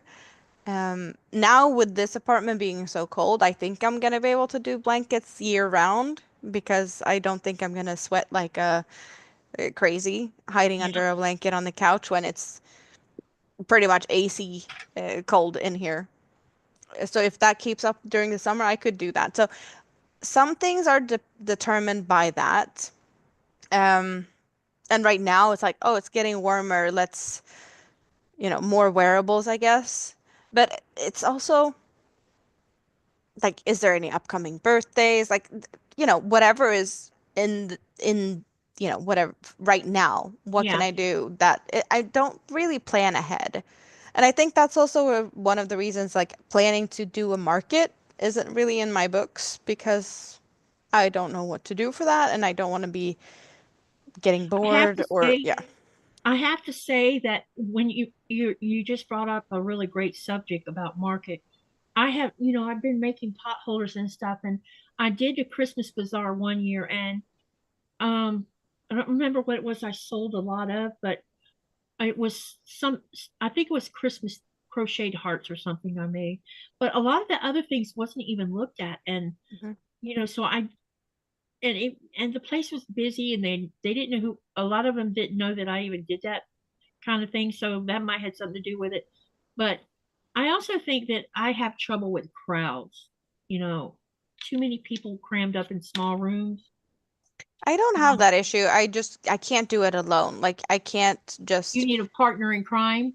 yeah, like if I need to go to, bathroom break, go get something to eat, I can't just leave my stuff. Yeah, exactly. You can't. So there's, that aspect of it. Um, I can actually show you what my best seller was because I do have one of them left, or I made another one. And then also, I think it was just I had so little of what I had, and I think that, like, I didn't sell any scarves, and I didn't understand why not.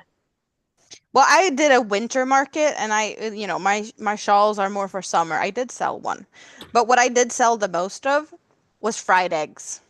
Fried eggs. Oh, Fried eggs. It's just a fried egg with eyes. Yep. that is cute. That is what I sold the most of. I sold fried eggs. Okay, cool. All right. What do you find? What is the hardest thing you find about creating any of your projects that you do from your perspective? Um, well, I want to do everything at once. So I have a little bit of, hard time figuring out what to do now. I have some things I should put focus on that I actually, should be doing. Um, and sometimes I just don't feel like I have the energy to do it. It's more of, I guess I'm not the best at working on request. I need to feel like it's a fun project, so I don't just take any request just Mm-hmm. because it needs to be fun. Otherwise, Yeah. it just doesn't happen. Because it definitely is a mood thing for me. Is there anyone else in your family besides yourself that crochets or knits? My mom knits. My um dad's girlfriend, she crochets. Okay. Mini-Me's grandma, she crochets a little bit from time to time. It's nice to hear that there's crocheting going on in Sweden because there's sure not much of it here. Um, what is your go-to crocheting hook? 3.25 millimeter. Is there a particular style or brand that you like using? Tulip Edemos.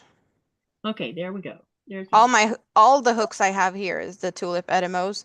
I don't bring them outside the house, so I do have like go-to hooks for leaving the house, which okay. is less expensive in case I lose them. I'm not sad if I lose a hook that's just, Okay.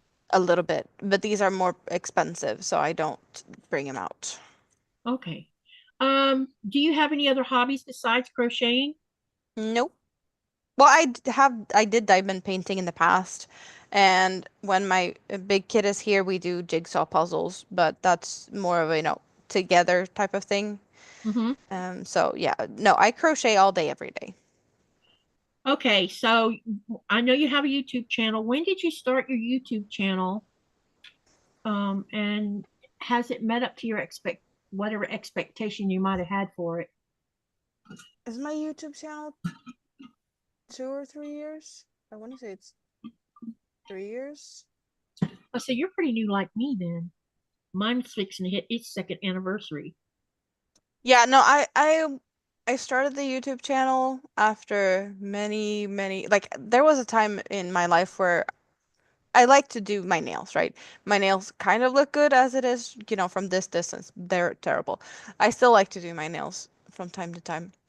But I had, you know, some idea at some point that, oh, let's start a nail YouTube, which didn't happen. Oh, got Um, but that's, you know, my anxiety. So it's like I'm not gonna do a good job. No one's gonna watch. I don't have a good device to record on, you know, all of the spiraling thoughts.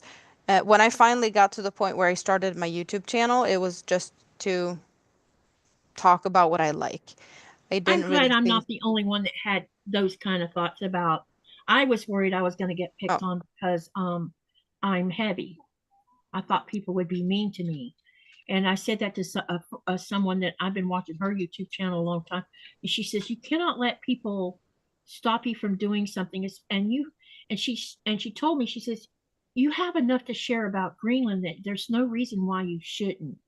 Just get a thick skin if it's possible. And um, no one has ever said anything about my size. It's more been about my voice. And I can't do nothing about my voice. I can't change how I sound. people are mean, but yeah, Exactly. I don't often hear anything about stuff like that either. Like the evil stuff is different. Yeah. Yeah. There's definitely stuff going on YouTube behind the scene drama, but it's yeah, no, it's different. Okay. Now we're gonna have a little fun. Um, what what is your guilty pleasure? And it does not have to relate to crocheting. Guilty pleasure? Yep. Some people it's chocolate. Some people it's excessive movie watching. Some people, everybody has something. Hmm. Well, I do crochet and what do I do? I don't do much. Like I guilty pleasure. S- From time to Chocolate, time. No, but yeah, from time snacks. to time it's snacking. It could be chocolate, it could be ice cream, it could be, Well, but it's not the biggest. one thing you mentioned is you're a bougie drinker. Yes, I am a bougie drinker. So maybe that's your guilty pleasure. Maybe. I may or may not have switched to another type of beverage. Now I am past midnight. You can't blame me for anything. So Well, yeah, I'm all good. if you drink wine, I don't have a problem with that. Nope. If you No, drink but like if I you drank have the hard stuff, I wouldn't have a hard time with that. I have I have Sunday through Friday every other week where I don't have any kids at home. That is my weekend. That's when I can do what I want to do. So, Yeah. Okay. Tell us something about yourself that you think might surprise us. what might surprise you? There's probably plenty of things that might surprise you, I but know that's a loaded question, but that's the idea.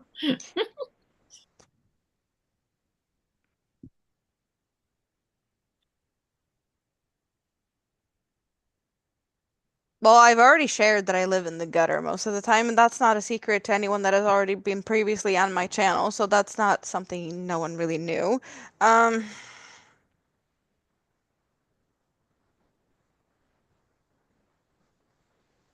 Oh my. No, my head is spiraling to places where it shouldn't be. So no, let's redirect here. What do we not know about me or might surprise? Mhm. I know that might be a hard question. Not everybody has an answer. No, but like I probably have things. I'm just like, do I want to share it on YouTube? Like Hmm. there's some stuff you just don't want to share in a public space like Yeah, this. just That's share more whatever of the I don't want you to share anything that's going to make you uncomfortable. Put it that way. yeah, so that's that makes it tricky because If you don't have something, that's okay.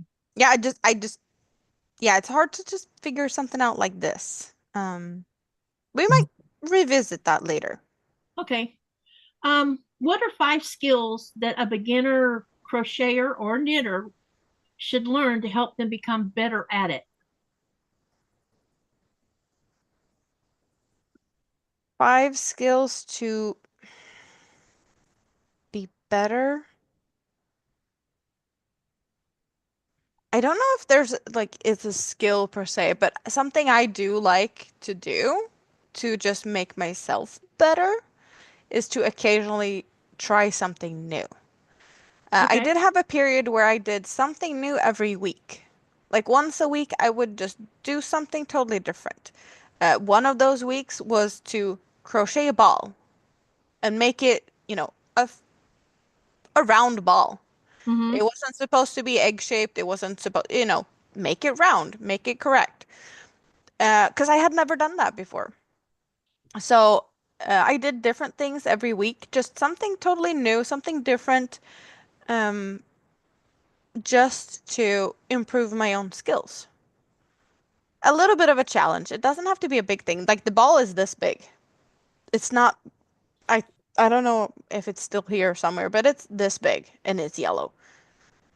It's simple. Um, but that's only one thing. Challenge yourself. So what else could be good to do to improve your I feel like a lot of people are a bit maybe a bit scared to try new things, and I guess that might be, kind of interwoven a little bit with what I just said. Yeah. Um, but there's plenty of people I see or meet in the chats that's like, I can only do a granny square. All I've done is granny squares for 20 years. Mm-hmm. I guess you didn't want to learn something different? Or like, do you need some help? Either like ask for help, because I know that could be hard for some people. Yeah. Like asking for help or just, you can't sit there and be complaining that you can't do as good as someone else.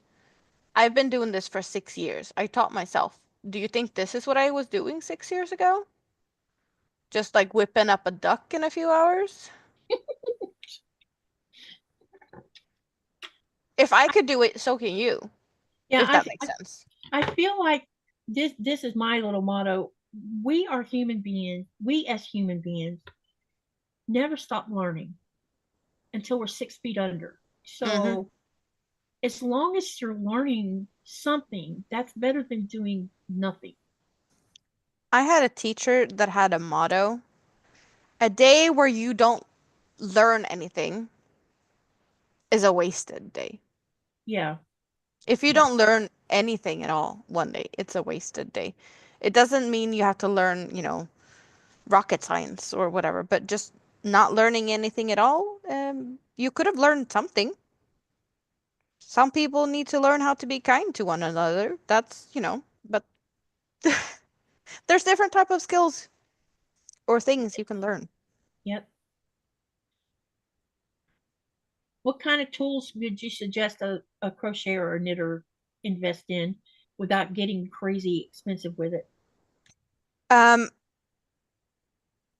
I had this conversation fairly recently with a knitter that wanted to try crochet.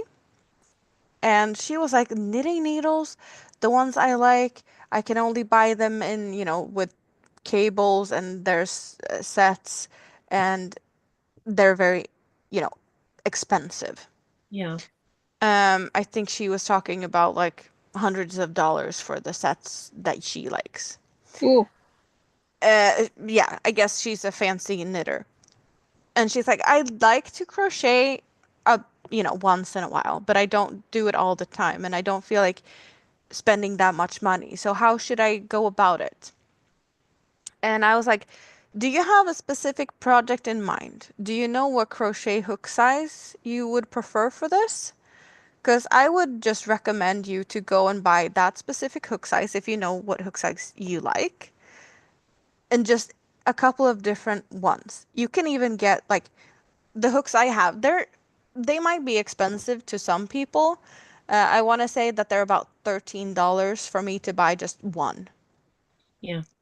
Uh, and that is not like hundreds of dollars as her sets of knitting needles. So in that, in that case, she's like, yeah, that's not so expensive to just go buy one hook. She doesn't need to buy the whole set, just as long as So she she's- knows what hook size she Yeah. needs. But try different hooks, because I know that there's a lot of difference from hook to hook. Yep. When I realized that by trying different hooks, it made such a difference. Right, we could, let me show you this. See this hook? Mm-hmm. Now you've seen, I know that you have, hang on, let me find one that's just like it. It's not on something. I know that you have these in your stores because this came from Europe, the hook itself. Hang on, let me find a plain one that don't have anything on it. Of course, it might be a little one. Have anything on it? Like what? Have you embellished? Okay, so here they sell this hook here that I just showed you with the blue thing on it. It's the same thing as this hook over here. They all come like this hook, small hook. They're just a simple hook. I don't even know what brand it is that's sold here that comes from Europe or Denmark. I got where I can't crochet with just straight out like this. I'm used to using what you see me using right now with the bamboo. But I can't see throwing some of, when I first moved here, I didn't have all these hooks. I only had the hook that I came with, this one, this Bates hook. But they sold these, but I noticed with these that the metal is different than the Bates hook. And so it was making my hand hurt. So I went online and looked it up. Come to find out, you can actually buy these little slip-on, this one's been on here for so long, I don't even know if I can get it off. Like a sleeve? Because it's been on here for a long time. But it's cushiony. And it was, at least it was making it where I could crochet with it until I could actually find somewhere to order hooks that I knew I would like. And I went from, now I have these simple metal ones. I have some bamboo hooks. I like the bamboo hook. But again, I would prefer to have padding up here on the handle. Because I've gotten more, I don't like to, I just like it with a handle on it. You know, I've gotten used to it. I have, I don't really like this style. Some kind of plastic. I get it. It's definitely a different feel. There's some kind of these coatings or whatever that get sticky. I hate those. Yeah, stickiness. That's what I'm talking about, the stickiness of them. But I haven't thrown these metal hooks out because a lot of these are, you know, when I went back to the United States, I had them in storage and I got them out of storage and I had a lot more than I thought I had. But at the time when I first moved here, I didn't think to bring any of this stuff with. Look, I wrapped yarn around this one for a while, just until I could get something better. But it turns out that I really do like the bamboo because the yarn slides through the hook so nice. They just don't make it with the bamboo handle being bigger on the one end, like what you get on this. But these metal ones work just as well. So, and these are not as pricey as a bamboo one is, but I'm not going to throw the bamboo away either. I may eventually find some more of these sleeves and put on the bamboo where I can use the bamboo. But I did try something called the Andi hook. Yep. I don't know if you've ever seen an Andi hook. Oh yeah, I have. Now those are pricey, and those also have lifetime warranties. You're looking at someone who broke one. And I broke it up where you put your thumb at. And it's not supposed to be breakable, but I broke mine.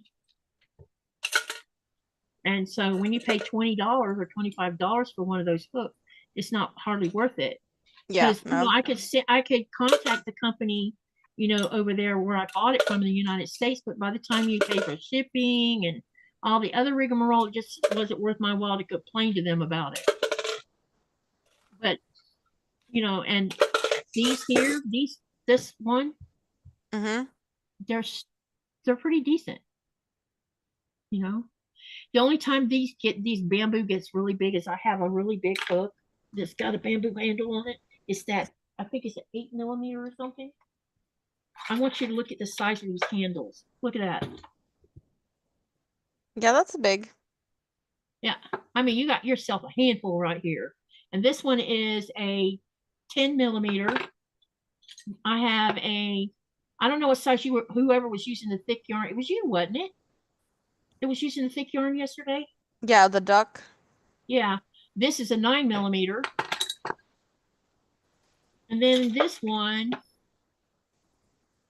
is an 8. So I have an 8, 9, and 10. Look how big they are. Yep. They're huge. Something that is also, when it comes to hooks, when I was using just like the ones you were showing, the straight metal, nothing's fancy.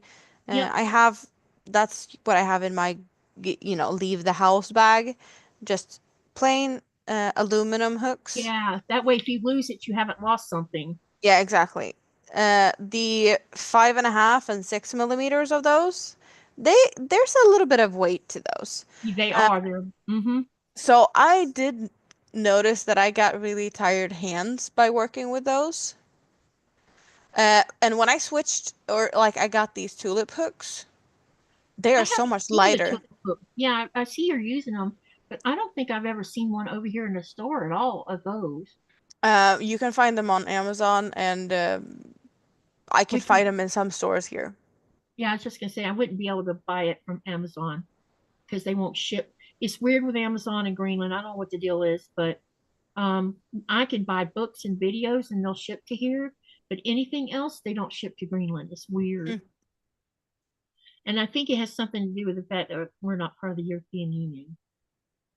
But Amazon isn't. No, I didn't think it was either. No, but like they're shipping from the US. I know. So why would it have anything to do with the European know. Union? I don't know. I don't know. Maybe some kind of restrictions that has to do with it. I don't know. Well, these are Japanese hooks. I can buy them on other places as well, not Amazon. I just figured Amazon is easier for most people to purchase through. But since I switched to these are lighter, so my hand didn't go tired as fast as with the aluminum hooks. Did we lose Andi? Well, I think she finished the pig and then she might have run away to get some snacks or something, maybe. I don't know, but she hasn't moved in a bit. I know she's got to go live soon. Well, I think about an hour is when she'd normally go live, so maybe she'd go to prepare. Yeah, let me see how many people still here. Hang on a second, because today's Tuesday. Tammy canceled her live, so there's not that. Hang on a minute. Let me see here. We have 20 watching, so people are still here. Okay. I think.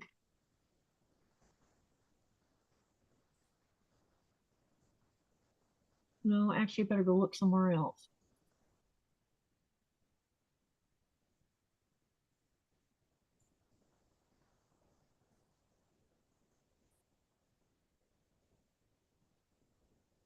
We got 19 watching, yeah. So we still have people here. They're just gotten quiet on us. They did. They're not talking. And this is coming along. How much further do you have left on yours that you're working on? Well, I have done one color change here. Well, this going into first color change, and then we have a second color change in here somewhere here. I want to say you can maybe see that there's a color change from here to here. And I mentioned that there's 3 cakes of yarn. And each of these cakes was 2,000 meters. So there's 6,000 meters, and well, I have barely just scratched the surface of these yarns. Okay, gotcha. Because they are this big, and it's 3 strands not twisted together. Yeah. Maybe a 2/8, somewhere in between. But this is the amount of yarn I still have to play with. I think Andi's back. Are you back, Andi? I see hands moving. Are you finished with your little piggy? Yep. Hang on, let me spotlight you so you can show us the piggy. Is the piggy going to the market? Oink, oink. Oh, it's cute. Wow, that is super cute. Okay. So do you want to stop now or what do you want to do? Is there sparkle in the tail and ears but not the body? Right. Oh, yeah. Because I saw some sparkle, but I don't feel like it's in the body. Yeah, this pig is going to Puerto Rico. Puerto Rico. That's quite a distance it's going to go. Yes. Well, I'm probably done for tonight. I probably should get some food, and my dogs are asking for attention before I go live in a little bit. So Okay, that's what I was thinking. Okay, so while I have you spotlighted, put the camera on your face so they can see you. aw, I don't wanna. Okay, hold on. Yeah, so you can tell them about your channel one more time, and then we'll have Amanda do the same thing.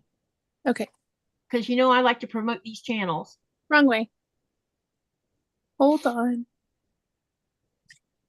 Oh, Okay, so tell them when you go live. Tell them about your lives and all that jazz, and then yeah, and then I'll have Amanda do the same thing, and then we're gonna say goodnight. okay. My channel is Crafty Witch232. I will be on later tonight. I usually go live every day. I will be crocheting more cutesy, creepy dolls. This is for an order, so I usually don't do cutesy. This is the cute that I get. What are you doing today? Are you gonna, is it a secret or what is it that you're gonna be working on? I'm supposed to make a creepy bunny, so I'm gonna try to work on that tonight. And then I need to make some more creepy dolls, so I don't know if I'm going to make Art the Clown next or if I'm gonna do somebody else. But I'm gonna make more creepy characters for my upcoming show. Get it stocked up. So that's it. Don't leave the Zoom yet, so I can talk to you before you leave, okay? Okay, of course. Okay, so also what's going to be going on next week is that Andi and my husband Nikolai have a challenge next week, and they're going to build Legos on a live next Tuesday, starting at 4:30 p.m. Eastern Standard Time, I think is what I said it for. Yes. So y'all make sure you come back for that because it'll be fun. And Andi, I'm gonna go up to the store and see if they have one more of these. Hang on, let me turn the camera off. Hold on a minute. I'm gonna see if they have one more because these are 3-in-1s, and if they do, maybe while you and Nikolai are building, maybe I'll build the other one that part of this set, and that way it'll be either that or I'll be sewing one of the two while y'all are doing the challenge. But it's mostly about you guys. Okay, now Amanda, I want you to tell everybody about your channel when you go. What in the world? Hang on, something happened. Sorry. You have something flying around in your house? No, something flying around on my monitor. Oh. Hang on, let me spotlight you. Okay, tell them a little bit about your channel, yourself, and when you do your lives. Well, I am the Scraptastic Crocheter, and I am very random, and I do really random things. And I have a wicked sense of humor. I don't really have a schedule. I try to go live when I can, which is usually every other week when I don't have the kids at home. So this week is a good time to check out if there's, pop-ups going on, because that's normally what happens. But most likely every other Sunday. Okay. And I prefer to do live streams because I crochet, and making videos and editing takes away from my crochet time. So I'm not the best YouTuber, that's for sure. I have done a lot of shorts though, and I do crochet at the dentist, which my dentist loves. She's the one that recorded the short that was posted last week. And she's, when I went to her yesterday for a root canal, she's like, how did it go? How many likes did I get? How many likes did she get for recording me crocheting in her chair? Yeah, I love her. She's awesome. Yeah, I'm, just all over the place. Okay. And I don't know what direction my YouTube channel is going. I do live streams and I just crochet. And I love to hang out, and the topics are very random, and you never know what you're going to get. I'm full of weird information and weird knowledge. It just sucks into my brain, and I just share weird random facts. I enjoy the fact that I get to ask somebody else from another country questions about their country. Oh, yeah, and that. One of the biggest things that I have really been mindful of is because I moved to another country just like my sister did. My sister's been living in Spain for 38 years. And I used to didn't understand some of the comments she would make when she'd come home, but now I do because my eyes are like, whew, living on this side of the pond. But I love learning things, especially about Nordic countries, because Greenland's part of Nordic. And Yes. and because of that, and the fact that I know some people are like, how do you know that Sweden's in the top 5? Or used to be, I think last year y'all were number 1. This year you're number 2, I think. And like you said, Finland took the Happy first people. spot. Yeah, Yep. something like that. Y'all been swapping back and forth. It's been Denmark, Finland, and Sweden back and forth in the top 5. And you know who else is in the top 5 is Japan. Of all places, Japan.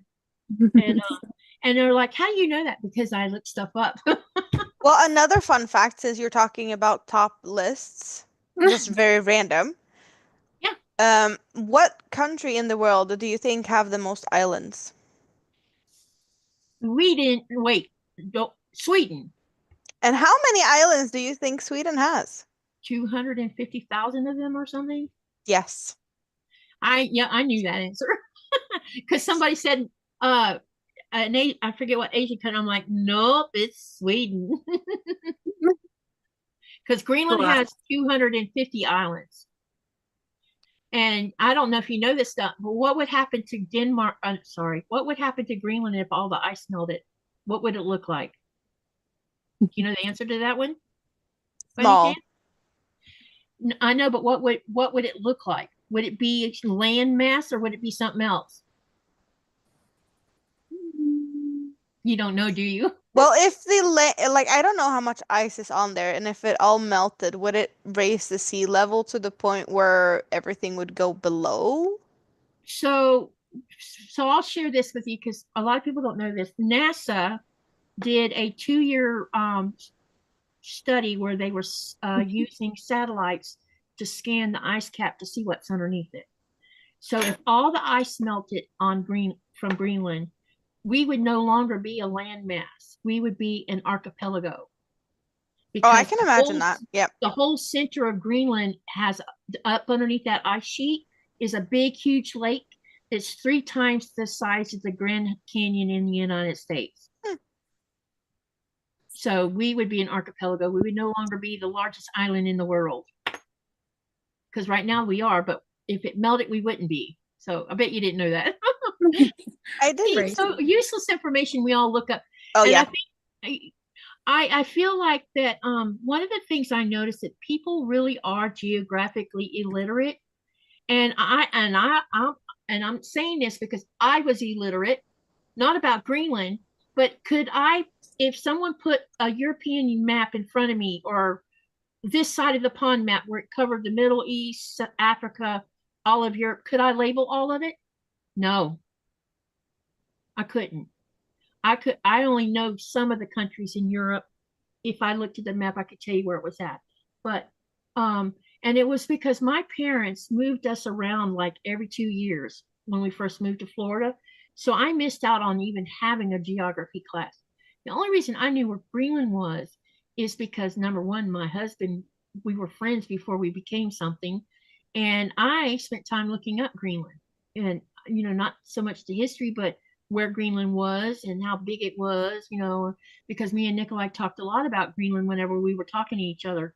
But I could probably label all the countries in Central America, but I definitely couldn't label all of them in South America. Me either. So many of us are very geographically challenged. I kind of can say the same. Like, I know the global, where the countries are at, but I'm lost when it comes to like where the states are. Yeah. That's where that's where I'm Yep. lacking. Yep. I can't place the countries in the world, but I can't figure out the states. Yeah, see, now Nikolai can label all the countries, but he couldn't label all the states. Mm-hmm. I could label all the states because, well, for obvious reasons, but yeah, we don't learn that in school, really. Here. Yeah, you don't. Yeah, we're not like in the United States. We're taught about mostly United States stuff, so we're not taught European geography or European history like we should learn some of it. You know what, Katie? You and I can have a long conversation about this, but I think Andi needs to run away. Yeah. All right. Y'all see you tomorrow, or wait. Tomorrow, don't forget, I have a premiere at, wait, yeah, tomorrow, premiere. Make sure you be there. And thank you for coming to our live tonight. Remember, live, laugh, love, dream. What do you do with all of that? You make something beautiful. Good night, everyone, and have a great night. See you on the next live. I think I have my ducks in a row now. Yay! Yay! And don't run off from Zoom yet. Let me disconnect from this.